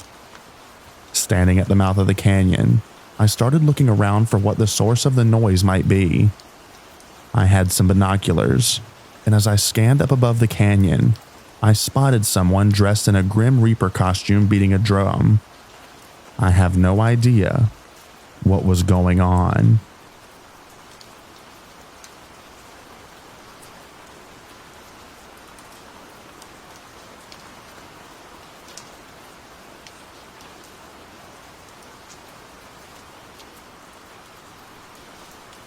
This isn't my story, but it's one that someone told me. They were in some very, very remote part of California and were about to enter a forest. Near the edge, close to a rock and behind some trees, were two people wearing all white, a man and a woman. They simply stared. When he tried to say hi and greet them, they didn't respond but instead just kept on staring. This was in the morning. At night, he noticed his food was missing and there were two human footprints that went all around his tent.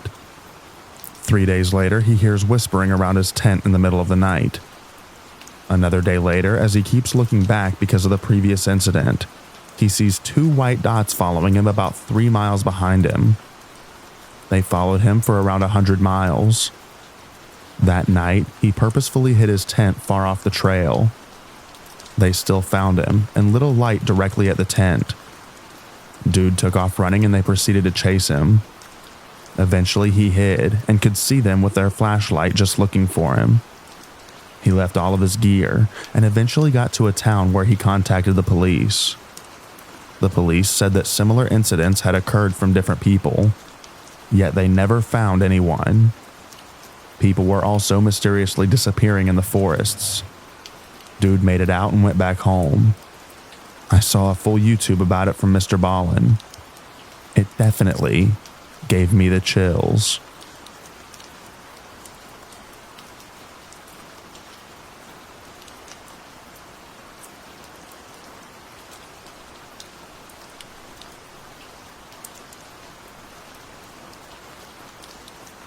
Just today, my friend and I were hiking on some abandoned and used land. It's really beautiful, with lakes, cliffs, and tons of trees. The hike was going really well, but close to dark, it turned around. My friend whispered to me that they had been thinking of skinwalkers and couldn't stop. This got me thinking of the same, and we decided to head back to the car to eliminate any risk. A few minutes into the hike back, we both got horrible feelings, and it became apparent that we were not alone. We kept making our way back to the car as fast as we could, but it kept getting worse. Both of us experienced blurred vision, and the air suddenly got thick and had a hum to it. It also became incredibly hard to move, and we both experienced an intense urge to lay down and stop hiking. We came across an area we hadn't hiked through, but was adjacent to where we were. And there were so many deer prints in every direction, as if deer had been rapidly pacing there, and human footprints on the other side of that scramble. There wasn't a clear starting point to the footprints, and no evidence of any other hikers for miles. The trek back to the car seemed to take 5 minutes and 3 hours simultaneously, so we have no clue how long it actually took. Neither of us have felt this sense of dread or have been this disoriented before. Do you think we had a close encounter with a skinwalker, or was it something else entirely? I don't have the background knowledge to say exactly what it could be. We're in eastern Kansas if that helps. Any information or ideas are appreciated. Note, I'm not trying to offend anyone in my story. I'm simply telling the events that I experienced. My friend was thinking of skinwalkers, and I am simply looking for advice or ideas as to what I could have experienced. Whatever it was very scary and not a good experience. I said in my post that I did not have the knowledge or experience to claim it to be anything specific, and I hope that doing so would clarify that I was not trying to offend anyone. Thank you to all who have given ideas or kind criticisms of my wording. I really appreciate all of it.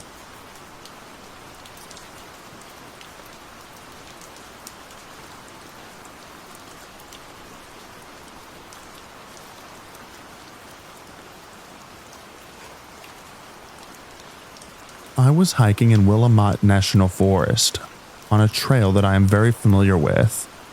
I have my 2 dogs with me, a hound and a lab, and we had just got up a really steep hill and I sat down for a rest. My dogs are usually just cruising around, sniffing out little critters and enjoying themselves. Suddenly, one of my dogs starts growling and staring down the trail where we had just come from. Just like that, they both get up right next to me and start to growl, staring down the trail. It's not a particularly bushy area, so I can see pretty far, and I don't see anything. But the dogs were sure that there was something there, and I believed them. Maybe a cougar. After a while, they calmed down, and we kept going and looped back on another trail. I had a pocket knife with me that I carried out for the next few miles, but we got back okay. They have never acted like that before or since.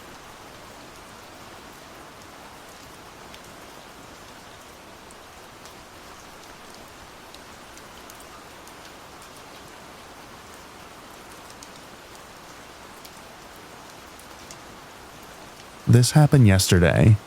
My brother and I went for a hike to stave off cabin fever from self-isolating. We chose a pretty remote trail to lower the risk of coming into contact with other people. I was walking ahead of my brother, and the gravel on the track was making our footsteps sound really loud. Deep in thought, I was listening to the rhythm of his footsteps behind me. About 20 minutes in, I started hearing other footsteps starting off faint and getting louder, until they were the same pitch as his, but they were much faster, like a running rhythm. They suddenly came to a halt, and I could hear the motion of someone stopping on gravel. That sudden, sharp, rocky sound, if you can imagine it. I assumed there must have been someone running or jogging on the track, and sure enough, I saw a shadow to the side of me appear, which looked like a person's head next to mine, as though they were right behind me. I stopped and turned to let them pass because the track was narrow. However, when I turned around, it was just my brother staring back at me. He was confused as to why I'd stopped, so I asked if he was running a second ago and he said no. I asked if there had been anyone behind him, and he said that he wasn't aware of anyone. I thought it was strange, but just let it go and carried on. About 5 minutes later, we came around a corner and there was this smell of just pure death.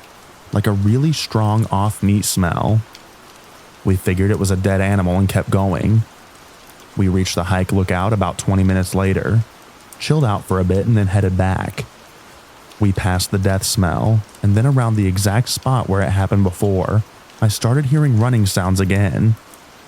I ignored it this time because it was starting to freak me out, and just picked up the pace to get back to the car. I told my mom, and she joked that the death smell must have been a dead jogger, and I was being haunted by them, to which I laughed at the time. But now I'm wondering, what if it was? Maybe I should have investigated the smell.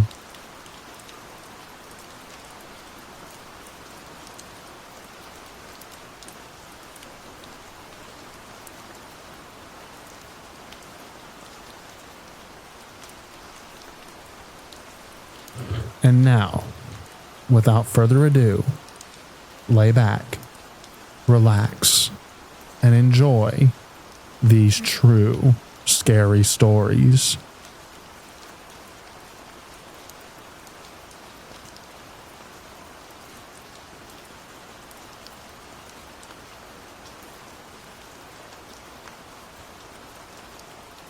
This is a reminder to solo travelers everywhere. This happened to me. It was terrifying, and I'm lucky that nothing worse happened. I'm a heavily tattooed woman, and I often like to travel to get pieces. I'll make a whole trip of it. It's like collecting memories that you'll have forever.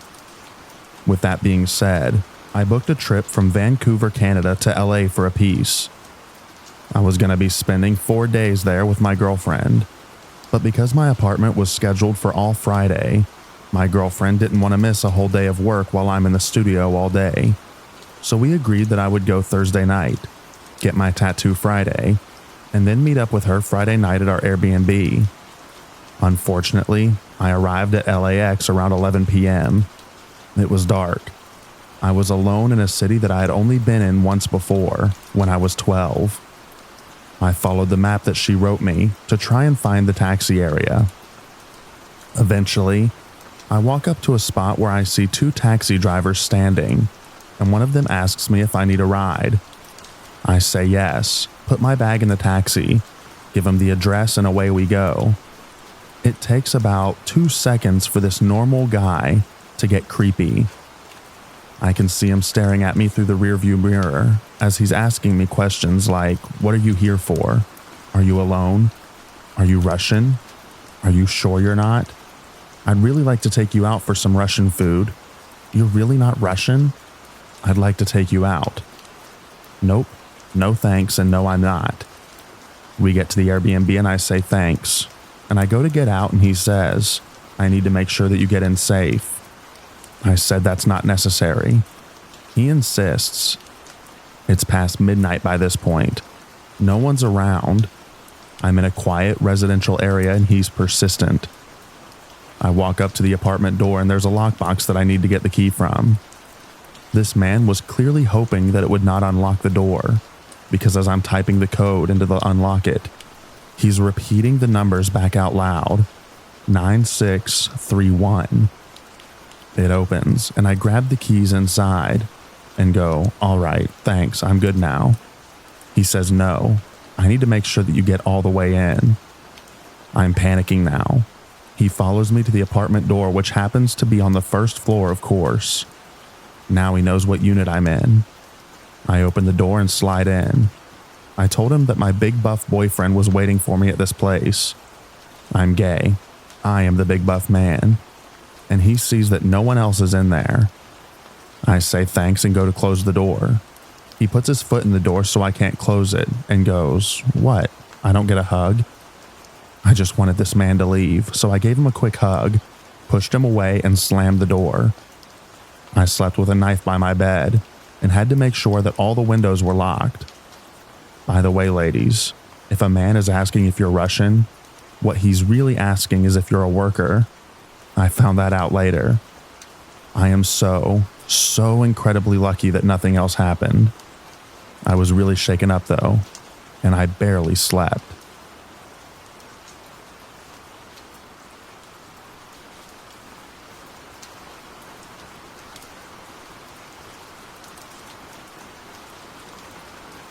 I was on a work trip to Portsmouth, New Hampshire a couple years ago. The day I arrived, I asked the employees at the job site what's good there. What do I need to eat?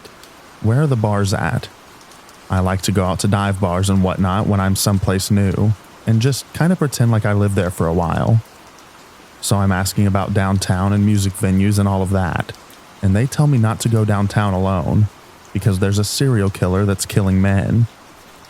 I'm not a common serial killer demographic. I'm a stocky white dude with lots of visible tattoos. I wouldn't say that I'm intimidating, but there aren't that many places that I travel that I can't blend in to some degree. So I laugh it off and obviously go downtown alone immediately after work. So I'm wandering around, popping into bars for a drink at a time.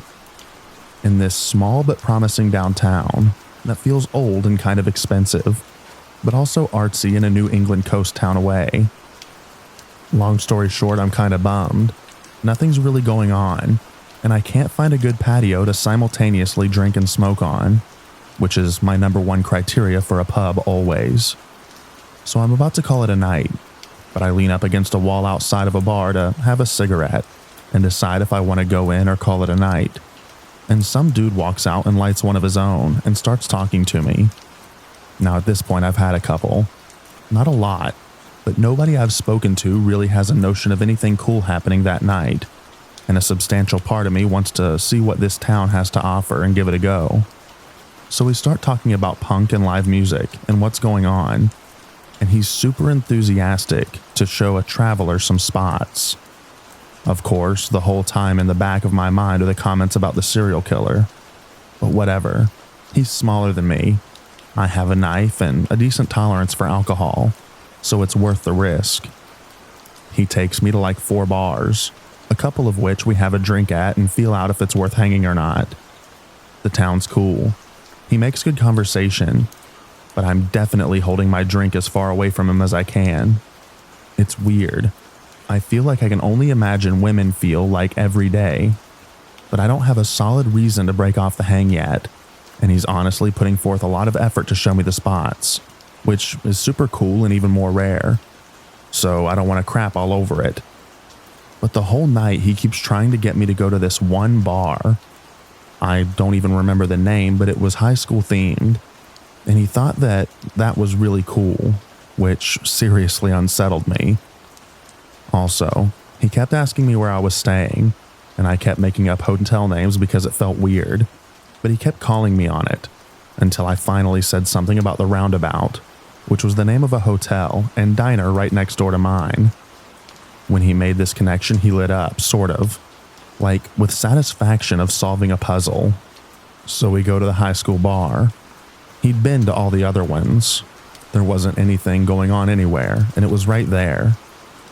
They actually had a rad solo act playing covers that I loved. So we're hanging, and I'm still stiff-arming my drinks.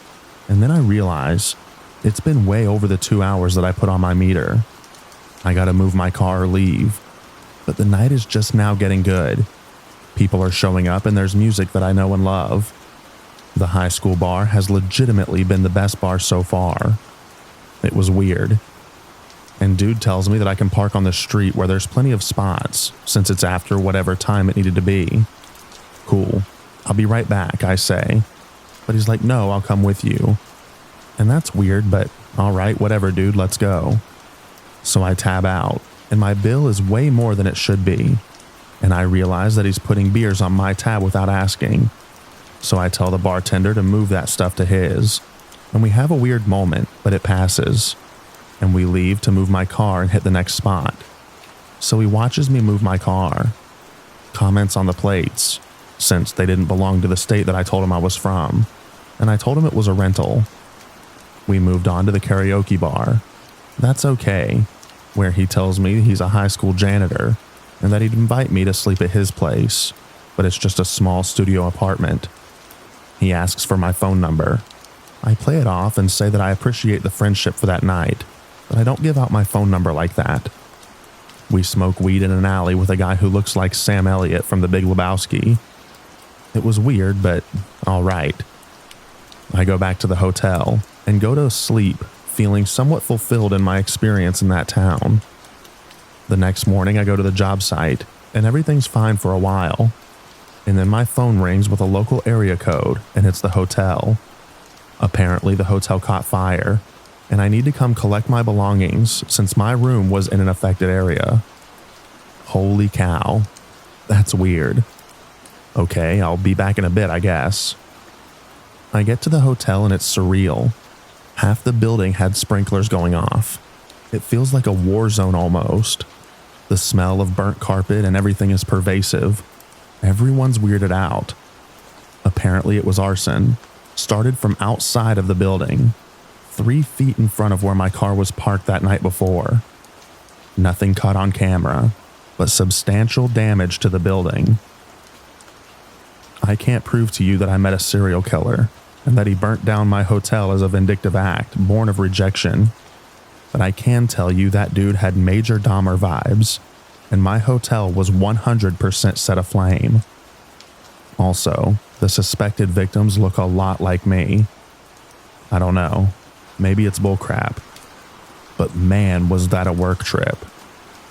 P.S. The hotel transferred me to the Roundabout Hotel, right next door. When I got there, they gave me a voucher for 10% off breakfast at the Roundabout Diner, conveniently located downstairs. At that diner, I had the best hot sauce I've ever had in my life. I bought a bottle there, and I've been hooked ever since. Hoff's wake-up call. It's got coffee in it.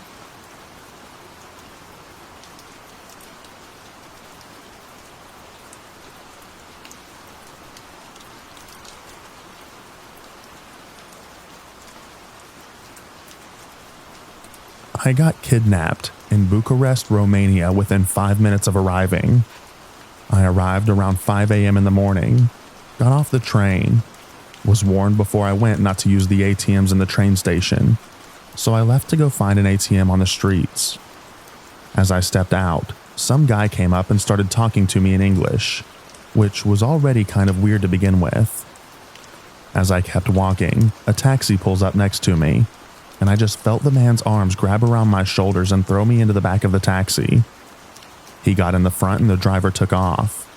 They kept asking me questions like where I was from and what I was doing there. I told them that I was from China on an exchange. I'm actually from Canada, but Canadian passports are worth a lot apparently on the black market, and I tried to play it off like I was in a taxi and asked to be taken downtown. They were silent with me for the rest of the time, and we ended up at some random ATM. They dragged me out and made me take money out, before leaving me there and driving off with my cash, wallet, ATM card, and my bag. I ended up walking about an hour and a half to get to the downtown area. You can see the People's Palace from really far distance away, and it's very central. And it took another half hour to find my hostel. The people at the hostel were super nice and helped me get back on my feet, let me stay for free, and gave me some food before I could file a police report and get insurance to help cover my losses.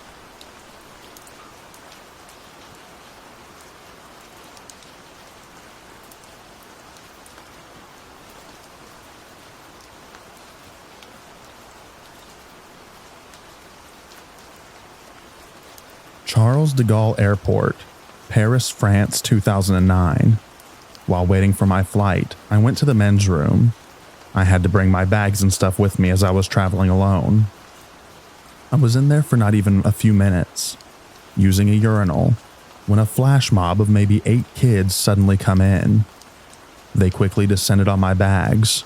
A few grabbed small shopping bags full of things I'd bought to give as gifts and ran. I quickly aborted my activity, zipped up and lunged for my bags. There were too many, and some escaped before I could do anything. One kid had gotten my laptop bag, but I grabbed the strap. As if well rehearsed, he spun around with a knife, cut the strap in one quick swoop, and started running. I didn't care that he had a knife. Dropping the strap fragment in my hand, I quickly grabbed at the bag while kicking the kid in the butt with my foot as hard as possibly could. The kid cried out in agony and ran off. I spun around and saw the other kid had a knife out separating the zipper for quick access to my larger luggage. I caught his eye, and his face contorted into this angry snarl as if he was possessed, and he started yelling some French obscenities at me. 2 other kids jumped me from behind, trying to get my laptop bag. One was the kid that I'd kicked, and he had his knife out. I let out a furious rage of a yell, snarling at these kids, and quickly slipped off my belt to use as a whip on them. A man came into the restroom, looked at what was going on, looked at me, and started to turn. "La police, s'il vous plaît, monsieur," I shouted. He turned and looked at me again, frowned, then left. I had a feeling he wasn't going to get involved. I still had my laptop bag in hand. The kid I'd kicked ran off, and the other kid who was with him just shuffled back a bit, looking like he was going to size up my altercation with the kid rifling through my large luggage to see if he might have a chance to get something. While the kid on my luggage was feverishly looking through my luggage, the flap now undone, I kicked him really hard in the small of his back. He cried out loudly in pain. I must have heard him, because he had one hand holding firmly onto where I kicked him. I threatened to kick him once more, and he took off, whimpering. The other kid started to leave when the door opened, and another one of those delinquents had returned to see what progress was made. I still had my belt in hand and raised my arm at him. He ducked out. "You better tell your friends to return my stuff," I shouted at the one kid remaining. He cursed at me and left. I got my stuff together and went to a police station in the airport to report the crime. The officer I dealt with looked at me with disdain and a total "I have better things to do" face. I described what happened. He then shoved a clipboard in front of me, handed over a pen, and said fill it out with a heavy accent. I asked about the chances of getting my stuff back. I was told that there was pretty much no chance at all. Another officer there handed me some kind of strap thing and said that I can use that to bind up my bag, since it'll be checked in. Well, I realized I didn't have time for filling out a form that would do me no good. so I secured my large bag and left. Later, I told the friend that I had visited what happened, and he said, "I thought you knew. There are vicious pickpockets and petty thieves in the CDG airport. Never go to the men's room there. Just wait for the one on the plane."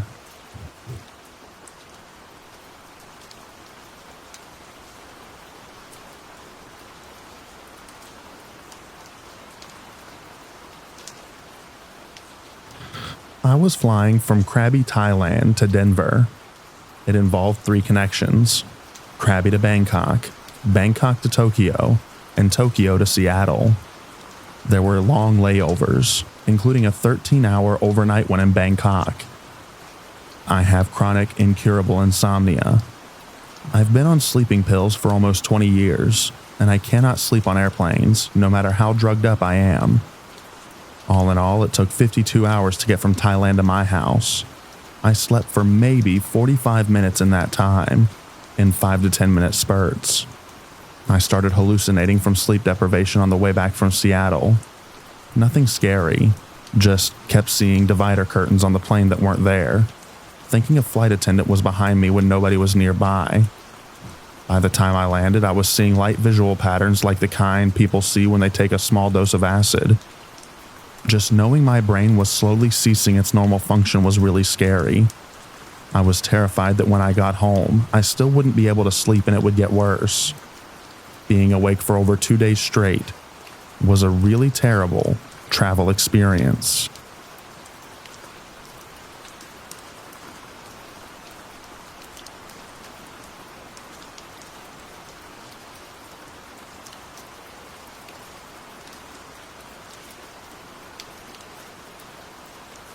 Not me, but a friend of mine encountered some crazy stuff while traveling in Taiwan. This was around Taichung. There were 4 of them, her with 2 other girls and 1 guy. Hopped in a taxi and gave the driver the destination. He goes the right way for a while, then abruptly pulls off into a side road. Still driving along, my friend asks him in Mandarin where the heck he's going. Since they've been to this place before and they know wherever they're going is now not where they asked for. The driver says nothing, gets on his cell phone and speaks to someone on the other end in Taiwanese. No one in the car understood this language. The mystery was how the driver figured this out, since they were all Asian and could have easily passed for natives visiting home for the holidays. The car pulls into an open field, surrounded by trees in every direction, with only a single house in the middle of it. He parks right outside, and it appears people were merging from the building. Several of them. The driver pauses for a brief second, starts the car up again, and commences driving along. A few minutes later, the group find themselves on the side of the main road as the cabbie drives off.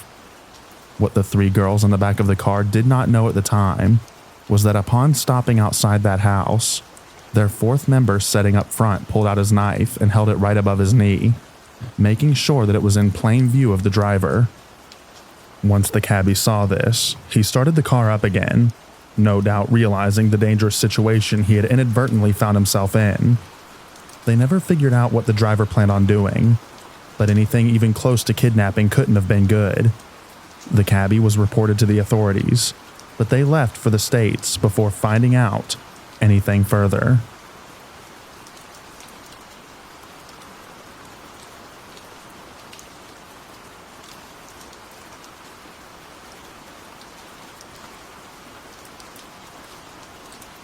When I was in Indonesia, I was walking from my guest house to grab some dinner one night, and a group of 4 men started catcalling and yelling what were probably inappropriate things at me. I just ignored them and walked very quickly into the nearest building, which was a department store type place. They followed me in, and I was trying to just ignore them, hoping that they'd leave. I figured I was safer in a public, well-lit sort of place. They grabbed me, and I spun around and started screaming at them in English, so they probably didn't understand, but I reckon that they got the feeling. They laughed, but eventually left. The worst part was all the people in the department store, including other women who were working there, just giggled when they saw this happening.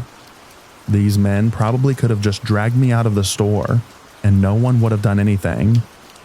I left Indonesia the next morning.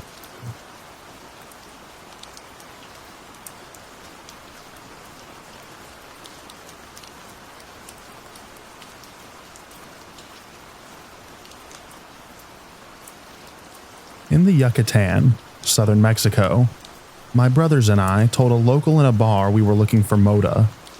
We were in some super small town where everyone gets home at 4 from work, gets loaded, and is passed out by 8. This character says he'll take us to the town dealer, and since we were drunk, decided to go along. This isn't your friendly suburban stoner who slings baggies out of his parents' garage. This was some next-level narco stuff, with rooster fighting in cages outside, a tall gate, and razor wire all around the house, which by town standards was a mansion, but by American standards, it was a big 30-year-old house that wasn't maintained. My drunkest brother decides to go for it, while we wait outside.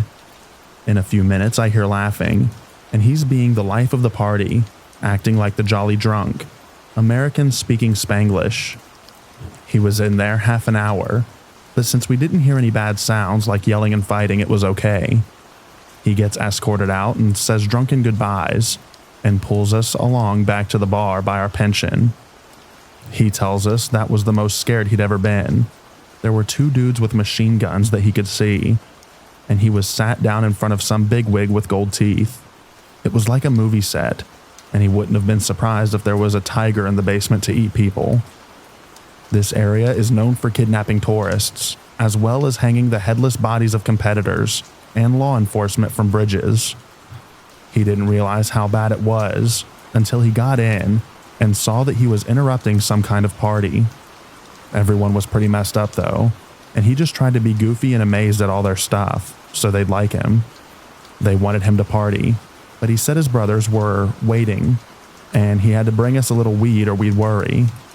He used the language barrier to leave against their request to stay, and do God knows what. Sober us realized the next day that it could have turned out terrible, and the weed wasn't even very good.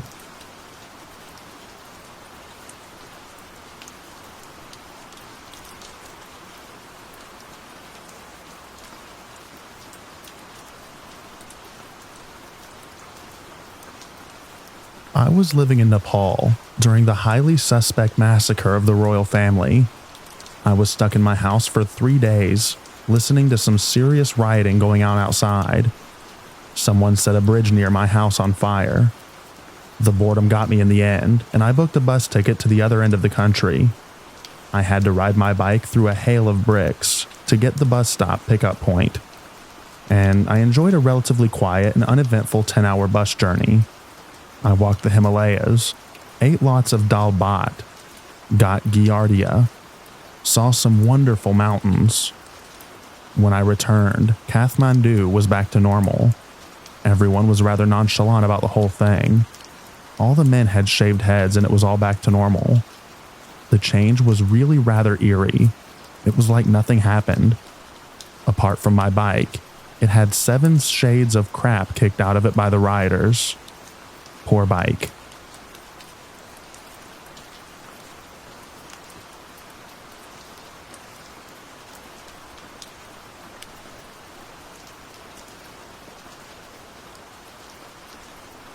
I traveled to Paris when I was 17 with a group of students from my school. We were told to keep our money packed away safe and to never talk to the street vendors, especially those who were making bracelets on tourists' wrists. These men make bracelets and then charge exorbitant fees, and if you don't pay them what they ask, they will threaten you or physically stop you from leaving the area. I was paired with another young girl when we were traveling to the Sacré-Cœur, and a man approached us wanting to make a bracelet for us. We declined, but he wouldn't take no for an answer. He kept bothering us and following us up the hill while we were still saying no. At one point, he grabs my wrist and starts trying to work. I grab onto my friend and he's pulling me into the other direction. He starts screaming at me and pulling me harder, and I'm not sure what to do at that point. My friend starts screaming for the police and he took off. Unfortunately, the same thing happened to one of our other students, who didn't understand that the man was not going to let him leave without paying 20 euros. The student tried to leave, but the man was threatening to follow him and kill his family, and do all sorts of terrible things. The student took a picture of the man, and the man snatched his camera and took off. Tourist destinations are crazy.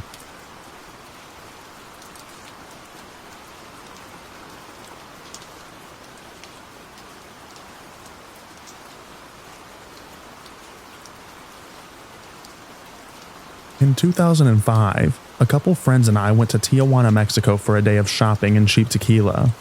I got lost trying to find my way back to the border and ended up in a crappier area of town. A cop car pulls me over and out gets 4 men, not in police uniforms and carrying large rifle machine gun looking things. All 4 of us girls are trying not to lose our crap when they just start screaming at us in Spanish. They're yelling for us to get out of the car, but we weren't moving fast enough for them. They rip the doors open, pull us out, push us to our knees on the side of the road, and start digging through our car. We all thought we were going to die that night. They just stole everything worth anything from our car and then hightailed it out of there. We were very, very lucky to have left with our lives.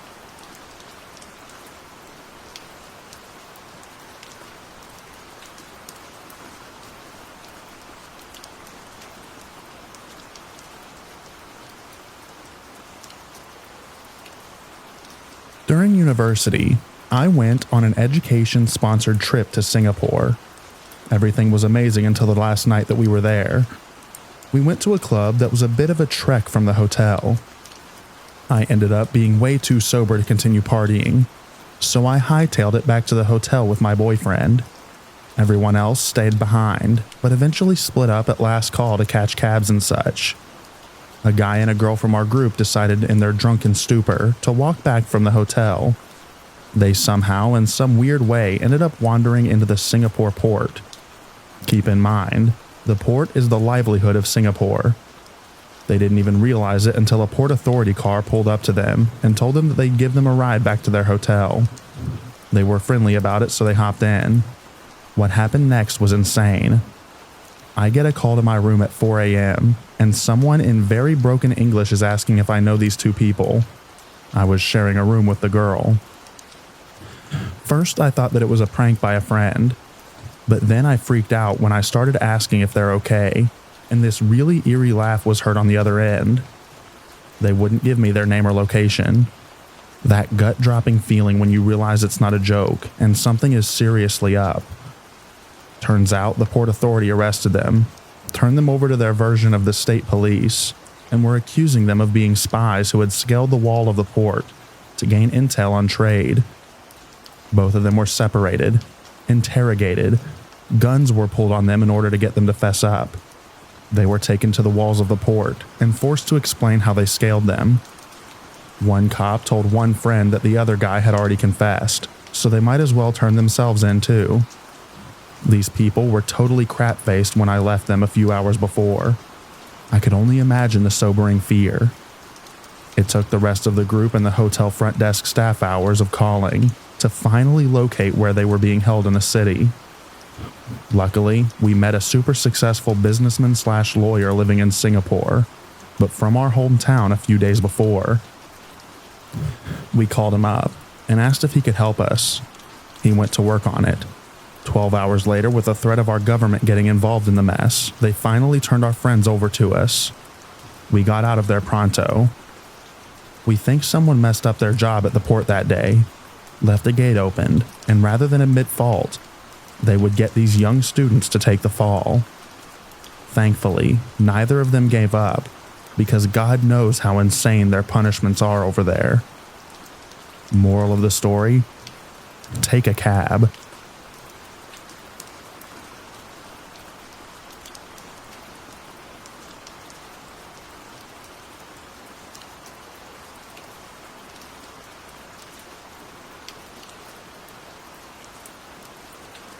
My older sister and I were traveling together all through East Asia last year.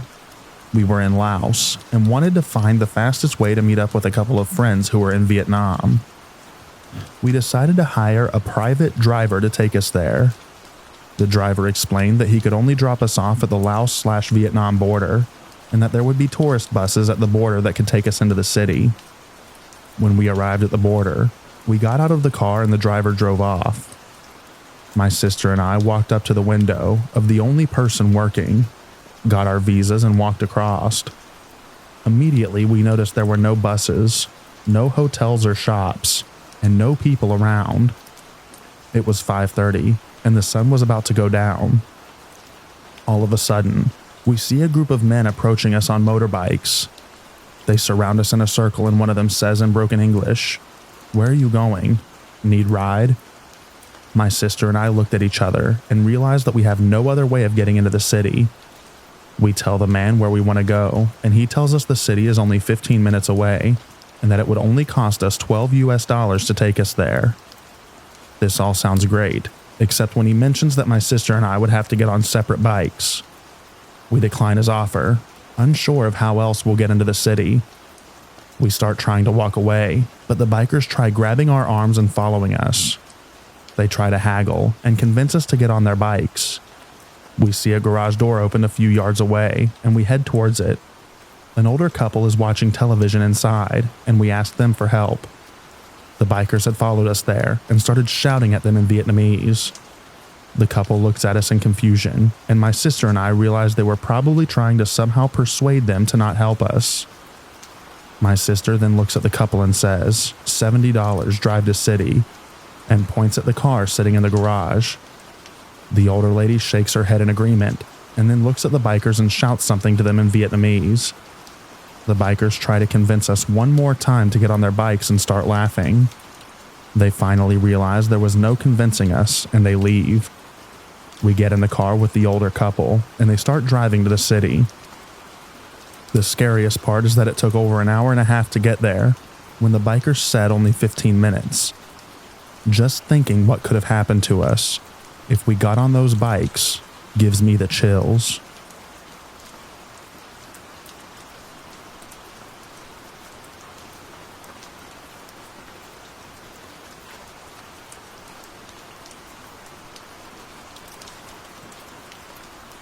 This isn't terribly scary or intense. More of a, I wonder what that was and what would have happened scenario. When I was 18, I traveled to Ireland with two of my girlfriends and one of their younger sisters. We are from Canada. My one friend, both of her parents are from Ireland, and so we were staying with a variety of grandparents, cousins, etc. One day we were dropped off in Belfast and told where to meet the family member, I don't remember who, at a specific time and place so we could sightsee on our own and do a little shopping. We were in a very busy shopping and tourist area, tons of people around. As we were walking around, this young guy in his early 20s walks up to us with a clipboard and asks if we would like to participate in a survey. Being young girls, a cute Irish guy talking to us turned us into idiots. As he was asking questions about what we thought about the shopping district, what we liked to spend our money on, I was watching the guy write down the answers. First of all, his clipboard had only a blank piece of paper with no listed questions. And secondly, I watched him sloppily kinda write down my friend's answers. I've always had amazing intuition, and something didn't feel quite right to me. I thought we were in a busy place with tons of people. A cute guy is talking to us. I'm just gonna see where this goes. I was also the less sheltered one of the group, and was definitely suspicious. He tells us that we were randomly picked to come back to the office, that we've won a prize, so he wants us to come with him. He walks very quickly through the crowd and keeps trying to get us to move faster. I quickly say to the other girls that something feels odd and to be careful. He leads us into a rundown building, and there's a huge staircase. It's dirty and there's garbage all over the floor. Remember, this is in the middle of the day, and there's a crap ton of people around, but now we are out of sight from the public area. He waits for us and tells us to go ahead of him. The three other girls start giggling and walking up the stairs. He's behind them and then me. I just say, stop, don't go up there, we are leaving now. And this guy freaks out on me and is trying to block the girls from coming down the stairs. I push him and yell, run. They all realize how stupid we are being and rush down the stairs. We ran in a panic with this guy running after us, yelling, "No, no, don't run away. I was going to give you a prize. Don't wreck this for me." I couldn't believe how dumb we were, and I told the girls as much. We swore we wouldn't tell any of the family what we had done. I have no clue what the prize was waiting for us at the top of those dirty stairs. And personally, I really don't care. I realized in that moment how naive I was, and to listen to my intuition, which has protected me many, many times throughout my life. What a bunch of idiots we were.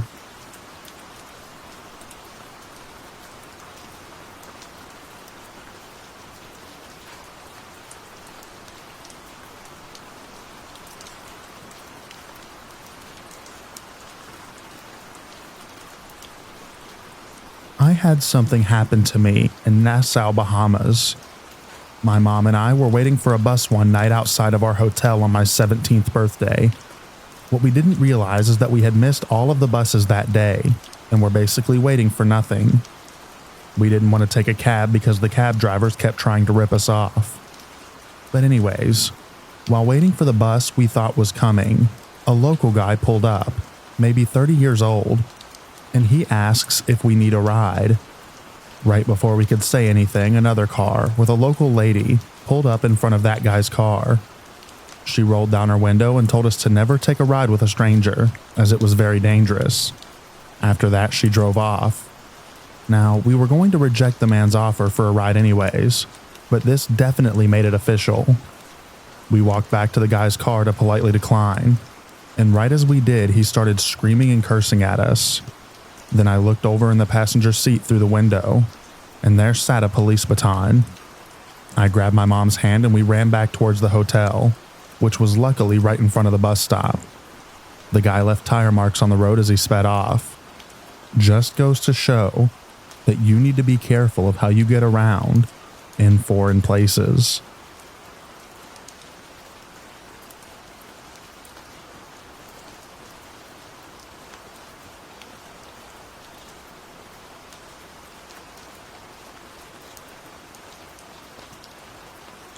I spent about 3 years backpacking around the world and definitely came back with some pretty good stories.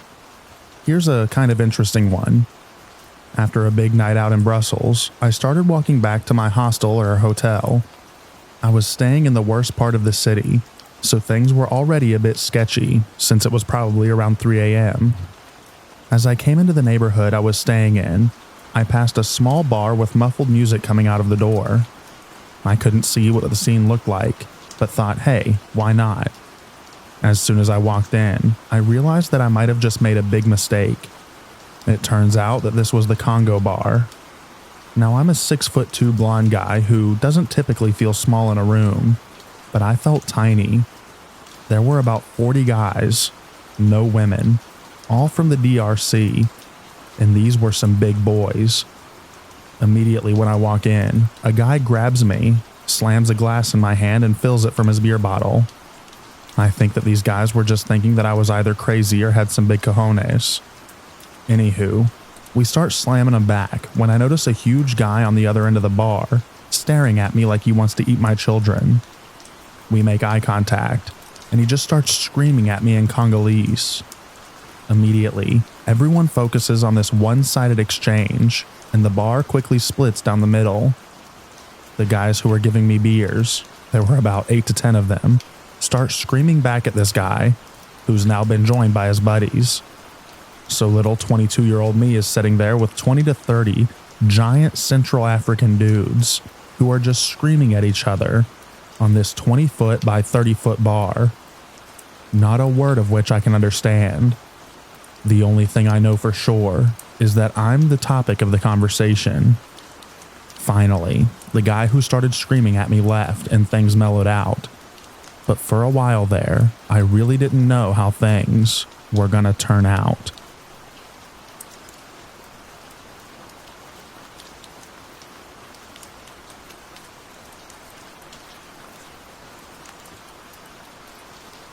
This happened a few years ago when I was around 17 years old.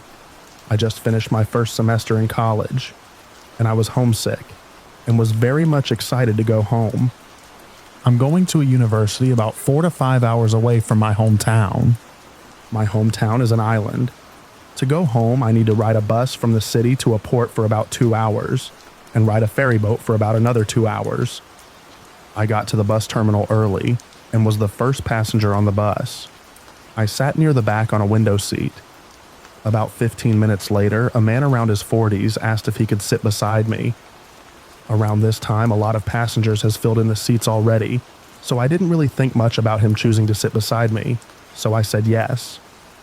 I don't think this data is important, but he was bald, his face and body kind of similar to Mr. Clean. A few minutes later, he started to chat with me and asked me if I was alone. I started to get a weird feeling, but I kept replying to be polite. He also asked how old I was and where I was going, and other personal questions. I kept my replies short, so he would take the hint, and fortunately he did.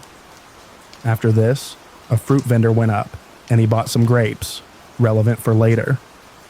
Then the bus started to run. About an hour into the bus ride, my mom called me to tell me that she was not sure if my dad could pick me up from the port because she was at a meeting, and she was not sure when it will end. She does not drive, and my dad picks her up. When the call ended, the guy started talking to me again and asked who it was. It was foolish of me, but I answered that it was my mom. He asked why my mom called, and I replied why. He smiled and said, "So that means you're going to..." name of place. "I'm going there too for a vacation. Let's just go together." I don't know why, but I just didn't react or anything. I was getting scared at that point. But what would I do? If I get off the bus, what if he will just follow me? I just decided that it was safer to just remain calm. The bus is full of people, so if he does anything to me, I will just scream. A little later, he started eating the grapes that he bought, and he offered me some. I declined because I actually don't like grapes, but he said, "Just take it. You saw me buy at a vendor, right? Don't worry, it's safe." I got really creeped out at this comment, because what is he implying? I declined again, but he kept insisting for me to get some, and would nudge me with his elbow, so I just accepted it so he would stop talking to me.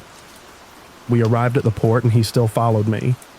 After I got my ticket, I ran away and hid at the women's bathroom. There are a lot of people, so I know he won't follow me there. While I was there, I got a call from my mother saying that her meeting ended and they could pick me up at the port. I was relieved. I should have told her about the man, but I didn't want her to worry, so I didn't really say anything. When I went out, the man was already gone. I boarded the ferry and prayed that he won't see me, but unluckily he did see me and sat beside me. I froze. I didn't know what to do. He continued talking about how he wants me to tour him around the island. He also said that he doesn't know what to ride, to go to the town center, so he asked if I could go with him. I stayed silent and just nodded. I didn't want him to be angry, because I was afraid he would do something to me. I just hoped that I would immediately see our car when the ferry would arrive at the island, so I could part ways with him immediately. He continued talking to me and even asked me for my number, saying that he needs to have it so that he can contact me, if so that we could tour together. I gave him my number, but I changed a 3 to an 8. He then proceeded to dial that number, but it didn't ring. The number was invalid. He looked at me and asked if I gave him a wrong number. There was a hint of anger in his eyes, and he said that I should review the number that I gave him. I was shaking at this point, and was actually glad that I changed just one number, so I pointed out that I must have typed an 8 instead of a 3. He laughed and told me, "I thought you betrayed me. How could you give a wrong number to a friend?" After the longest 2 hours of my life, the ferry is finally about to dock. I could actually see our car parked near the exit of the port. When we arrived, I hurriedly went down, and the man still followed me. He asked me where we would get a ride to the town. I motioned to where the terminal for the transportations are, and I went the other way to our car. He asked me where I was going, and I told him that my parents came to pick me up. I could see that my dad was waiting outside the car. The guy gave me an angry look and said, "But I thought they will not pick you up." I just shrugged and continued walking. I went to our car and gave my dad a hug. He asked who that man was, and I told him that I will tell him later. My mom was in the car, so I didn't want her to worry. When we got home and I told my dad what happened, he was angry at the man. He told me to just stay home for a few days. He also went with me when I had to go out. A few days later, the man called me, but I didn't answer. He called me about 3 times and he texted me. We could have had a lot of fun. I blocked his number after that and never saw him again, and I hope I never will.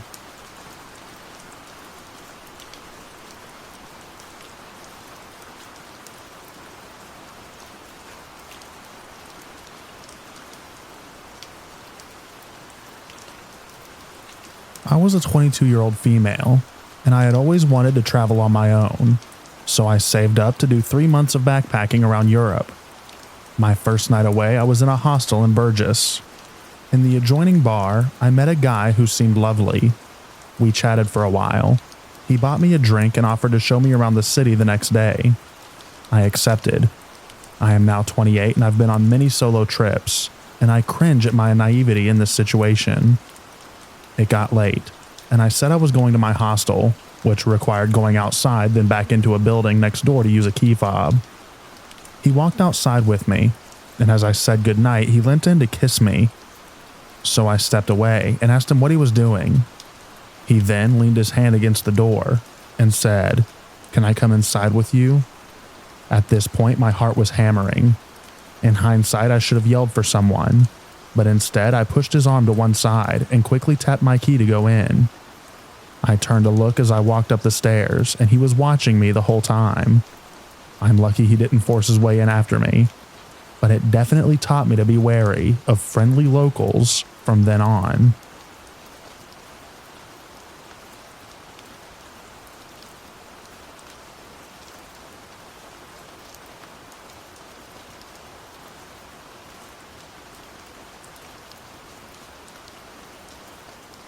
I've been browsing this sub for quite some time and thought that I would share a story of me and my friend traveling abroad that could have gone horribly wrong.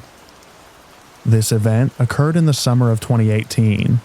My best friend, a 21-year-old female, and I, also a 21-year-old female, had just graduated college and planned a post-grad trip to the Dominican Republic.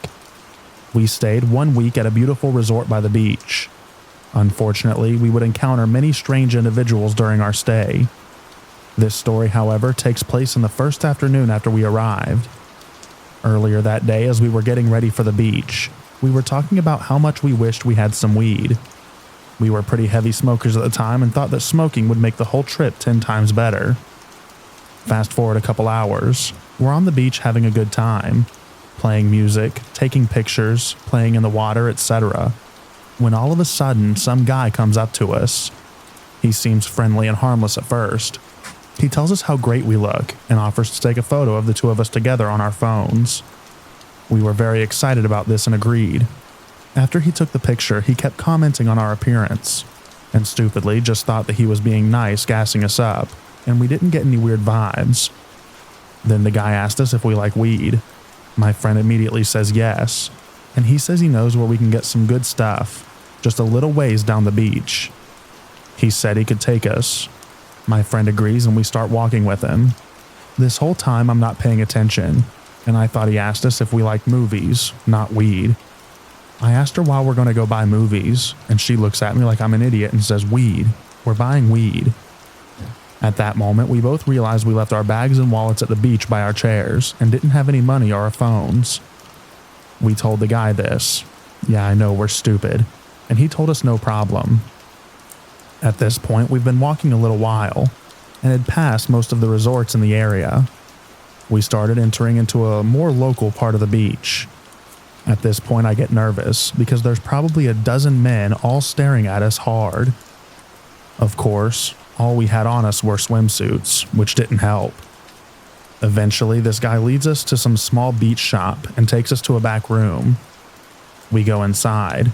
He locks the door behind him. In this room was a single desk, 2 chairs, and wall-to-wall cigars. There was also another man in this room sitting at the desk with a gun tucked in his pants. At this point, me and my friend are both very nervous and scared.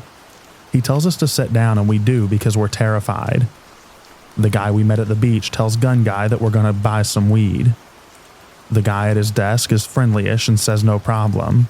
He asks how much and we tell him. We mention again that we left our money at the resort and maybe we should go back and get it and come back later. He says no, it's okay. His guy will go back with us and collect the money. He said that we can take it now, but only if we do him a favor. Nervously, we ask him what the favor is because we just want to get out of there as soon as possible. He says he'll give us the weed and roll it for us if we show him something. We quickly say no and try to laugh it off. However, he continues to ask, and I start to get nervous that he won't let us leave unless we do what he says. I quickly tell him that we have boyfriends, so we can't do that, but we can give him a hug if he'd like. Him and his guy then look at each other and bust out laughing. My friend and I are really scared at this point. He starts talking about how good it is, how it's Jamaican, and he's giving us a deal that we need to do something for him. We offer to pay more, but refuse to do anything for him. Then he starts asking us in Spanish, hoping to trick us into agreeing. My friend, who did not speak Spanish, just answers yes, hoping to appease him so we could leave. Luckily, I understand some Spanish and quickly said no. We insisted that we need to get back and we'd pay extra, but we're not showing him anything and he needs to stop asking. The man gets annoyed and says something to his guy. He rolls the weed and tells us to get out. We were so relieved to leave this room. Luckily for us, the guy takes us back to our resort, collects the money and leaves. We start laughing about how crazy that was and how it could have gone way worse, but at least we got weed and we're alive. We were very dumb and naive. Then, out of nowhere, a staff member at the resort comes up to us angry and asks where we have been and who that man was. We looked at him shocked because we didn't know him, and he was practically scolding us like children. He told us these men are not allowed at the resort, and that they come to the beach hoping to lure tourists. They're very dangerous and that we need to stay away. We lie and say that we don't know what he's talking about and that we'd appreciate the concern, but we're okay. We didn't want him to know that we had weed on us because it's illegal and not allowed at the resort. He finally leaves us alone, but for the rest of the trip, wherever we went, that man was always lurking in the background. I couldn't tell if he was suspicious of us or if he called himself watching out for us. Anyways, that was just one of many creepy experiences I've had while abroad. If you like this story, let me know. Maybe I'll tell you about the time that we were almost kidnapped in Prague by our Uber driver.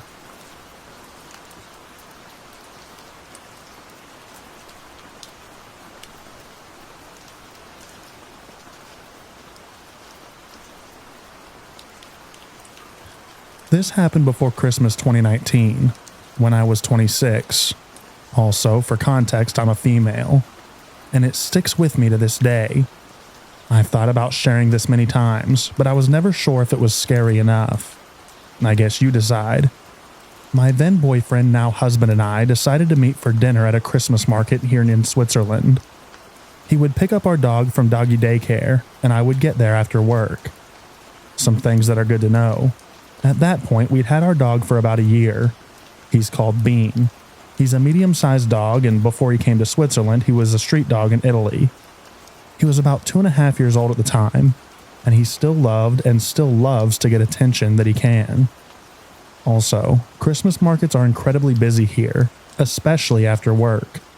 People will meet there with friends to eat dinner and drink mulled wine. When we got to this Christmas market, we realized that it was way too busy to walk through with a dog, and I sent my boyfriend off to get my favorite street food, malawak. I waited at the edge of the market with Bean. Bean likes to greet everyone who looks at him, and by this point I had gotten used to talking with strangers because my dog wanted to meet them, so I wasn't too concerned at first when a dude came up to me. Full transparency, I don't remember word for word what was said. I'm not even sure what language this happened in. I do remember, though, that Bean happily greeted this guy, trying to stand up against him and licking his hands. The guy asked for his name and what breed he is, and I told him that Bean is a pinscher mix. That's when the situation started to turn. The man insisted that he must be a Besanji. How could I say he's a pinscher? All of a sudden, he switched. There's no better word to explain it. He grabbed Bean's leash and said, "I'll go now," and just tried to walk off with my dog. Thankfully, I had a firm grip on his leash. I was incredibly confused and flustered, and just stammered that he can't take my dog. He got increasingly more angry with every second that I didn't let go of the leash. I loudly told him to leave me alone, and Bean started to bark at the man. I've never seen Bean this angry and scared at the same time, and thankfully the man let go of the leash and slipped into the crowd. I was left standing there, a dumbfounded mess with a mess of a dog. Bean was barking and shaking, so I knelt down to calm him down, holding him and talking to him. My boyfriend was still somewhere in the crowd waiting for our food. After a while, a woman walked up to me and told me not to put my heel to the floor, as she'd just seen someone put a firecracker there. I don't know the name for this type of firecracker. They're small, like 1/4 of an inch, and usually thrown at the floor to make a little boom sound on impact. Someone had put them under my heel of my shoe, so it would explode when I put my heel down to get up. Now I don't know what's worse. Was it the same guy that tried to steal Bean? Or was it someone else who saw a distressed dog and thought, wow, let's scare that dog a bit more? I think the worst thing for me was that apart from that woman who warned me, no one helped me when I was harassed by a weird guy, even though I loudly told him to go away, and there were other people standing very close just watching. Bean was the one who scared the guy off in the end. Thankfully, the events of that night had no lasting impact on Bean. He still loves to greet strangers. I still remember it, and don't think that I will ever forget.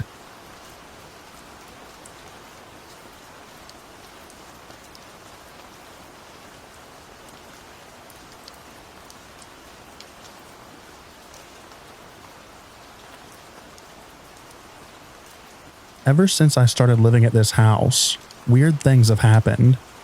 It regularly sounds like someone is walking on the outside of the house at night, and it's starting to freak me and my roommates out. For some context, this is a college house. 4 girls in our 20s just looking for a fun place to live.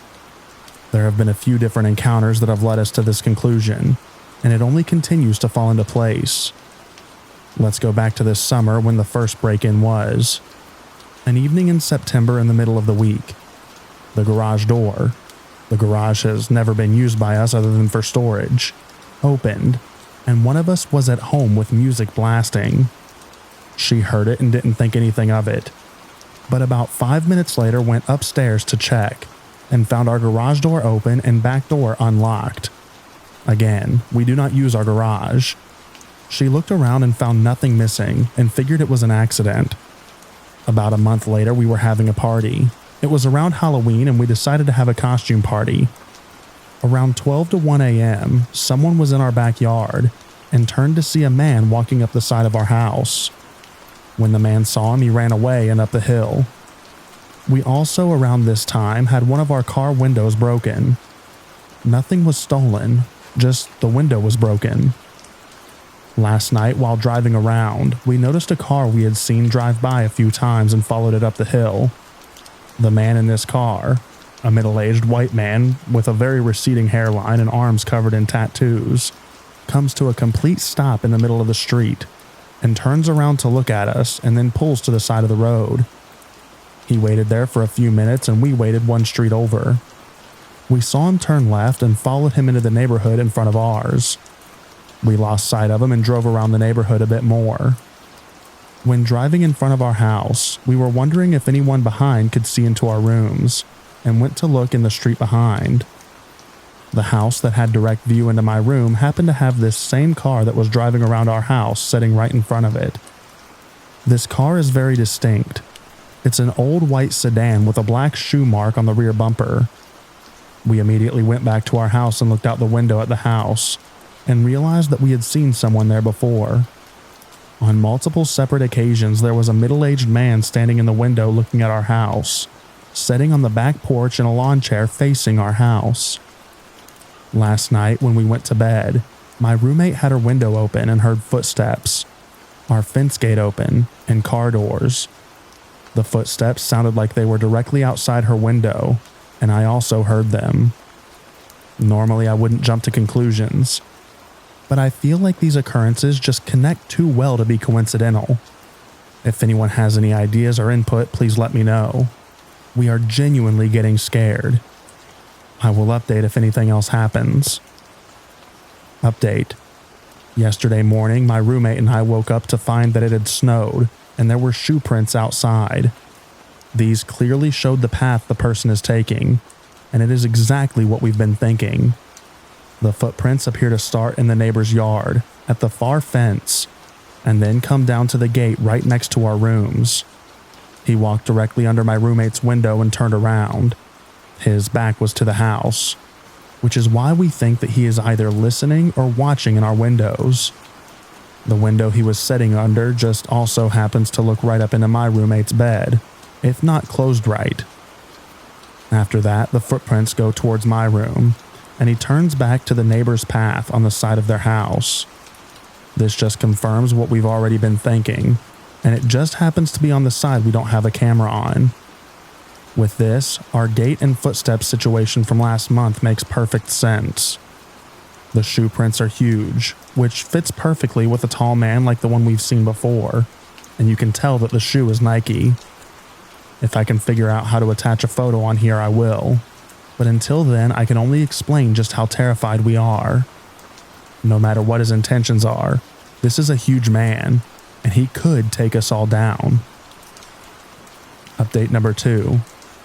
The white car just turned out to be that we're pretty sure is a neighborhood dealer, because we saw him make a transaction with our neighbor. We honestly don't live in a sketch area. This is the first time that we've seen something like that. Update 3. I'm tired of trying to prove my situation, and most of the comments on here have turned negative and degrading. I would like to thank everyone for their advice and assistance, but I will no longer be updating, as I will be looking for advice outside of this platform. Thank you again to everyone who helped, but people are just not being very nice online.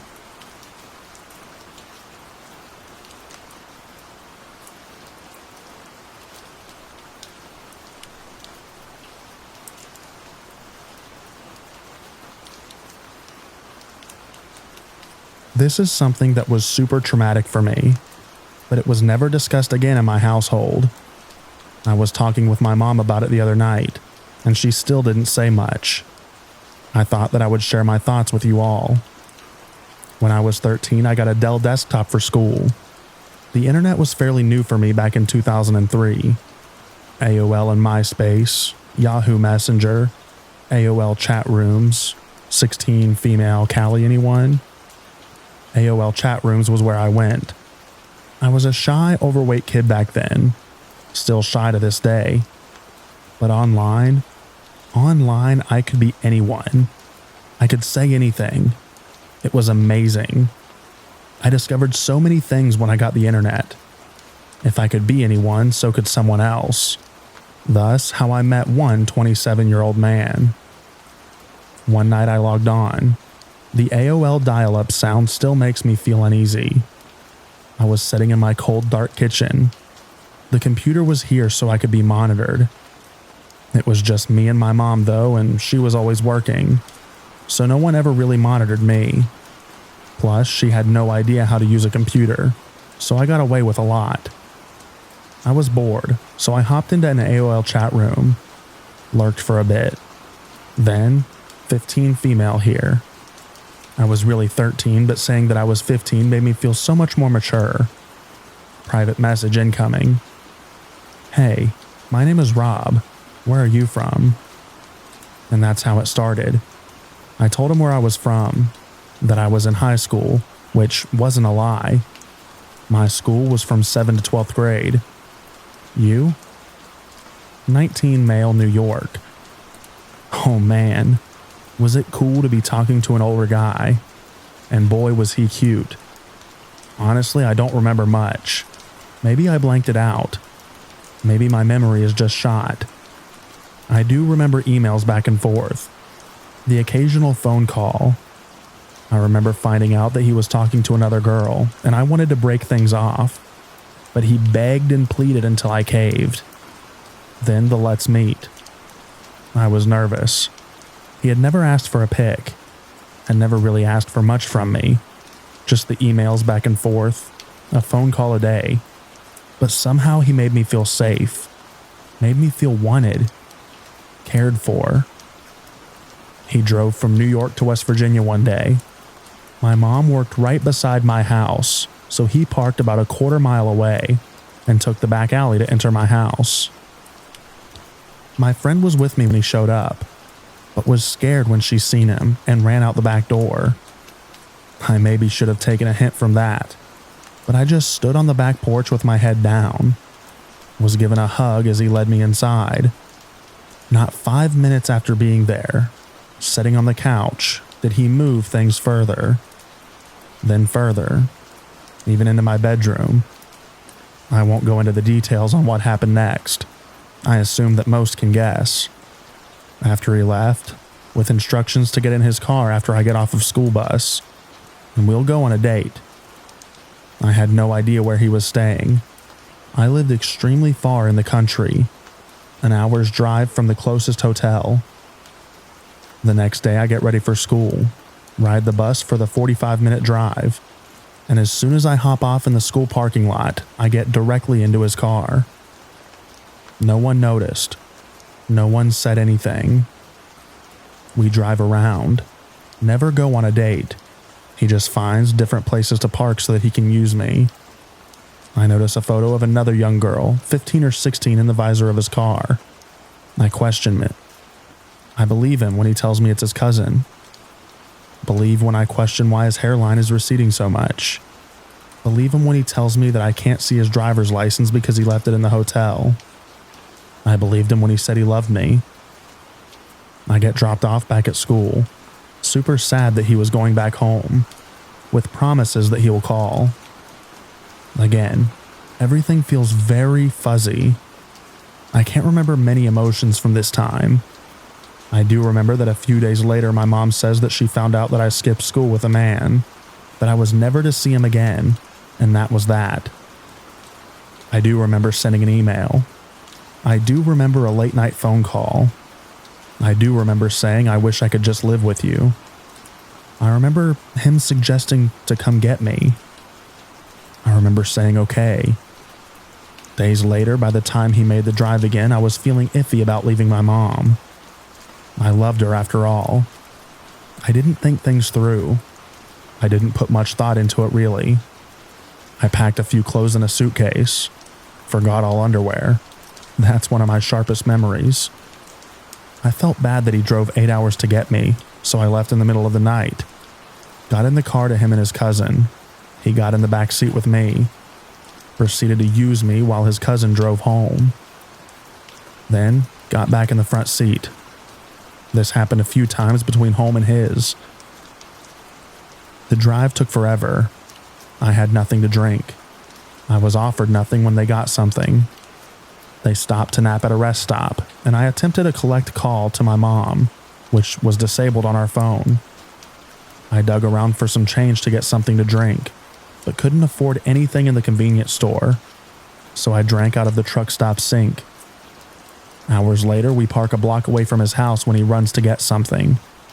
I am sitting in the back seat, waking up from a nap when around 8 or so men and women in black suits surround the car, screaming for us to get out with our hands up. My first thought was, oh crap, the first 10 minutes in New York and I'm already getting robbed. I'm terrified. I get out and a man pulls me over to the curb while the other officers force his cousin onto the ground. All the while they're asking my name and age, telling me to tell his cousin my age. I'm put in the back of an unmarked car, driven to the New York Police Department, past reporters, cameras, and news trucks. Snuck into the back of the station, where I see Rob in handcuffs for the first time. And for in love 14-year-old me, this is devastating. I'm taken into a room and questioned for hours. I am then taken to the hospital, then a hotel where a nice woman brings me Taco Bell and stays with me until I fall asleep. The next day, 2 FBI officers escort me home on a plane, where I get off and where I am greeted by police officers, my mother, and a horde of news reporters. I later found out that when my mom reported me missing, the police didn't want to do much. They didn't even take the picture of me. She had had his license plate number. She remembered seeing his car parked by the road that first meeting. She took note since it was an out-of-state car. Thanks to her being vigilant, I do find this is the only reason that I am alive today. The police said that they would look into it, but that wasn't enough for my mom. She contacted a family friend who in turn contacted the governor of West Virginia, who in turn made the police look further into it. After they ran the license number, looked into the man and found out who he was, that was when they issued an Amber Alert, noting that I was in extreme danger. My cousin told my mom that he looked at Rob's rap sheet and it was a mile long, but wouldn't tell my mother what was on it for fear of scaring her more. I never went to court. I never went to any hearings, but I did fall into a horrible depression. My friend's parents wouldn't let him hang out with me. People spray painted slut on my locker at school. I had no friends, but most of all, I thought that a man was in prison for loving me. When I learned that he got sentenced to 10 years in prison, which he served every year of, I became deeply troubled. I was in and out of the mental hospital for self-harm for years, on a slew of depression medication. Psychiatrists never talked to me about anything. I had to process it all myself. My teenage years were better though. I transferred schools, made best friends, graduated. But still, in the back of my mind, I felt that I was the reason that a man lost 10 years of his life. Until I was told that he was let out of prison. A couple of years after he was out, I contacted him on Facebook. At the time, I was around 24 or 25. He told me that if I ever contacted him again, that he would kill both me and my mother, and that he still knows where I live.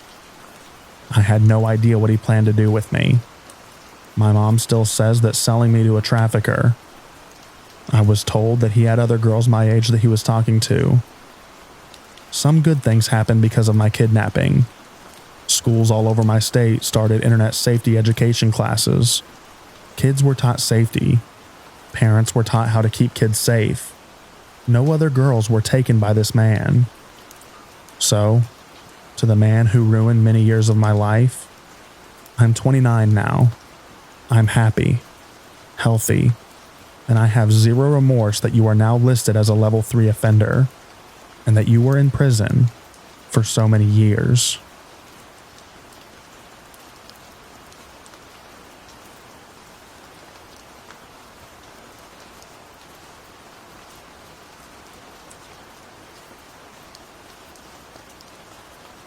So one night, me and my friends were playing some hide and seek in our hometown. We were probably like 13 at that time. So I went into a small area that is basically like a shortcut from the main road to the side road. I unfortunately went alone, and I didn't even think of what could happen. Remember, we were only 13 at that time, and we didn't bring phones with us, so if something happened to us, nobody would even know. So the game started and I ran sprinting to the woods area. The first 30 seconds was good. Disclaimer: we have a rule that we have to come to the checkpoint where we start, and we have to save ourselves from not getting picked to search. After around 1 minute, I started hearing footsteps. I say, "Hello, are you one of my friends?" And something that was there didn't say anything. So I started backing out. Fortunately, the woods area has a main route and 2 side ones, so I could have run either way. I start backing out, and from nowhere, the man just appears from the woods and starts sprinting at me while saying, "I'm gonna catch you," in a creepy and eerie way, like a kidnapper. Fortunately, I train in football, soccer for all you Americans, so I knew that I could definitely outrun him, or at least make him tired. I sprint all of the way through the woods, with my only light being the moonlight, and after around 2 minutes he gave up. I continued sprinting, and got myself all the way to the checkpoint, and told all of my friends what had just happened. Of course, no one believed me, but I didn't care since I knew it was real. To this day, I still don't know who or what had tried to catch me that night, but for sure, I know if I wasn't a sports guy, the outcome would have been very, very different.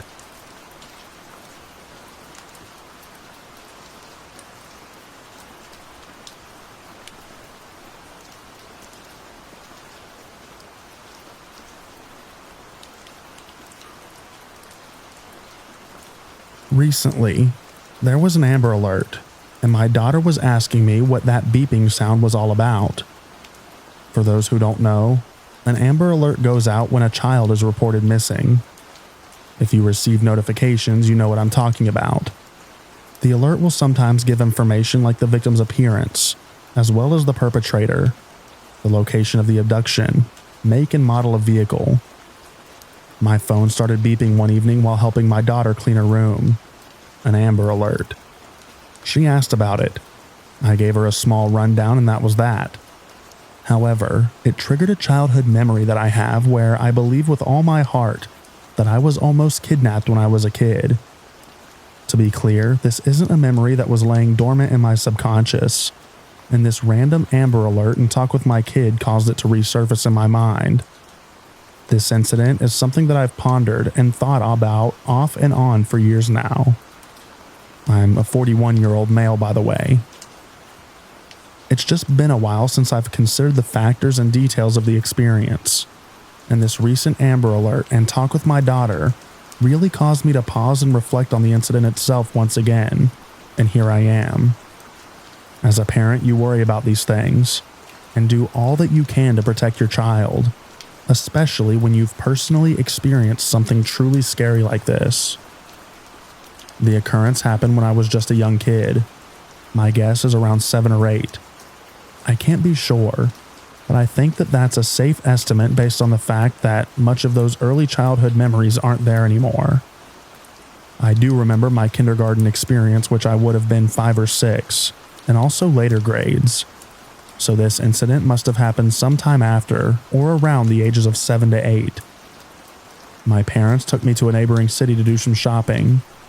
We lived in a small rural town with not much on offer, so from time to time we would go to this neighboring city about 45 minutes from where we were located. It just had more to offer. They would take me up there for school clothes shopping, out to eat because restaurants were better, and because my mom was a crafter. So she loved to make crafts. It was her thing. There were different craft stores and a fabric store that she liked going to up there. This specific trip, we went to a fabric store up there. Joanne Fabrics to be exact. This was a pretty big store. As a little kid, I guess most every place seems big. But no kidding, this really was a sizable store. My dad sat out on the car while I went in with my mom. He did that a lot, sat in the car, when there was a store that he just didn't want to go into. I can't blame him there. I can't recall exactly what all my mom was looking for or trying to get in that store that day, but I do remember what section we were in. An area with a bunch of racks and various fabrics hanging. Imagine a clothing store with circular racks, with clothes hanging around them. And that's pretty much what it's like at this fabric store. Racks of hanging fabrics. I remember this area being slightly towards the beginning or entrance of the store. As my mom was looking through these racks, I began to wonder, though not far. Just enough to look around myself. I was probably bored and started wandering around, is my guess. But I could still see my mom just up and over a few racks away, so it wasn't like I was on the other side of the store or anything. A random man approached me, and honestly, I can't even remember at what direction he came from. It's just like I was there by myself one minute, and the next I looked up and saw this guy. It was like he came in fast and out of nowhere. I quickly looked over to where my mom was. She had moved a few racks up and away, but I could still see her. There was a fair bit of distance between my mom and me at this point. So here I am, standing behind some rack of fabric with this older guy opposite me on the other side of this rack. Then he speaks. "Hey, little boy, how you doing there?" I remained silent because he took me completely off guard. He asked, "Where's your folks at? Are you alone in there?" I stood still and quiet. "Come here, I got something to show you." At this point, he started advancing towards me, coming around the rack to where I was. I quickly started the other way, but he stopped and started coming around the other way as if to meet me in the middle. I was scared at this moment and became instantly aware that this man seemed dangerous and like he was trying to get a hold of me. "Come here," he barked. I jerked fast to the left, but he did the same. He had this wild look in his eyes. Whichever direction I went, he followed. But remember, there's a rack between us. God, I'm so thankful for that rack. After some back and forth movements from me and this man, I finally lock in on my mom and yell, "Mom, help." You would have thought that I screamed bloody murder. It was so loud, but it got my mom's attention. "What's wrong?" she asked. This startled the man and he looked over his shoulder in the direction of my gaze and confirmed, yep, that must be his mother. His demeanor completely changes, and it's as if everything is just fun and games, and he was just messing around. And he said as much to my mom. "I was just messing around with him. No harm, ma'am." My mom came to where I was as we reconnected. The guy just tips his hat at my mom and makes his way out of the store. I explained to my mom what just happened, and this guy was trying to get me. I was so upset and shook up. She told me that I did the right thing by yelling and getting her attention. It was so terrifying for sure, and I'm thankful that something crazy didn't happen. Could I have been imagining things like maybe this guy was really just messing around? I very much think that there were nefarious intentions. Why would a random older guy be pursuing a fabric store? If he was just there for something like crafts or fabrics, why would he promptly leave when confronted? I truly believe he was up to no good. Anyway, that's my story, and I appreciate anyone taking the time to read.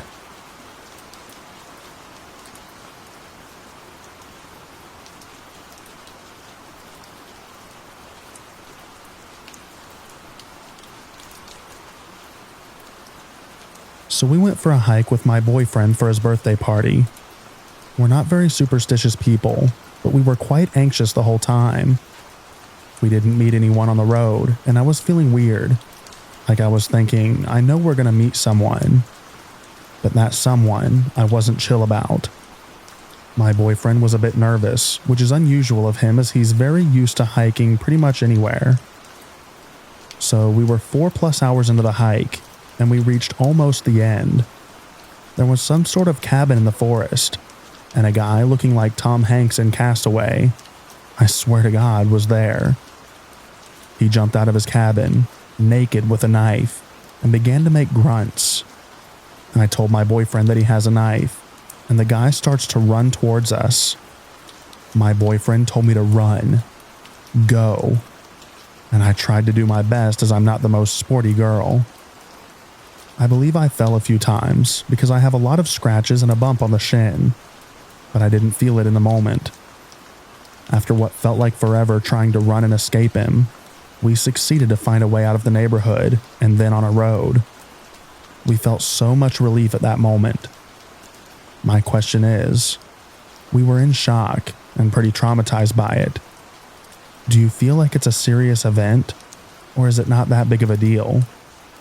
I know that it might sound stupid to ask, but we don't know anymore.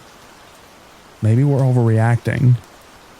We did report him to the police, by the way, and they're supposed to go to the place, but we're not sure that they're going to take their time for that.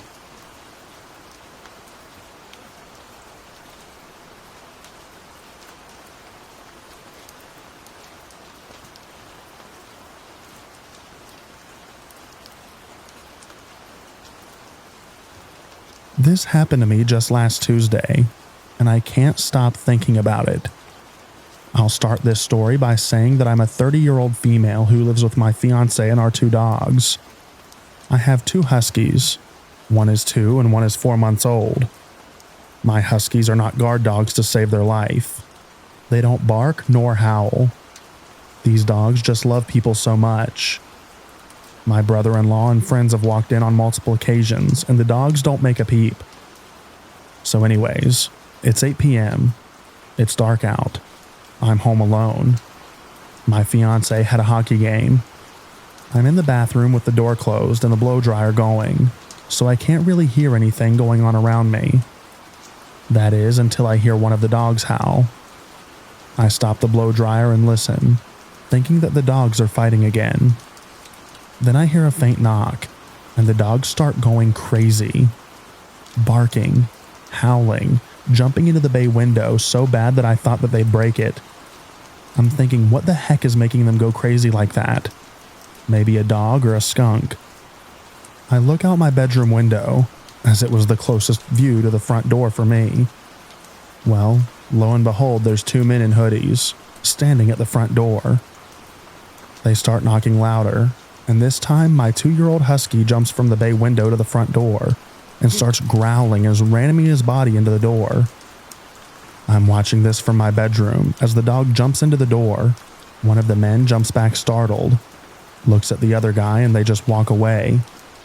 I called my fiance to get home ASAP. I watched them walk away down the road. They weren't selling anything as they didn't stop at any other houses.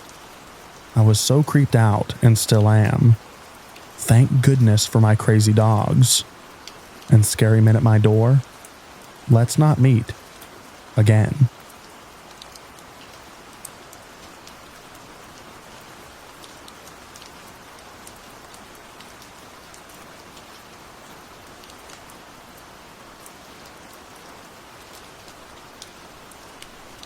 I used to be a surveillance investigator for insurance claims, work injury stuff, to see if people who claimed to have been hurt at work and were collecting free money were actually not injured. I did this full time for about 10 years, doing a new case every few days for 10 years. You see a lot of weird stuff. For example, one time I saw drug dealers in a downtown city literally riding horseback. You see scary stuff too, obviously, if in bad neighborhoods, etc. Scariest encounter went down about 20 years ago. This was a case in a somewhat rural area, which were always the toughest. You get there at 6 a.m., see what cars are in the vicinity, and run plates to see if they match the person. Then mostly you watch for the registered vehicle to depart if you found one. This place had one car in the driveway with no plates, which actually was quite unusual. You are also provided an age/height/weight of the person, and in rare cases a pic. So I knew this was a guy in his mid-30s, average height and weight. First day, it turned out he left before I got there. Protocol is if you can't confirm they are home by 10 a.m., 4 hours on site, you literally need to knock on their door to confirm if they are home. You usually pretend to be a UPS delivery in a costume and a dollar store item in an envelope with a clipboard. Surprisingly, that works. Anyways, no one was home. Second day came back at 5 a.m., and lo and behind a second vehicle was there, a truck, also with no plates. The dude came out around 5:30 a.m. and left. I followed him, but he was immediately wise and knew he was being followed, which usually means they are up to no good, working while collecting insurance disability money, aka insurance fraud. I let him go while trying to be discreet about it. I came back the third day in another car, which you also sometimes had to do. This time he left again early, and I successfully followed him to a farm in the neighboring rural hills. In short, I busted him on video doing heavy-duty farm work for several hours. He eventually caught on and realized he was being watched. I took off from my parked position and thought there was no way he could suddenly get off his tractor, run to his truck and get to me, as there were driveways, etc. between us and also a creek. Somehow, he was then suddenly on my butt in his truck in some scary rural mountain roads. I was scared, so I kept driving. And somehow I made it to the freeway. I had literally been lost in the mountains. On the freeway, he followed me for miles, and I couldn't shake him. He would pull beside me at times and flex his arm and gesture pull over. Dude was actually pretty scary looking, and I had evidence on him that would cost him in more ways than one. I literally called 911 and reported a drunk driver for harassing me, but was surprisingly told the officers were in between shifts and couldn't help.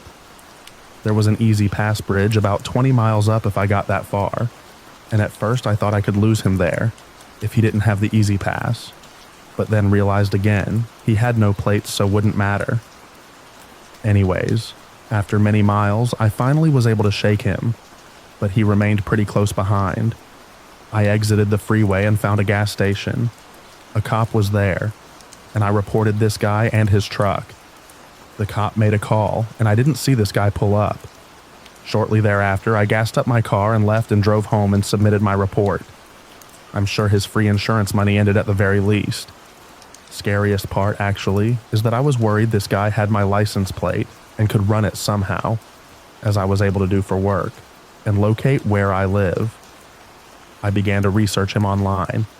Sometimes in that line of work, you learn the potential insurance fraud of the person you are following is the least of their criminal endeavors. Well, I learned this guy was a hardcore convicted felon who had been in federal prisons and was a gang member and hard drug user and dealer. I was scared, but nothing happened over the next few years and I eventually forgot about it. But about 5 years later or so, I had a case in the same rural area again and thought about this guy. I wanted to Google him to see what the police blotters revealed about him in the last few years. I Googled him again and discovered he was actually dead. I learned that a couple years prior, he had taken his girlfriend hostage with a gun, killed someone who tried to help her, then was killed himself by another person who actually saved her. Don't need to worry about meeting him again.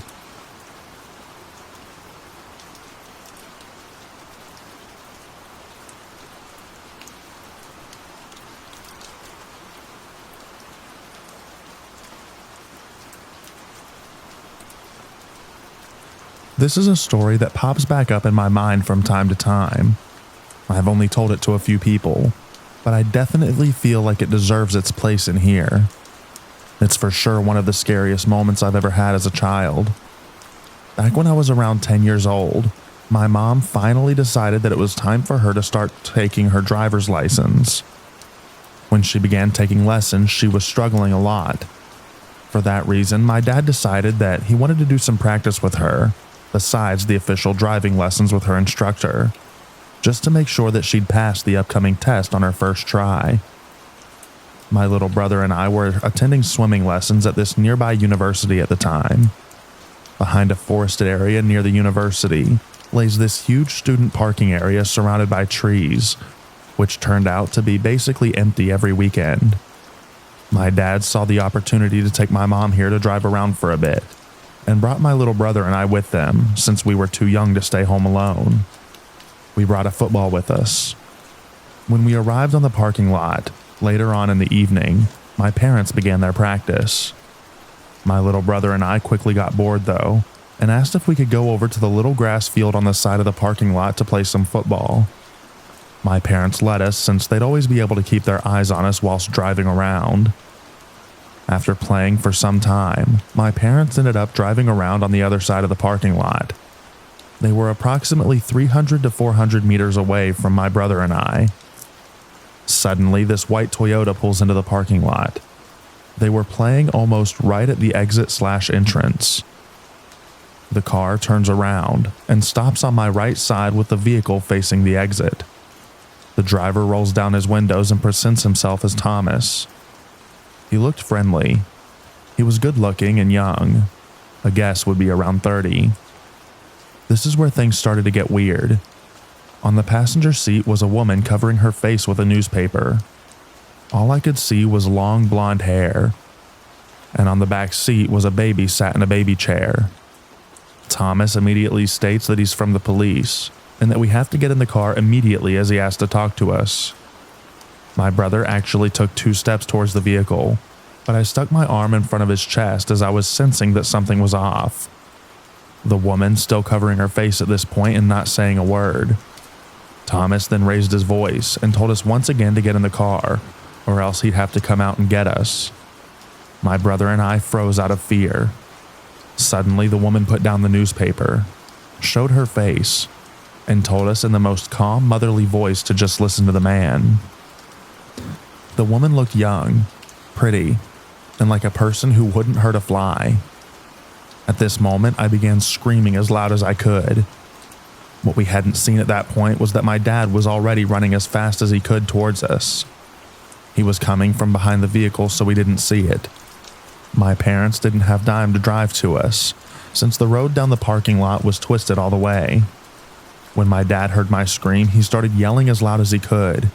"Hey, who are you? Get away from my children."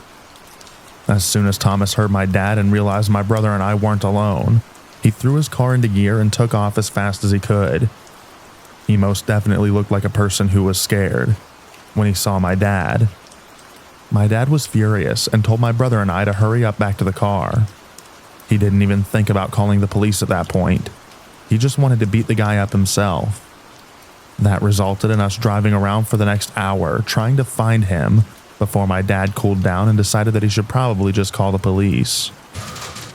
We never found out who these people were, but this episode taught me to never judge a book by its cover. People can be the most friendly looking people in the world and still wish evil upon you or the ones that you love. I'm not sure what these people would have done to us. I am sure about one thing though. They definitely were not from the police.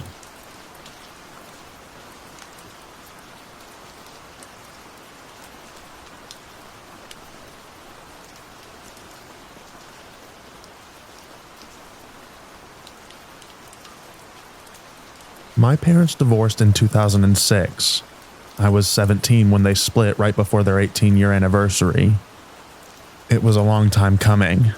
My dad sustained a head injury 4 years prior, so his drinking and drug use went from a lot to a cyclone of crazy.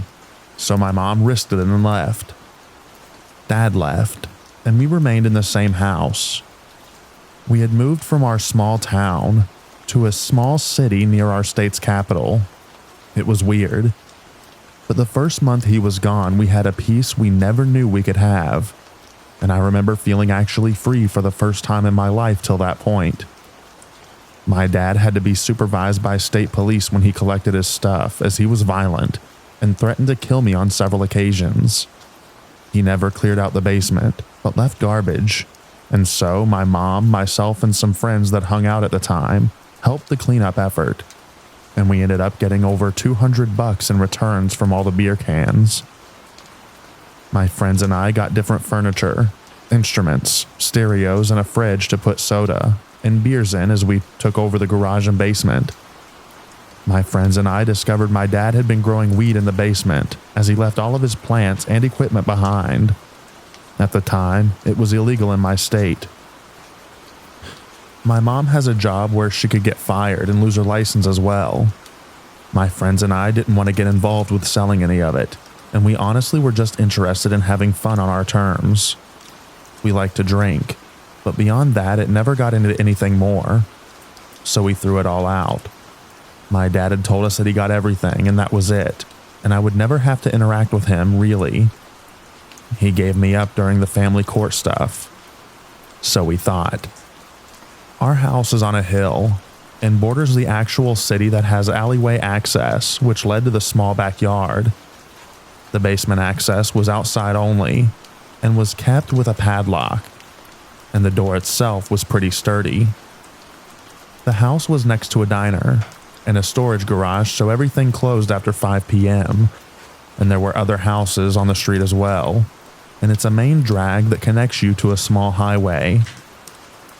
I don't remember when it started, but I recall my dad would call our house nightly drunk and accusing my mom of cheating, as he was already living with another woman at this time as well. He would call crying and just belligerent some nights. Then we started having people prowl around the house.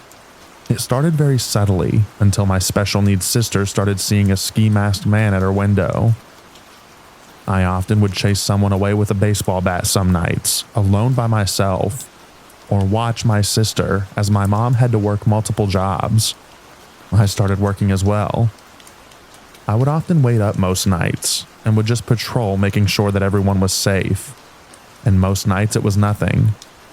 I developed a good layer of trauma from all of this, and a caffeine addiction as I was always on alert. I had suspected a few of my dad's friends, especially since they were very interested in the basement. I'm also not a small person. I had given up playing football and had trained to play for a D1 school, so I was still fresh from all of it and was very strong still. One night in particular, I remember being awoken by my bedroom window being tampered with. I looked and saw a man in a ski mask trying to open my window with a large hunting knife in his mouth. I snuck down on the floor and crawled out of my room and into the living room. I grabbed the Louisville Slugger that I kept by my front door. I got my shoes and jacket on as it was winter. I snuck outside and confronted the man, who I recognized as one of my dad's friends. He started talking crap and making fun of me as I warned him that he needed to leave or I would hurt him. He took a swing at me with a knife, and I pulled back and cracked him on the shoulder as hard as I could and heard bones break. I watched his shoulder move in an unnatural way as he fell down in the snow. I got on top of him and started punching him over and over, taking the ski mask off. My mom came out, and our neighbors came as well as he stopped moving and was unconscious. It took my mom and 5 others to pull me off of him, and they had a hard time. As we waited for the cops, he came to and managed to get up as he tried to run, but he was having a hard time. As a car came and he hopped in as he took off before we could stop him. This was before Ring doorbells and most people had security systems. We all gave our story, and the cops took his knife and that was it. Things were quiet for a while before it started again that summer, and I had cornered the same guy in the dark in the small yard. He yelled out that he wanted his equipment from the basement, and I told him that we tossed it and he charged at me. I picked up a large garden brick we had piled back there and tossed it overhand and hit him in the same place I did months prior, and I heard bones break again. This time I sat on him as he kicked and screamed. My mom called the cops and they came and actually arrested him. They told me that I had broken his collarbone and that he wanted to press charges. Nothing ever came of it, and after the whole situation ended up blowing over and it all stopped. My dad admitted that he was involved and wasn't sorry that he pitted these men against his kids and ex-wife, which has altered my relationship with him.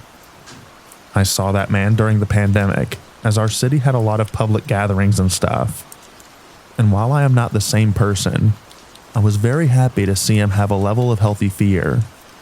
Also, another one of the guys involved I had run into as well at the same event last year was very cautious about me and referenced that he didn't want me to do what I did to his friend.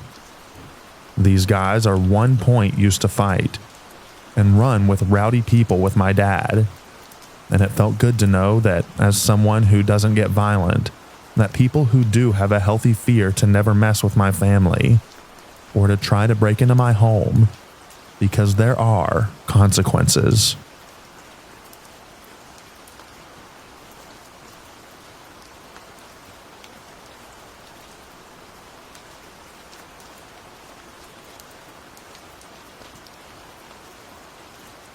I think I was around 10 years old when me and my buddies decided to go out and have a good time.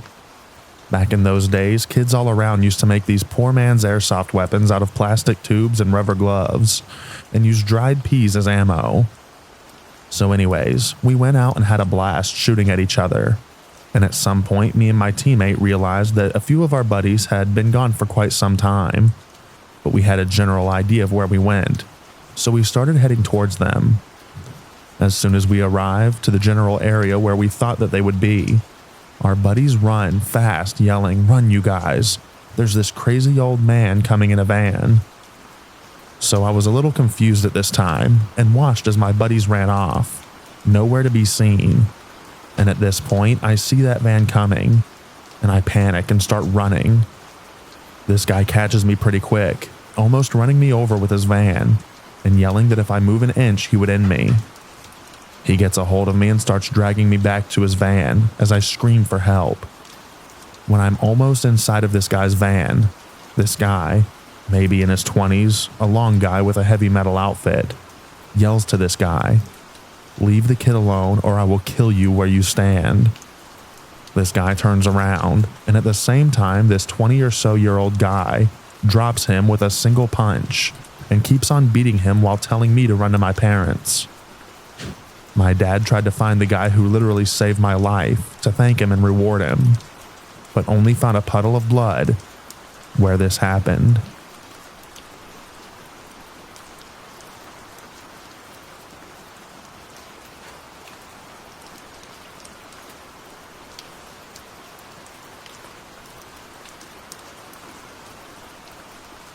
I was probably 8 or 9 years old. My dad needed to go to the one Asian grocery store at the time in Kansas City, Missouri.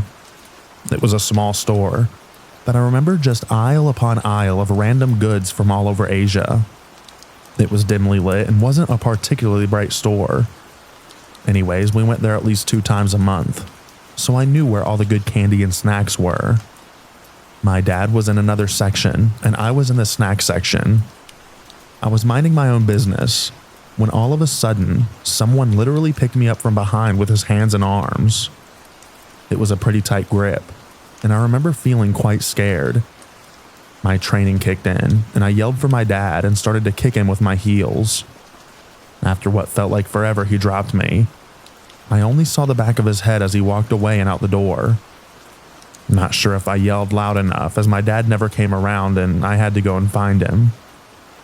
This experience definitely stuck with me. Now that I'm a father of 2 young kids, I think about it even more. So, to the crazy guy at the Asian food store, let's not meet again.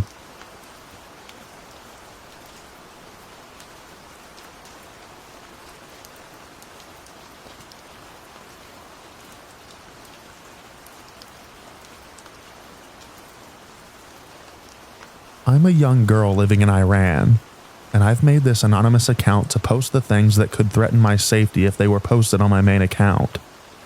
As you probably already know, Iran is going through a revolution, and people have been protesting again for 2 months straight now.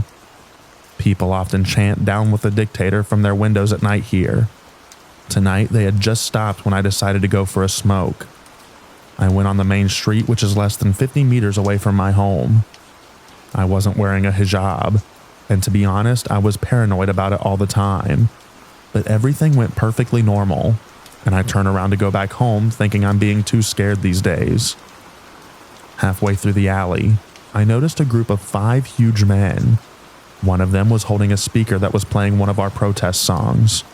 2 of them were shooting laser beams into windows at each side of the valley, and the others had guns. They were the Islamic Republic's forces baiting people to come to their windows. I couldn't look at them when they got closer. I just held my breath and walked past them while my heart was about to jump out of my chest. It didn't take more than a minute, and I was only a few meters away from home, yet it felt like forever. And in that instant, I was almost certain that I was not going to get home. I was terrified and all alone, as these huge armed men, looking for probably the most peaceful protesters ever, were walking towards me while I wasn't wearing a hijab. I don't know if they really minded me much or not, but regardless, it was absolutely horrifying for me.